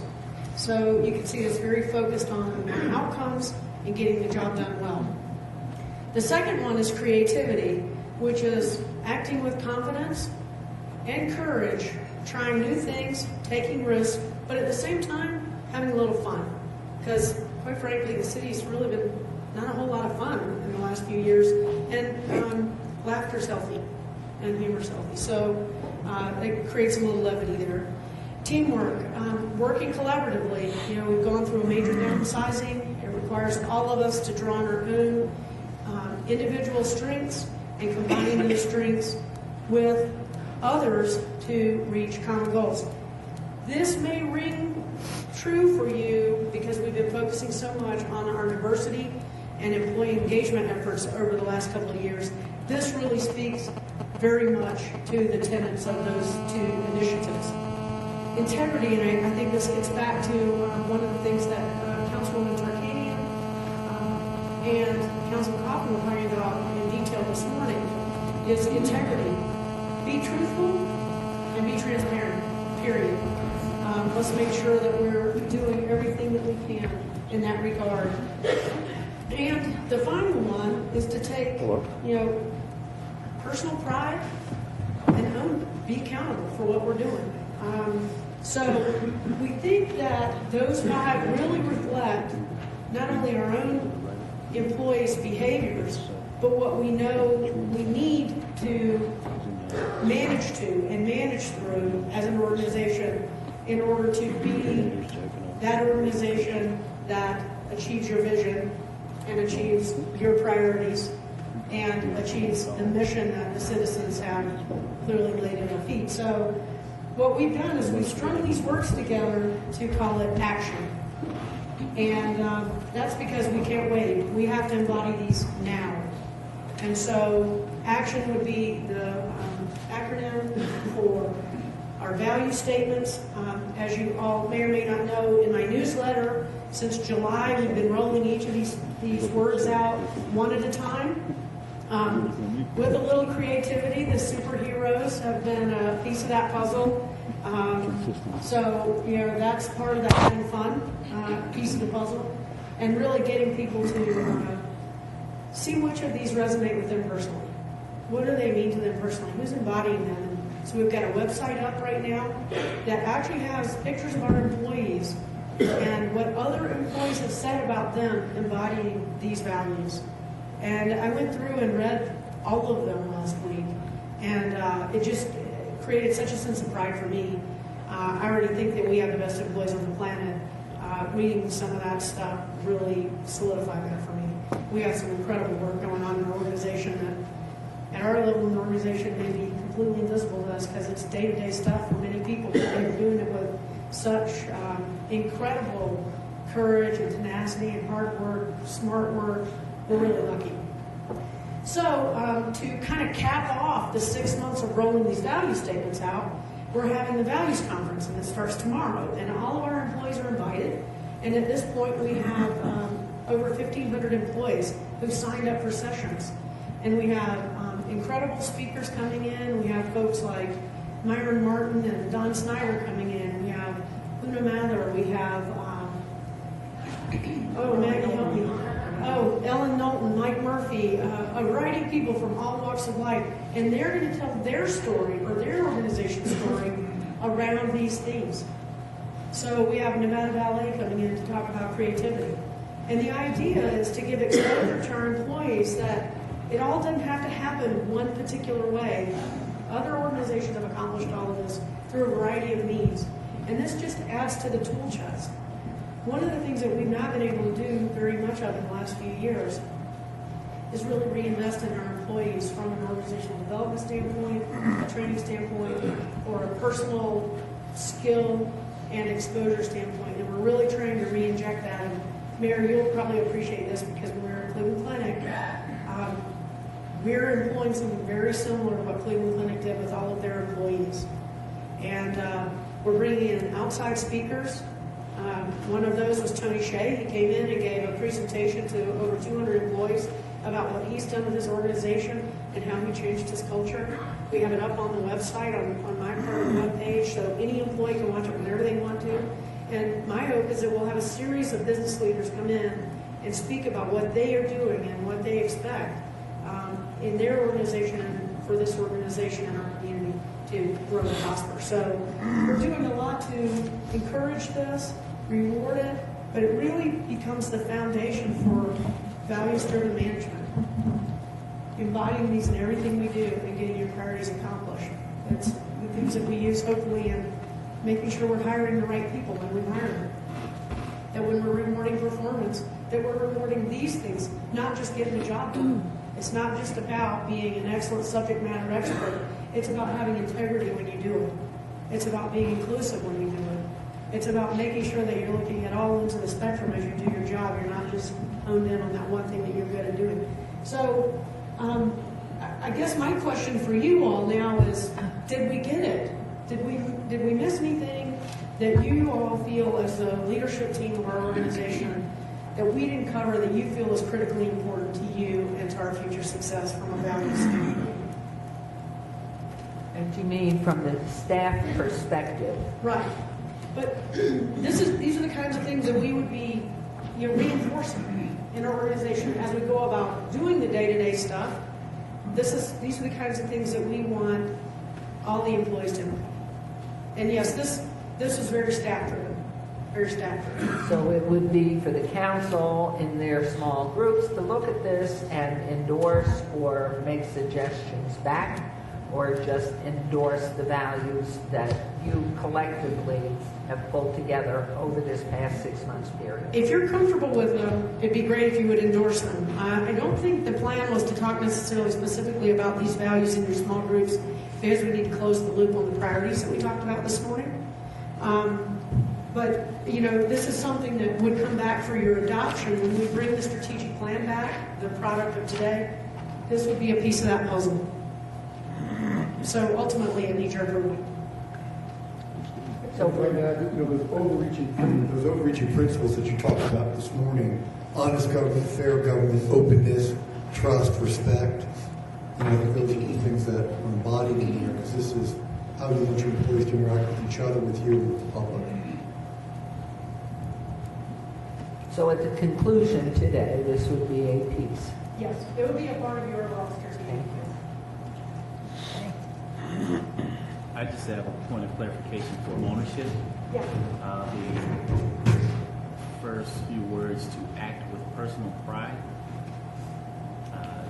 You can expound on that. I mean, is that a level of ownership? Yes, this is in effect how our employees that worked on these definitions define ownership. That you're acting with personal pride. I mean, you're bringing your best every day, and that you can hold your head up and be proud of what you're doing each and every day, and that the things that you do, you do knowing that they're your responsibility, that you're accountable for them. That's ownership.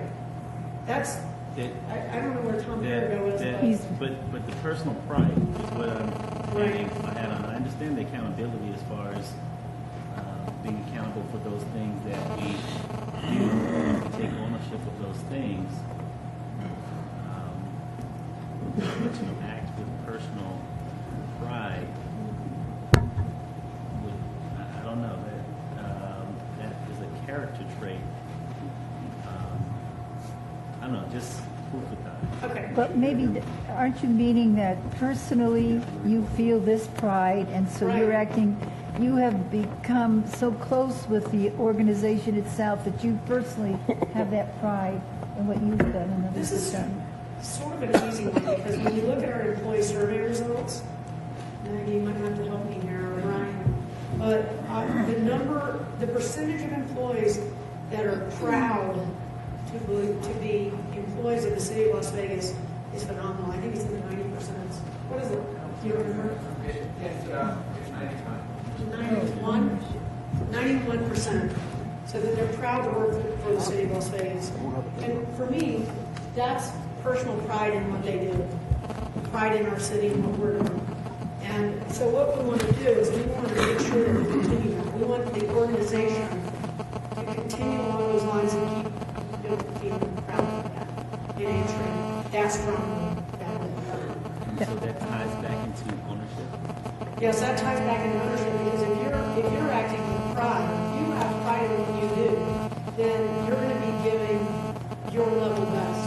And you're going to be operating in a way that you know that you're getting your best out of it. And that you're proud of what you do. That's personal pride.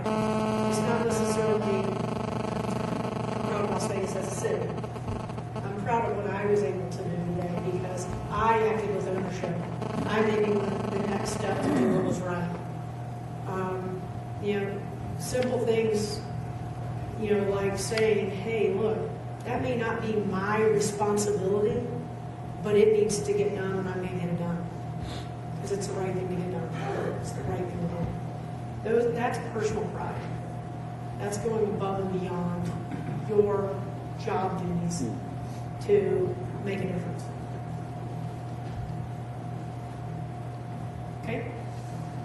So, we're ready to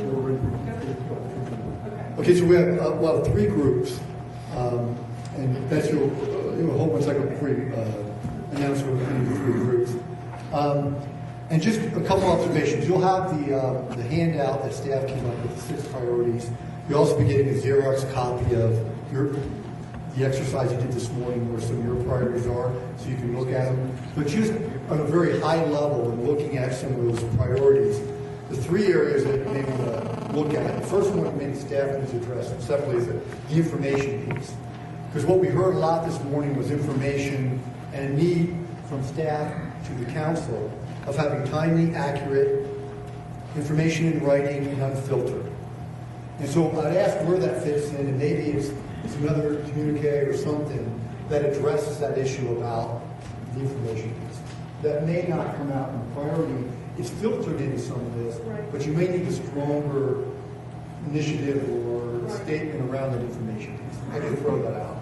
Excuse me, in the values, is there a word accountability anywhere? No, I don't. Oh, right. So wouldn't it be right in there, perhaps? Or that maybe more of a specific between Betsy and her staff and the council about how to get information timely, accurate, in writing and unfiltered. May I address that, Mayor? Please. Because I know that Councilwoman Tarkanian and I, we've been talking about this for a long time. I don't think it comes under this process. I think it's much more of an internal thing. Lois and I have talked about this for years. Sometimes we'll go to a briefing, and at the briefing we'll get the handout. If we had the handout the day before, we'd be much more prepared for the briefing. I think that's a lot of what we're talking about. Or for a vote sometimes. Or even, for a vote. Sometimes even a constituent that will want us to read over materials the day or even the moment the item is being heard will hand up to us a packet this big. So if there's some procedure in place to get that information to us quicker, I think that it doesn't come under values. I want to be responsive because that came up a lot this morning, and that probably won't be a priority discussion this afternoon, but it is something that Betsy and staff will address on those areas. The only other 2 observations I had too was the issue, that discussion about job security and how that fits into the workforce development, because of that when you're doing it. And the second issue, the jobs issue that came out, clearly on the issue of reducing red tape, being business friendly was there, job creation, jobs, I'm not sure if that fits in. So when you're doing your groups, you might also want to look at that area. I think there's incredible alignment, and not that they're not aligned, but you may want to kind of look at some of the wording about those 2 issues. So there's 2 tasks. 45 minutes you'll meet in your group. They're divvied up between elected officials and staff. The mayor is going to go to all 3 of them and kind of rotate. And there's 2 things that you need to report back on. Anyone in your group can report back. One is that, are these the 6 priorities? Is there alignment? Any feedback you can give on those priorities? And 2, under each priority, how do we know we're successful? Give some, concrete stuff that under this priority, if this happens, we feel good that it happened, and we know success. So 2 things. Are they the right 6 priorities? Any feedback you can give staff? And 2, how do you determine success under each of those priorities? Tom, is there a group leader, I'm assuming, for each? There's a scribe at each table, but anybody can be the spokesperson when you report back. No, as far as running the 45 minutes, is there a group leader? That... There's only a group scribe or facilitator. I nominate Stavros Anthony. Second. Both groups. You've got small groups that we're going to be working in, so maybe a couple, if I just read those out real quick. And then what I'll do is I'll just ask, there's, I think, a chief or a deputy manager at every table, and if things get bogged down, I'll ask them just to kind of help y'all move it along. So, okay, y'all will do that? Okay. So the group number 1, which will be at that table with Gabby, is Councilman Barlow and Councilman Wilson, and they're going to be with Orlando, Scott Adams, Michelle Freeman, and Vanetta Appleyard. So that's where y'all are going. Who wants to go now? Okay, well, let me read them out so there's no, if you don't mind. Group 2, which is going to be back, I think right back there with Karen and Brian, all right? Is that the table, Maggie? Yeah, where's this one? Just the table. back here. Oh, And then we got the best group out of that. all right, so group two's back there where Chief Myers is. All right, so we've got, Overlooked again. we've got Councilman Anthony, Councilman Coffin, Mark Vincent, Mike Myers, Dan Tarwater, Steve Arson, and Jorge. And Brandy Stanley will be the scribe back there.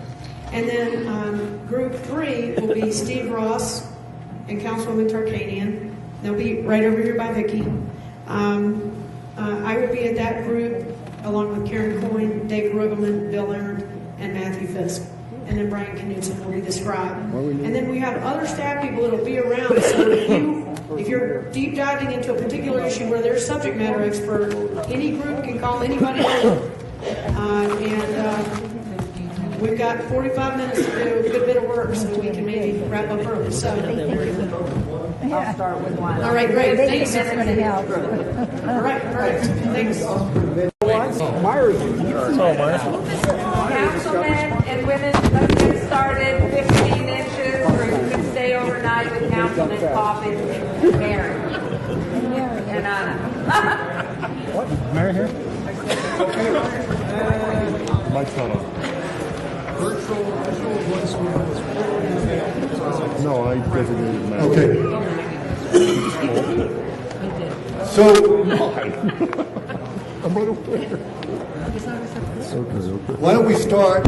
Okay, so we each need just a presentation. It can be brief, just on the highlights of two things. One is that are the priorities in line? If not, what type of direction and feedback can you give staff? And the second is that what do we know, what does success look like under each of these priorities? So why don't we start with table one? Who's the spokesperson? Meg. This is the best table I heard. Wow. You did hear that? Yeah, I thought we were you great. guys kept saying it over and over again. We felt that what staff had proposed to council and what council came up with was pretty darn similar. So what we spent most of the time doing is rewording some things. We said St. Healthy City was good. We liked fiscally responsible government better than the comprehensive fiscal stewardship. We kept customer service. We said excellent customer service, excellent in the beginning. First class workforce, that was world class. We like first class better. We talked a little bit about how world class more pertains to a city than to the actual employees. When the mayor was at the table, we liked proactive, but then when she left, we changed it. Okay, what is this? We changed it to successful business community. All right, did you buy in, Councilman Barlow? You were my support there.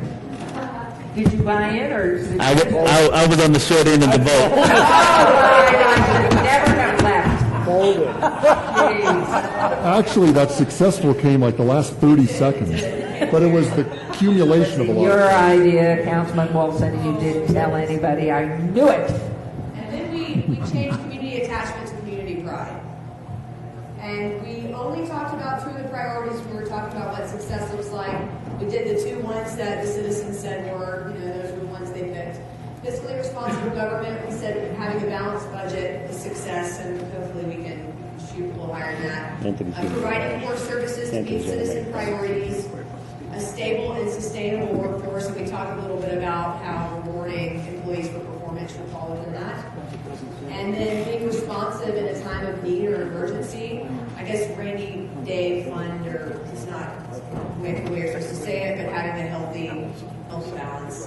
And then for the successful business community, we said thriving downtown, jobs, jobs, jobs, and business friendly would be having an efficient, fast, and happy experience at our DSC. Now, Betsy, correct me if I'm wrong, but the direction you're getting here, where's Betsy? I'm right here. Sorry. You're also going to come up with actual measures, Right. quantifiable measures in a lot of these areas. Right. But the direction here is helpful, both in the priorities and what success looks like. So when you come back and quantify them, you make sure you're quantifying the right things. Correct. Okay. Thoughts, discussion about what Group 1 came up with? With the mayor's permission, speaking on behalf of group number 3, I think somebody was eavesdropping from group 1 over to our table at Group 3. We So I call that just, alignment. we call that alignment? Call that alignment. Call it cheating. Are you basically saying that you have the same things as us? You know, it's interesting because very similar all the way down the list, and our topics of conversation, very similar. Councilwoman and I and staff had the same kind of discussion. So this is going to be interesting how we see this wrap up. Other comments about Group 1's presentation? Only that Maggie did an excellent, excellent job. She was a little reluctant in the beginning to be our spokesperson, but she did a great job. Well, and she gave me up in the end. And she's your neighbor, so watch out. Group 2. Who's the spokesperson, Group 2? He can't help himself, he's an ENTJ. I was nominated, so all right, so as far as we had Councilman Coffin and Mayor Pro Tem in our group. As far as the titles, we agreed to keep thriving and sustainable business community. We'd like a safe and healthy city. Number 3, we wanted to change that to comprehensive fiscal management. Number 4, we talked back and forth about this. We also talked about community pride. I think it was mentioned in yours. And we decided upon community connection. Number 5, we would keep customer service excellence. And number 4, world-class workforce. Keep that one the same also. As far as performance measurement, these were just examples of measurement that we could have. There were many discussed there. I couldn't keep up with all of it, so we just kind of wrote down 3 or 4 that we kind of talked about. Number 1, for thriving and sustainable business community, we thought it was important to look at the increase in the number of businesses that came to our city, the number of jobs, the types of business, the diversity in our business that's in the community, and then any net change in business, new businesses versus those that are closing down or moving out. Under number 2, there was a discussion about taking out, and it originally started with some conversation here with the council about the residential sprinkler issue, and that may be an issue with some of the membership. So we decided we would take that portion out, knowing and kind of leave a safe community from life loss or property loss. And we can define that many different ways. We can use our 80% room of origin to keep fires to the room of origin 80% of the time, plus residential sprinkler for new business underneath that at some point if we feel eligible to do so. We thought, to put it in there right up front was a little much. We decided to take that out. Some of the measures, of course, your basic fire measures and traffic enforcement measures, a lot of good statistics there to get to measure how well we're doing, but youth program enrollment, and then I thought Jorge had a great idea on how we want to make sure we have a way to develop these, how we measure a healthy community. We want to see walkable communities, people that are enjoying the park, but how do we measure that? How do we measure the health of the community? So that'll be a challenge for us to come up with. And then there was a general discussion about the one bullet on the desert food study, the food desert study, to rewrite that completely or take it out. And we had a lot of discussion about that. Item number 3. Item number 3, again, the change to comprehensive fiscal management. These were, we thought, easy measures.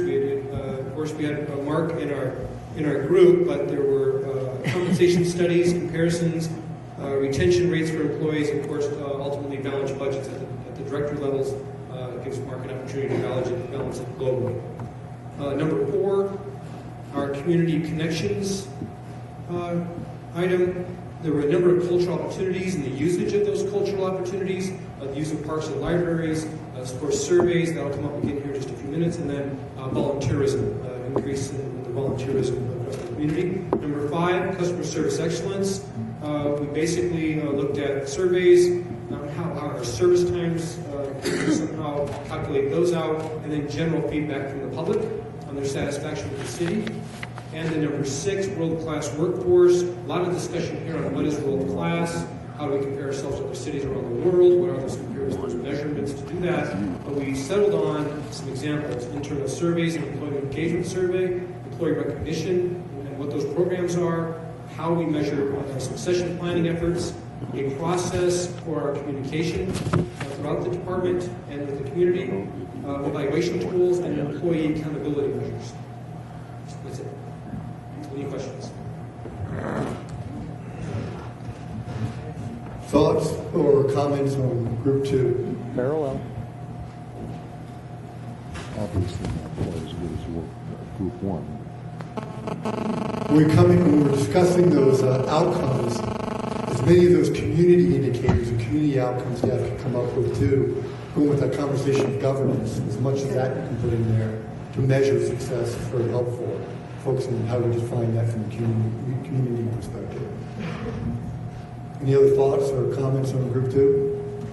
Any disagreement? We live with what? Good stuff. Group 3.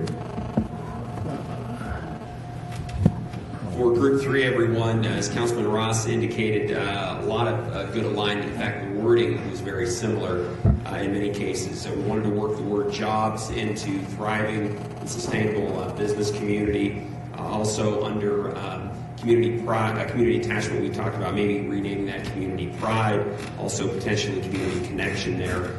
The area where we struggled the most was on world-class workforce. We couldn't decide whether that was an internal, I think the original intent was that was an internal focus.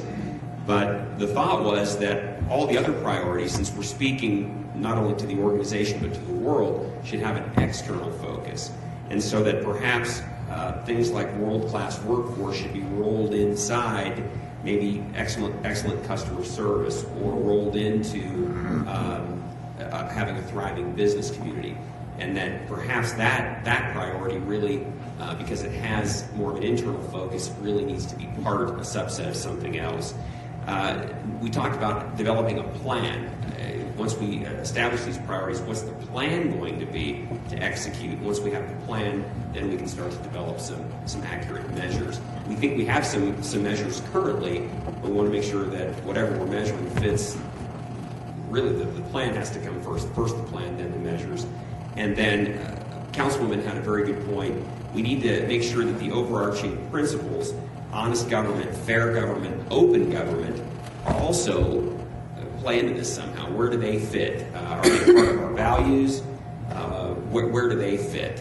That they need to have really an impact on everything we do, all of the priorities, whatever they look like in the end, however they're worded. Questions? I just want to add to that, with the mayor's permission.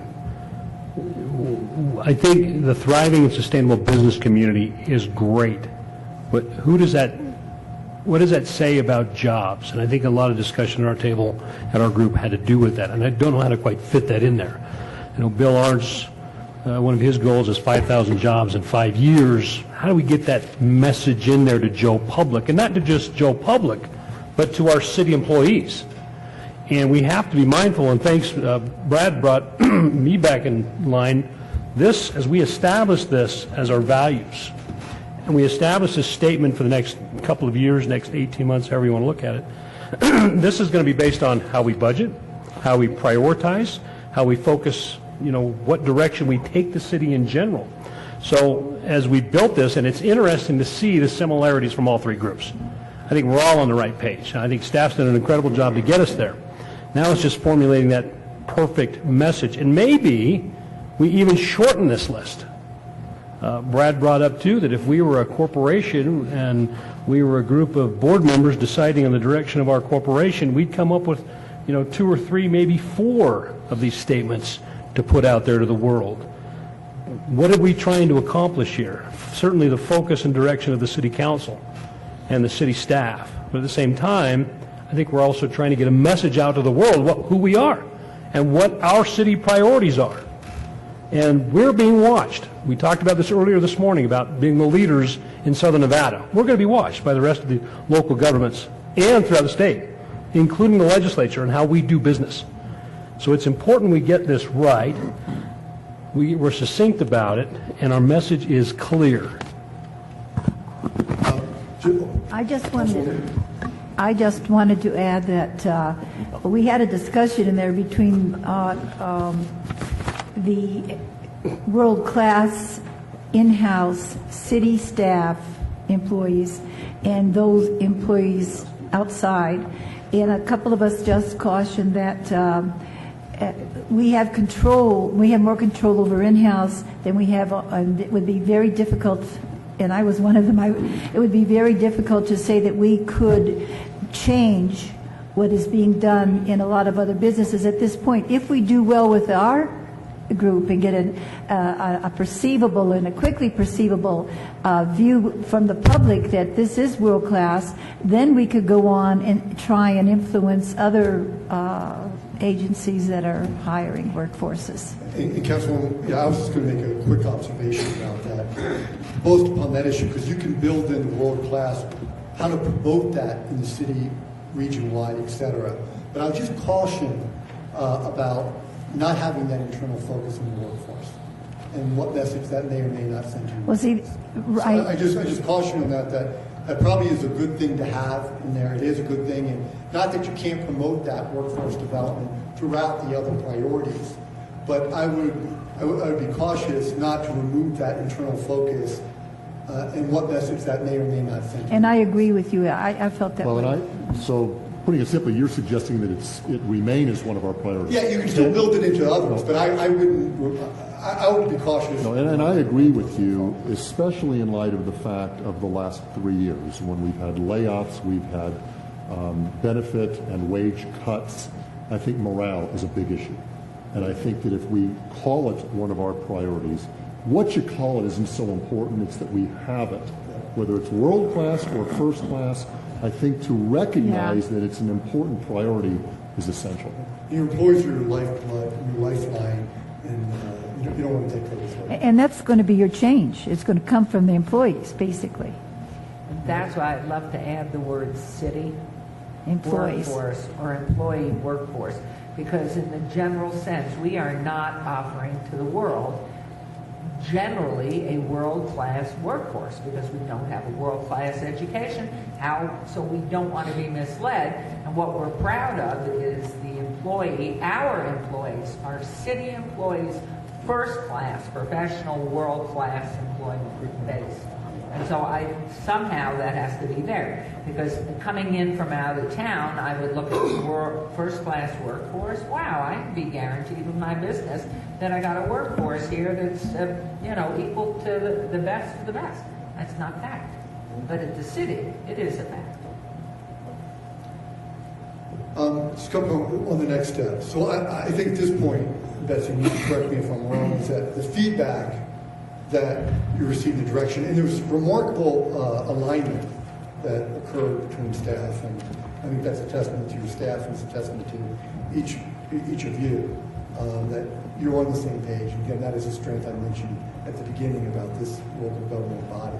So I think the next step is to actually take this feedback, to come back there, ensure that it's concise, ensure the message is there, that it's tight, that it has measurable goals, hopefully focused to community-wide indicators, and a discussion that you have with Next to make sure that it's aligned to your budget.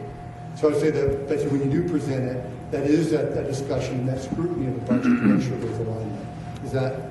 Yeah, and actually, if you look in your presentation materials, there's a little slide there that says next steps. That basically, Tom just covered everything in it. Obviously, we've got a little work to do to meld the work of the three groups, so we'll do that. I would like for our employee work groups who have been working on these to take this feedback and basically come up with a final draft, so to speak, to bring back for council consideration. We also need to put some more data and detail into the plan so that there's actually a framework of the plan, that you would know what we think the focus areas should be in each of these main categories, as well as maybe what I would describe as some candidate corporate measures in each category, so that a year from now, when we put together a corporate report card, we did our first one last year. When we put together the follow-up to that, it will be very easy to judge our progress, and that we can be pretty candid and transparent about how much progress we've made. I think as we go through this, the conversation about having 6 or 4 or whatever priorities, I think you all need to be comfortable with whatever numbers there are. If it ends up being 4 or 6, fine.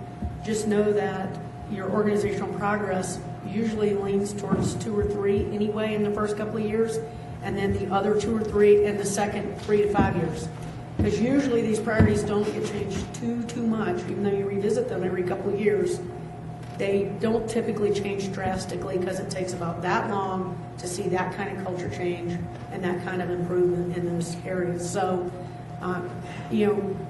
it's helpful for us to know that we're on the right track when we bring those plans back to you. And the other piece of the puzzle that this weaves in, and we've talked about this before, is performance, both at the department level and at the executive level. Because one of the things we're trying to do is build in what I call cascading. Other people call it institutionalization. I don't really like that word very much, but a cascading approach.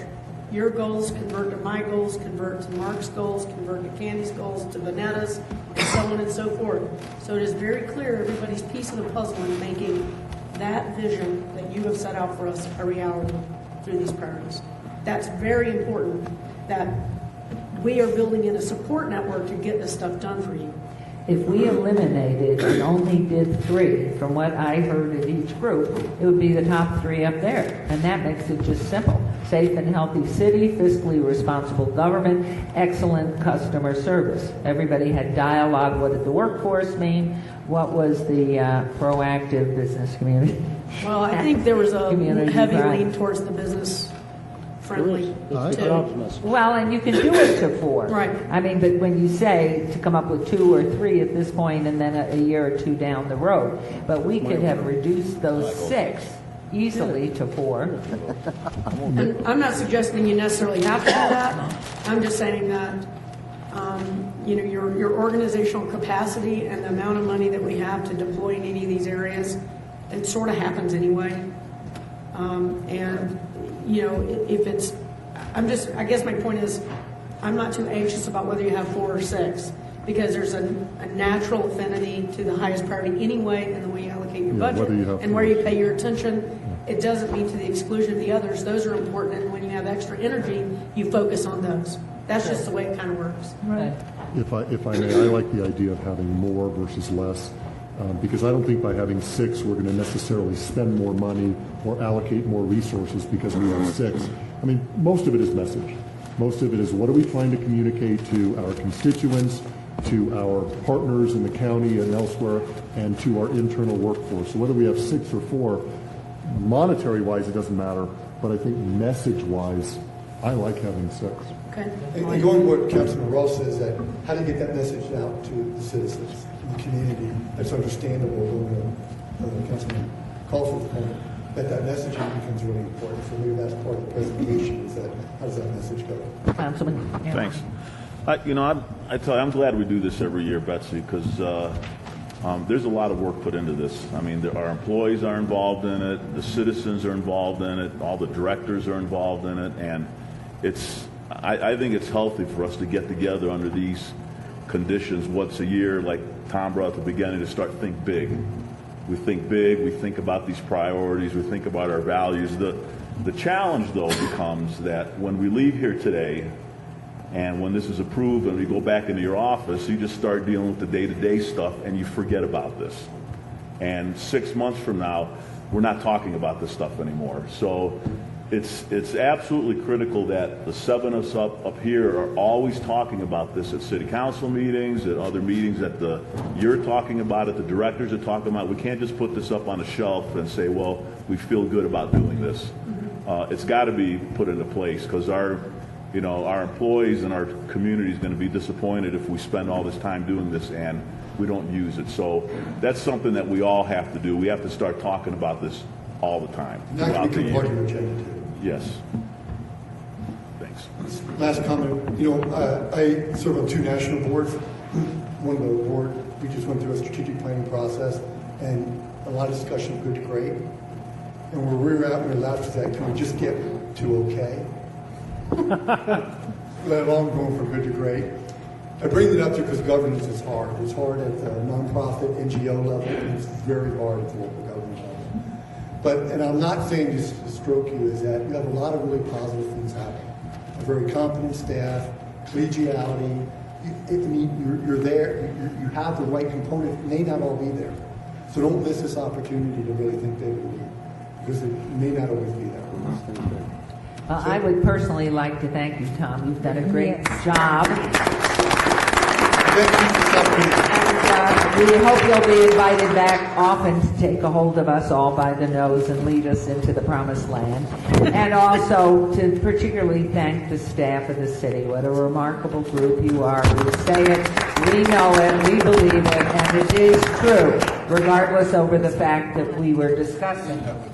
And I don't know if there's anyone else. Just one last comments, thing. Real quick, I spent the night here. I thought that this lodge has improved tremendously, this resort, I guess we could say. I think it's a great place. I advise you all to come on up for a little retreat of your own with your family and loved ones. It's a good spot to be, quiet, but very, very pretty. It's centrally located to all the kids' stuff up the hill a little bit for the sledding and things. But I think it's really good for all of us. We ought to claim this, right? Maybe we should annex it. He gets a free night. Thank you. He gets a free night for that. $70 rate wasn't bad. Okay. Well, anyway, in earnest, we thank you so much for coming up here, risking being snowed in with us. And we are getting, I keep watching that window because the color and the lighting's perfect. No snow yet. So if there is nothing else, citizen participation, public comment during this portion of the agenda must be limited to matters within the jurisdiction of the City Council. No subject may be acted upon by the City Council unless that subject is on the agenda and is scheduled for action. If you wish to be heard, come forward, give your name for the record. The amount of discussion or any single subject, as well as the amount of time any single speaker is allowed, may be limited. Does anybody want to come forward and say a few words with us? Hearing none? Is he hiding? I should have brought him. Okay. Hearing none, I will adjourn the meeting and the retreat. Thank you, Betsy, for pulling this all together for us. It was enlightening. Thank you all. Drive home safely.